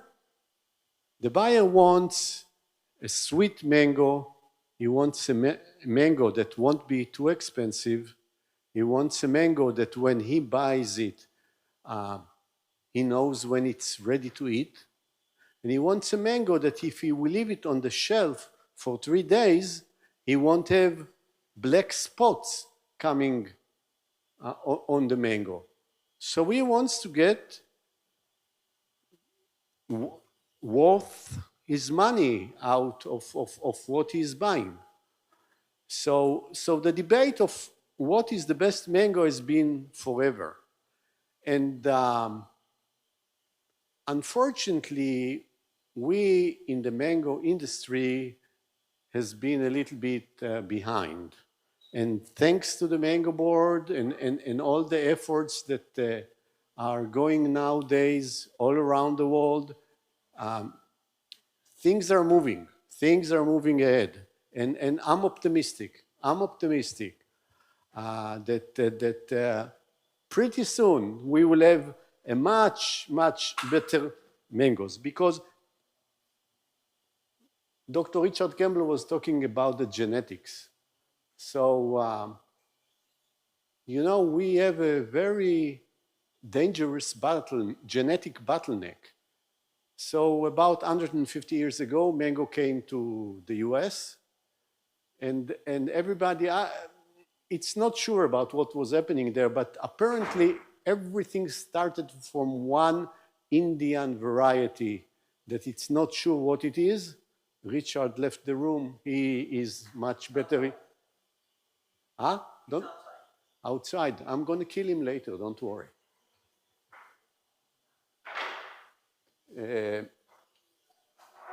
But if we are talking, you know, the basic was a variety by the name of Molgoba.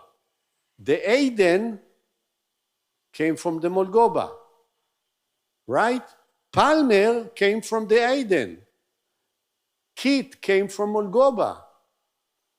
I mean, everything coming to the same very narrow genetic. Whoops. What's going on here?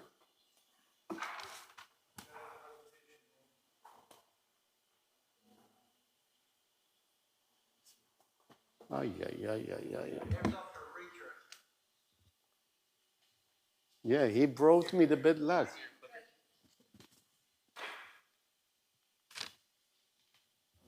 What, wait. Not coming?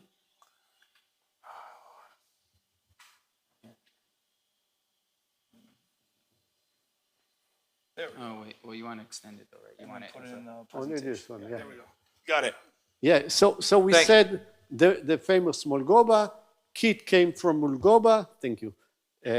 Aden came from Molgoba, Palmer came from Aden, and so on and so on. So this is Mrs. Kit. In those days, everybody in Florida used to take their mango, put the seed in the ground, and something new came. And you know, if they were lucky, like Mrs. Kit or Mrs. Kent, and I told you, Dr. Campbell knows much better than me all the history of the mango from Florida, but that was basically everything that the industry was built on. Okay, so but when we look at the future, we are really in the past then. Let me see. Okay, so we are sitting on a very narrow genetic base. And as Dr. Campbell said before, we look to the right, we have the greenie in citrus. We look to the left, we have all the different problems with banana. We have in cacao in Africa, in Ghana and Ivory Coast, they have the swollen virus that is destroying their industry. So we need to diversify. We need to broaden this bridge that we are sitting on. And we have enough problem as it is with the mango nowadays.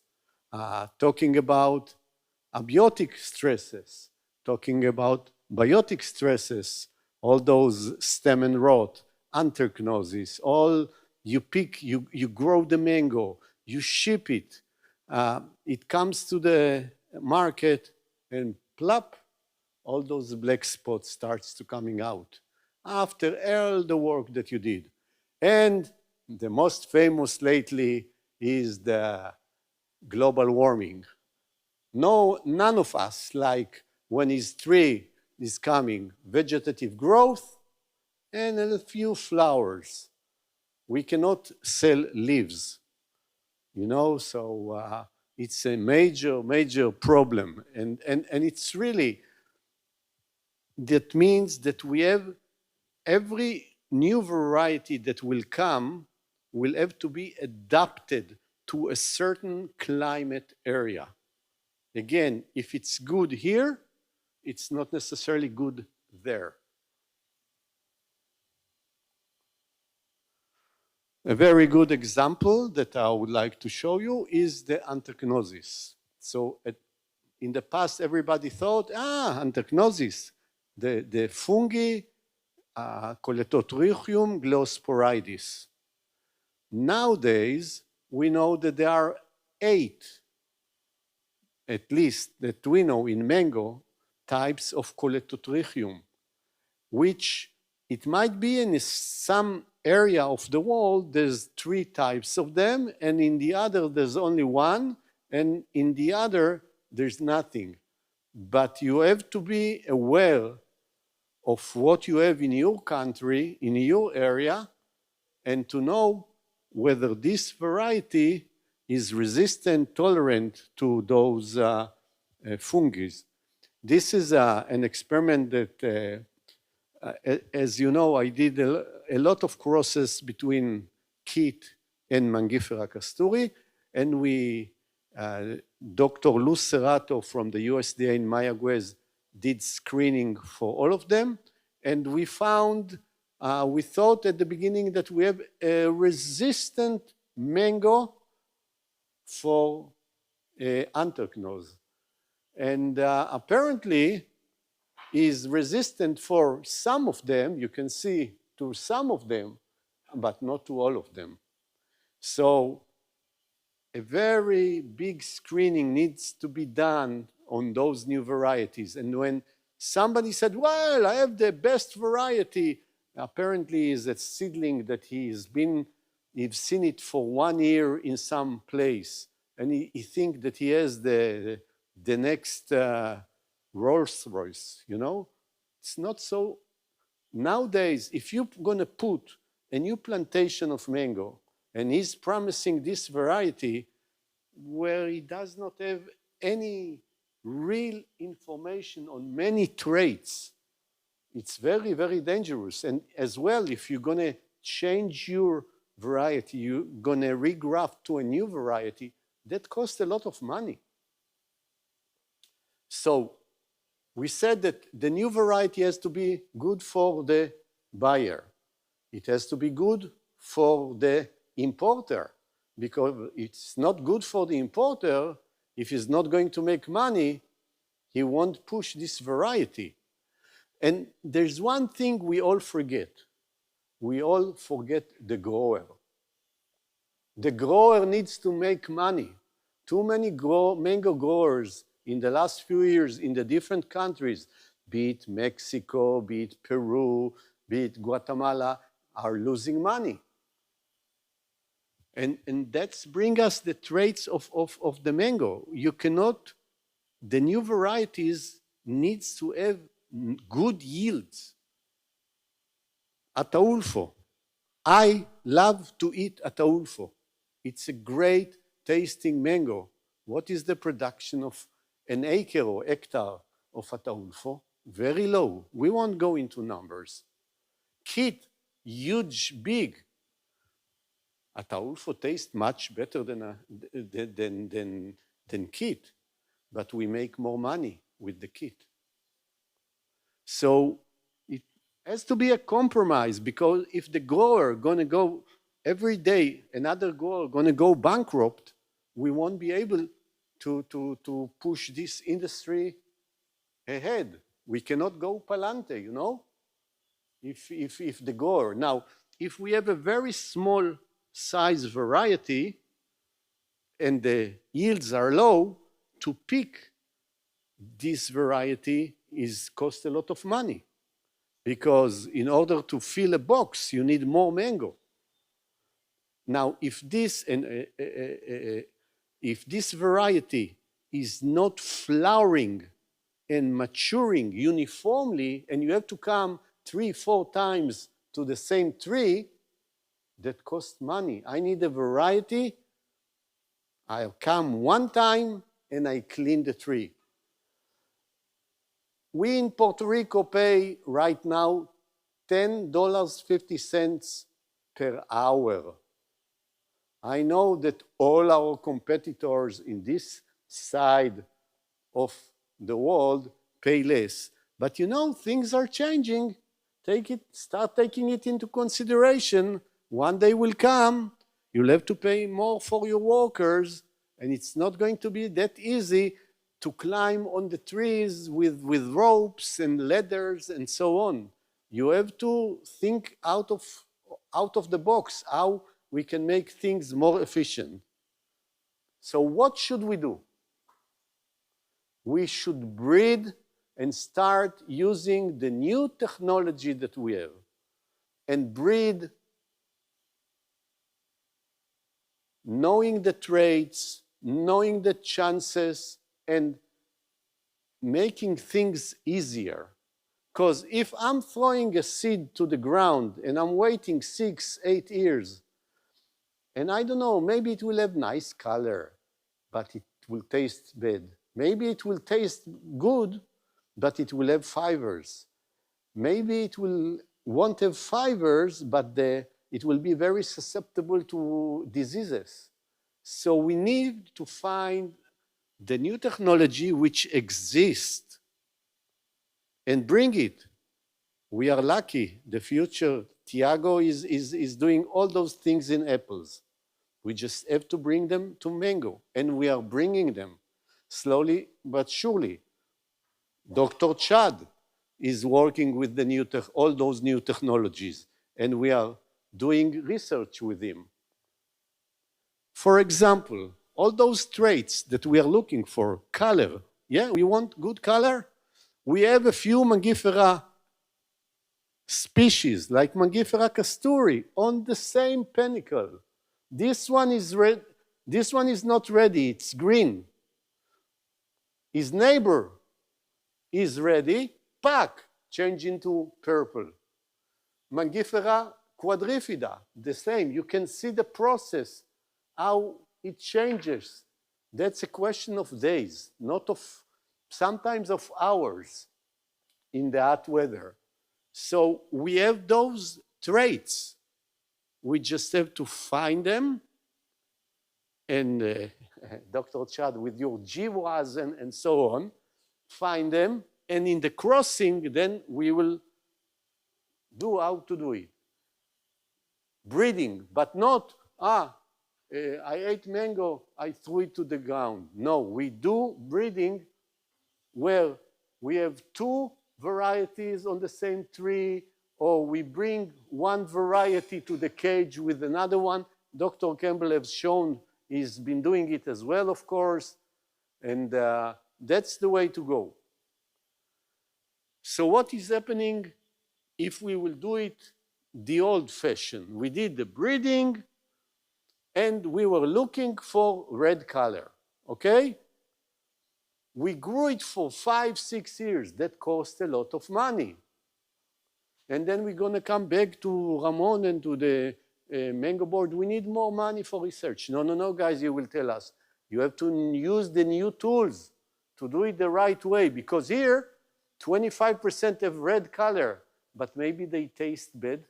Maybe those 3 out of those 12, from those 3, 2 taste very bad, and the last one has fibers. So we grew 12 trees, 5, 6, 7 years for nothing. Now, we have the mango genome. We are not that much behind.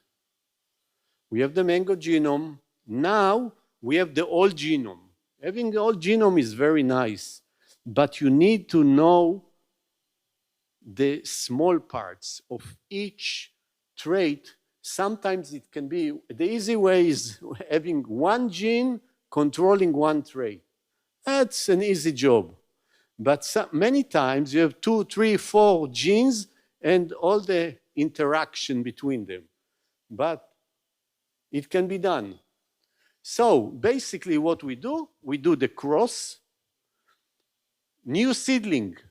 Now, instead of growing it for 5, 6, 7 years, we take a leaf, we extract the DNA, and we have if we have the markers for the right traits, right there, we can go for 1, 2, 3. We want the right color. Red color, we want it to be without fibers. We want to know what is the temperature for flowering. We know that Kent needs 16. Kit in Puerto Rico, when it goes down to 20 degrees Celsius, people are freezing to death, you know? It never goes down. And we have mango 12 months of the year unless we have a hurricane. We can manipulate the flowering relatively easy. Okay, and we have a lot of rain and we have problem and everything is expensive. So it can be done, but we need information, we need knowledge. We cannot be these farmers, these stupid farmers that just work. No. It's the 21st century. We need varieties, we need to know what we are doing, and we need to sell the mango like we should, and so on and so on. So this is basically how it goes. We have 4 seedlings, and right away we know 50% we are looking for color, so we can gather all the one with color and look for the other traits that we are looking. And that's the way to go. So this is, I must read it to you. Innovation in breeding is not accidental. It requires patience, science, vision, and willingness to challenge what a mango can be. And believe me, a mango can be the best of the best, the best of the best. And this is one of the experiments that we've been doing for many, many years. This is in the Vulkanis Center in Israel. So when I'm saying we've been doing and this and that, the major problem nowadays is those labs are not really connected to the field. And all those fields are not really connected to the labs. I am mostly in the field, but I'm working with laboratories in Puerto Rico, in the US, in Israel, and with everybody all around the world that is willing to work. Because the way I must, Dr. Victor Galan said in one of the meetings, one of the guys start bringing politics and religion, and he said, no. Here we are at the family of mango. We all love one each other. We all want to help one each other and to work one with each other. So that's the way I see it. So, but we have to be very, very careful with people that coming, wow, we have those new varieties which are excellent. Maybe, but it might be for a certain location and you need to see it for a few years because maybe next year there's going to be El Nino, maybe next year there's going to be another thing, and not only this, maybe it's good for this place, but not good for that place. So don't be like when there's somebody is sick and everybody right away is getting sick. You have to check and you have to be smart. So I would like to show you some of the new varieties that are there from Israel and might be excellent. They are not perfect. They are not perfect, but I think they are better than what we have now, and hopefully they're going to be even better for the future. So now you don't see here, first of all, you don't see here the weight of those varieties. We are looking only for varieties from sizes 6 to 12, which means from 400 grams to 700 grams. We are not looking for anything else. So Everything you see here is between 400 and 700 grams. Now, tally is very easy to manipulate for flowering, no problem. But there are even some other better varieties. Omer is one of the best varieties. Great in transportation. You can handle it like a football, you know. Taste excellent, bricks up to 20. But I wouldn't recommend you to take it to the tropics. It won't flower there. It's like the Kent. Needs cold weather to flower. So before you take any variety, in Sinaloa it will do great, for example. In Puerto Rico, we can make a picnic there. We won't be picking any mangoes. Shelly. Shelly is a great variety. You'll be careful not to go by the tree and do apchi because it starts flowering. You can manipulate it. You can have it any time of the year you want. Taste good. Stay on the tree for as long as you want without spoiling. The problem, if you need to do hot water treatment, don't touch it. The skin is too sensitive. Too sensitive. King David is one of the new ones. Excellent varieties, but we had it only for like 6-7 years, so we don't know enough about how does it flower. Great variety, great skin, great taste, but we still need to check it in different location before we can tell you, you know what, for your location is the best. I can tell you that in cold places is doing great. In the tropics, we haven't been checking it enough yet.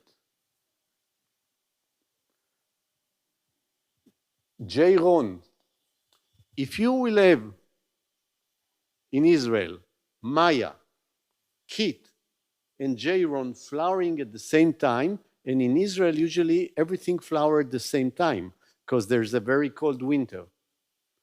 The first one to be ready to eat is the Maya. 6 weeks later, the Kit will be ready. And 6 weeks later, the Yaron will be ready. Which means in those countries where you want a very late, even for local market, very late variety, and as you can see, it's not so great in color. It resembles a little bit the Kit, you know? But this is a variety in a place that you are looking to have a long season of mango. This one will do it. Now, we are still working. So this is a new variety. We have it only 1 year now. And in Israel, in general, in the subtropics, it's very hard. The Kit in Israel, South Africa, where we are working as well, the Kit is completely green. Most of the varieties are green, very hard for them. Has to do something with the anthocyanins or whatever. I don't know enough about it. But look at the color, great. We still need to find more thing about it. As well, we have some varieties, seedlings, I can call them, with sugar of 20 bricks, 20, 21 with no problem. But we have to look for the other traits. Sweetness is not enough. So again, you cannot declare after 1 year, 2 years, oh, I have the best variety. Again, depends for what. If it's for local market, that's a different story. If it needs to go on a container and go for 14, 21, 25 days shipping, that's a different story. So we have to know our varieties. Thank you very much. Wonderful, wonderful. Always great to hear about these new varieties. This is the stuff that gets us going as mango people. Many questions from the field. No questions, quiet. I've got a question. Okay. So with these Israeli varieties, are you seeing that more and more growers in the Western Hemisphere, I know that in Peru, I've heard of some, but I haven't heard of too many in Mexico. Have you seen good acceptance of some of these varieties planting on a more commercial scale beyond just a few hectare plot? It doesn't take hours. It takes a few years, but Mexico, Sinaloa will soon be moving. Okay. And hopefully some other places. I mean, look, I'm not. I'm a researcher in this, and I want to see them in as many places as possible. And in Peru, I've seen them on a daily basis almost, and in Brazil as well, by the way. Wonderful. Daniel?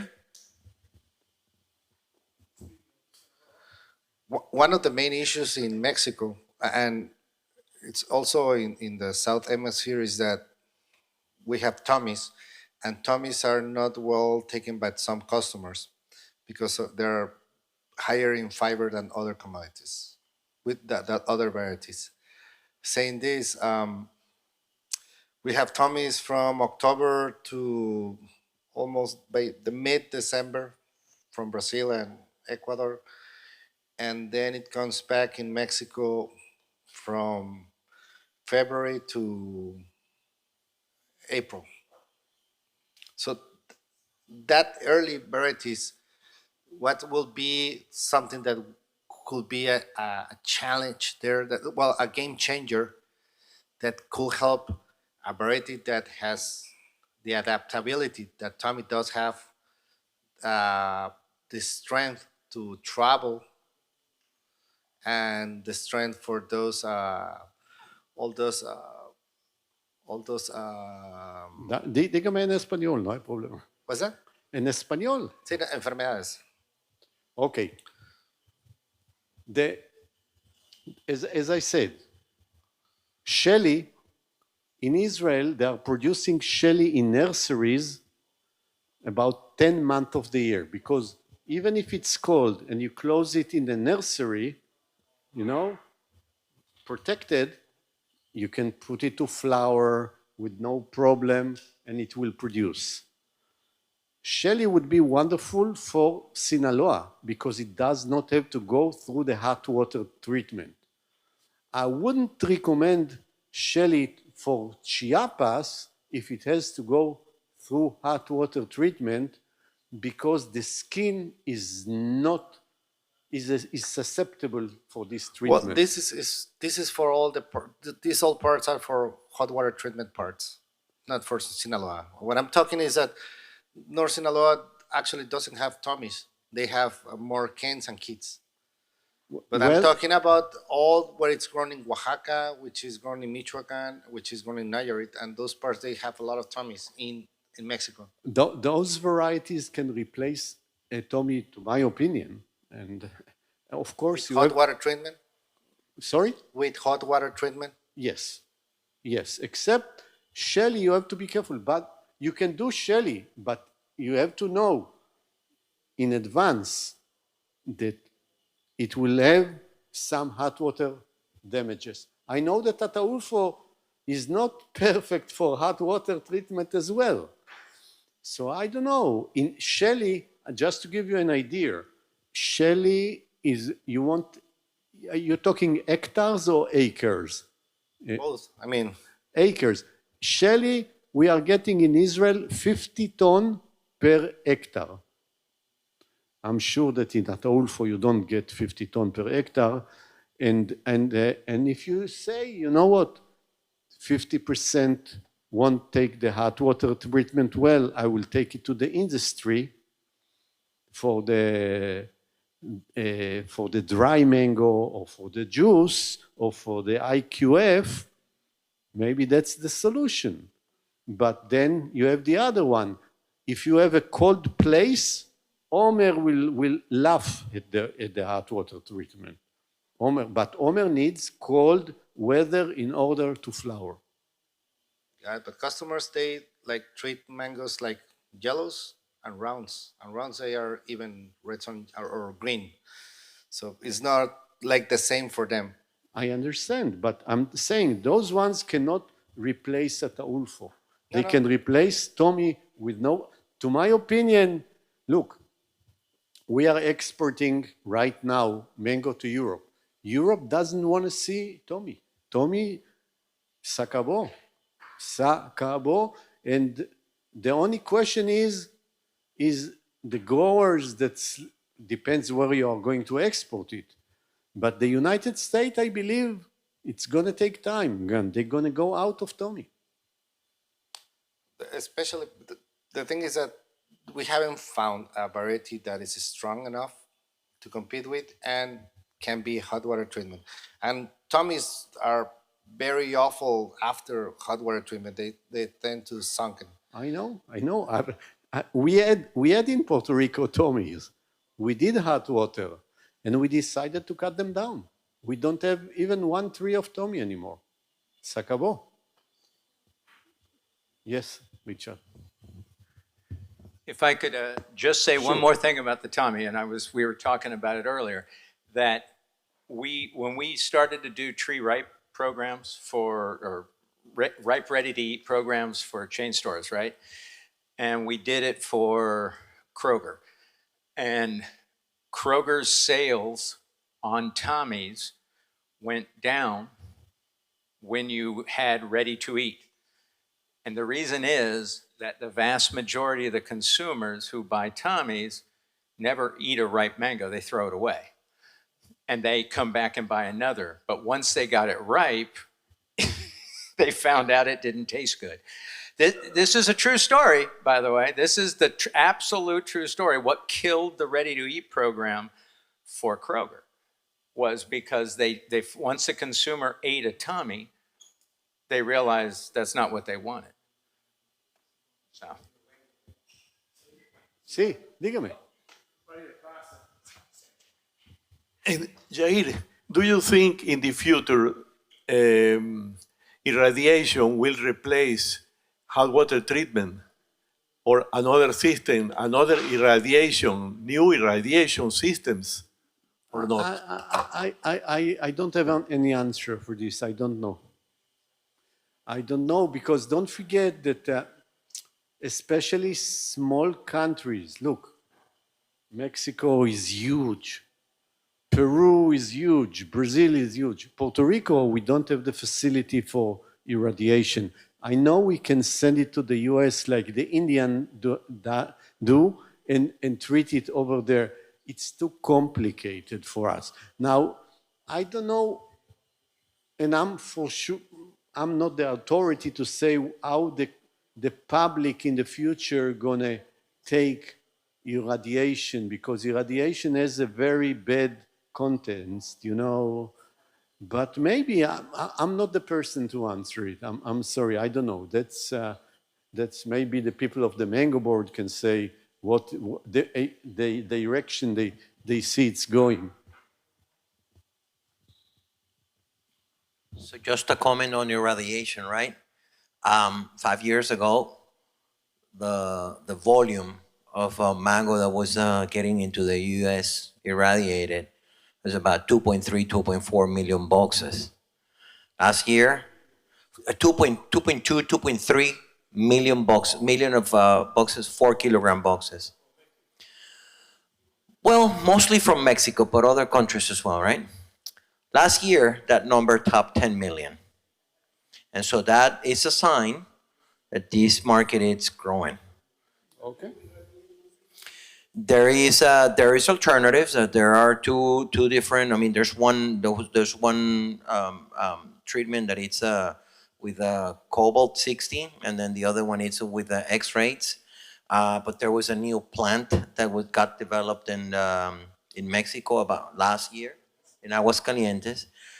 And then again, by the way, in that plant, I was able to see some numbers earlier this year about this plant, and then turns out that if not 80 or 90% of what they treat there, it's mangoes.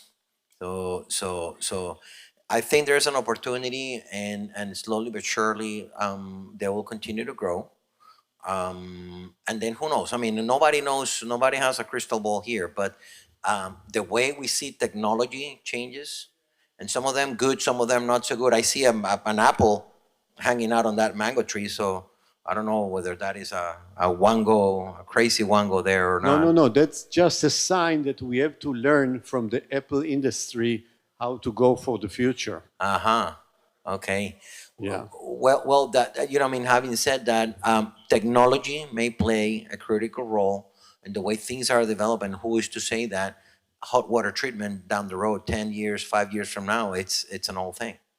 But it's interesting to see you how. know, Ramon, this week Cesar was organizing this very nice talk, and you were participating as well because you were sending their message about Guatemala trying to have Guatemala fly-free zone. And believe me, being in an island like Puerto Rico, of course we can do it. It's only a question of chavos, money. You know?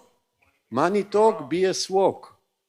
And Guatemala, he said, has the biggest plant for sterile flies for the Mediterranean fruit fly. They irradiated the Mediterranean fruit fly. Good job for Guatemala. And it looks like they are going to irradiate the Anastrefa obliqua, which is the West Indian fruit fly, which is our problem. But we don't have enough pressure on the Puerto Rican government to put the money. It's at the end of the day, it's money. It's money, and it can be done. And I think that's the way to go. Just get rid of irradiation, get rid of hot water, get rid of the fruit fly. Thank you very much, everyone. Great information. I wouldn't get rid of hot water irradiation just yet, but an untreated mango is an untreated mango. It tastes much better. So with that, I wanted to thank everyone for coming. We give special thanks to the National Mango Board and Fairchild, our title sponsors for the event. I hope people found this informative. We're here. Contact. You've got people in the orange shirts. You can walk around and speak with them if you need more information about the Mango Board. You got local growers. You got international growers. Great day, and hope you guys can come to the Mango Festival Saturday and Sunday. If you want to swing by, come and check us out, and have a great afternoon, everyone.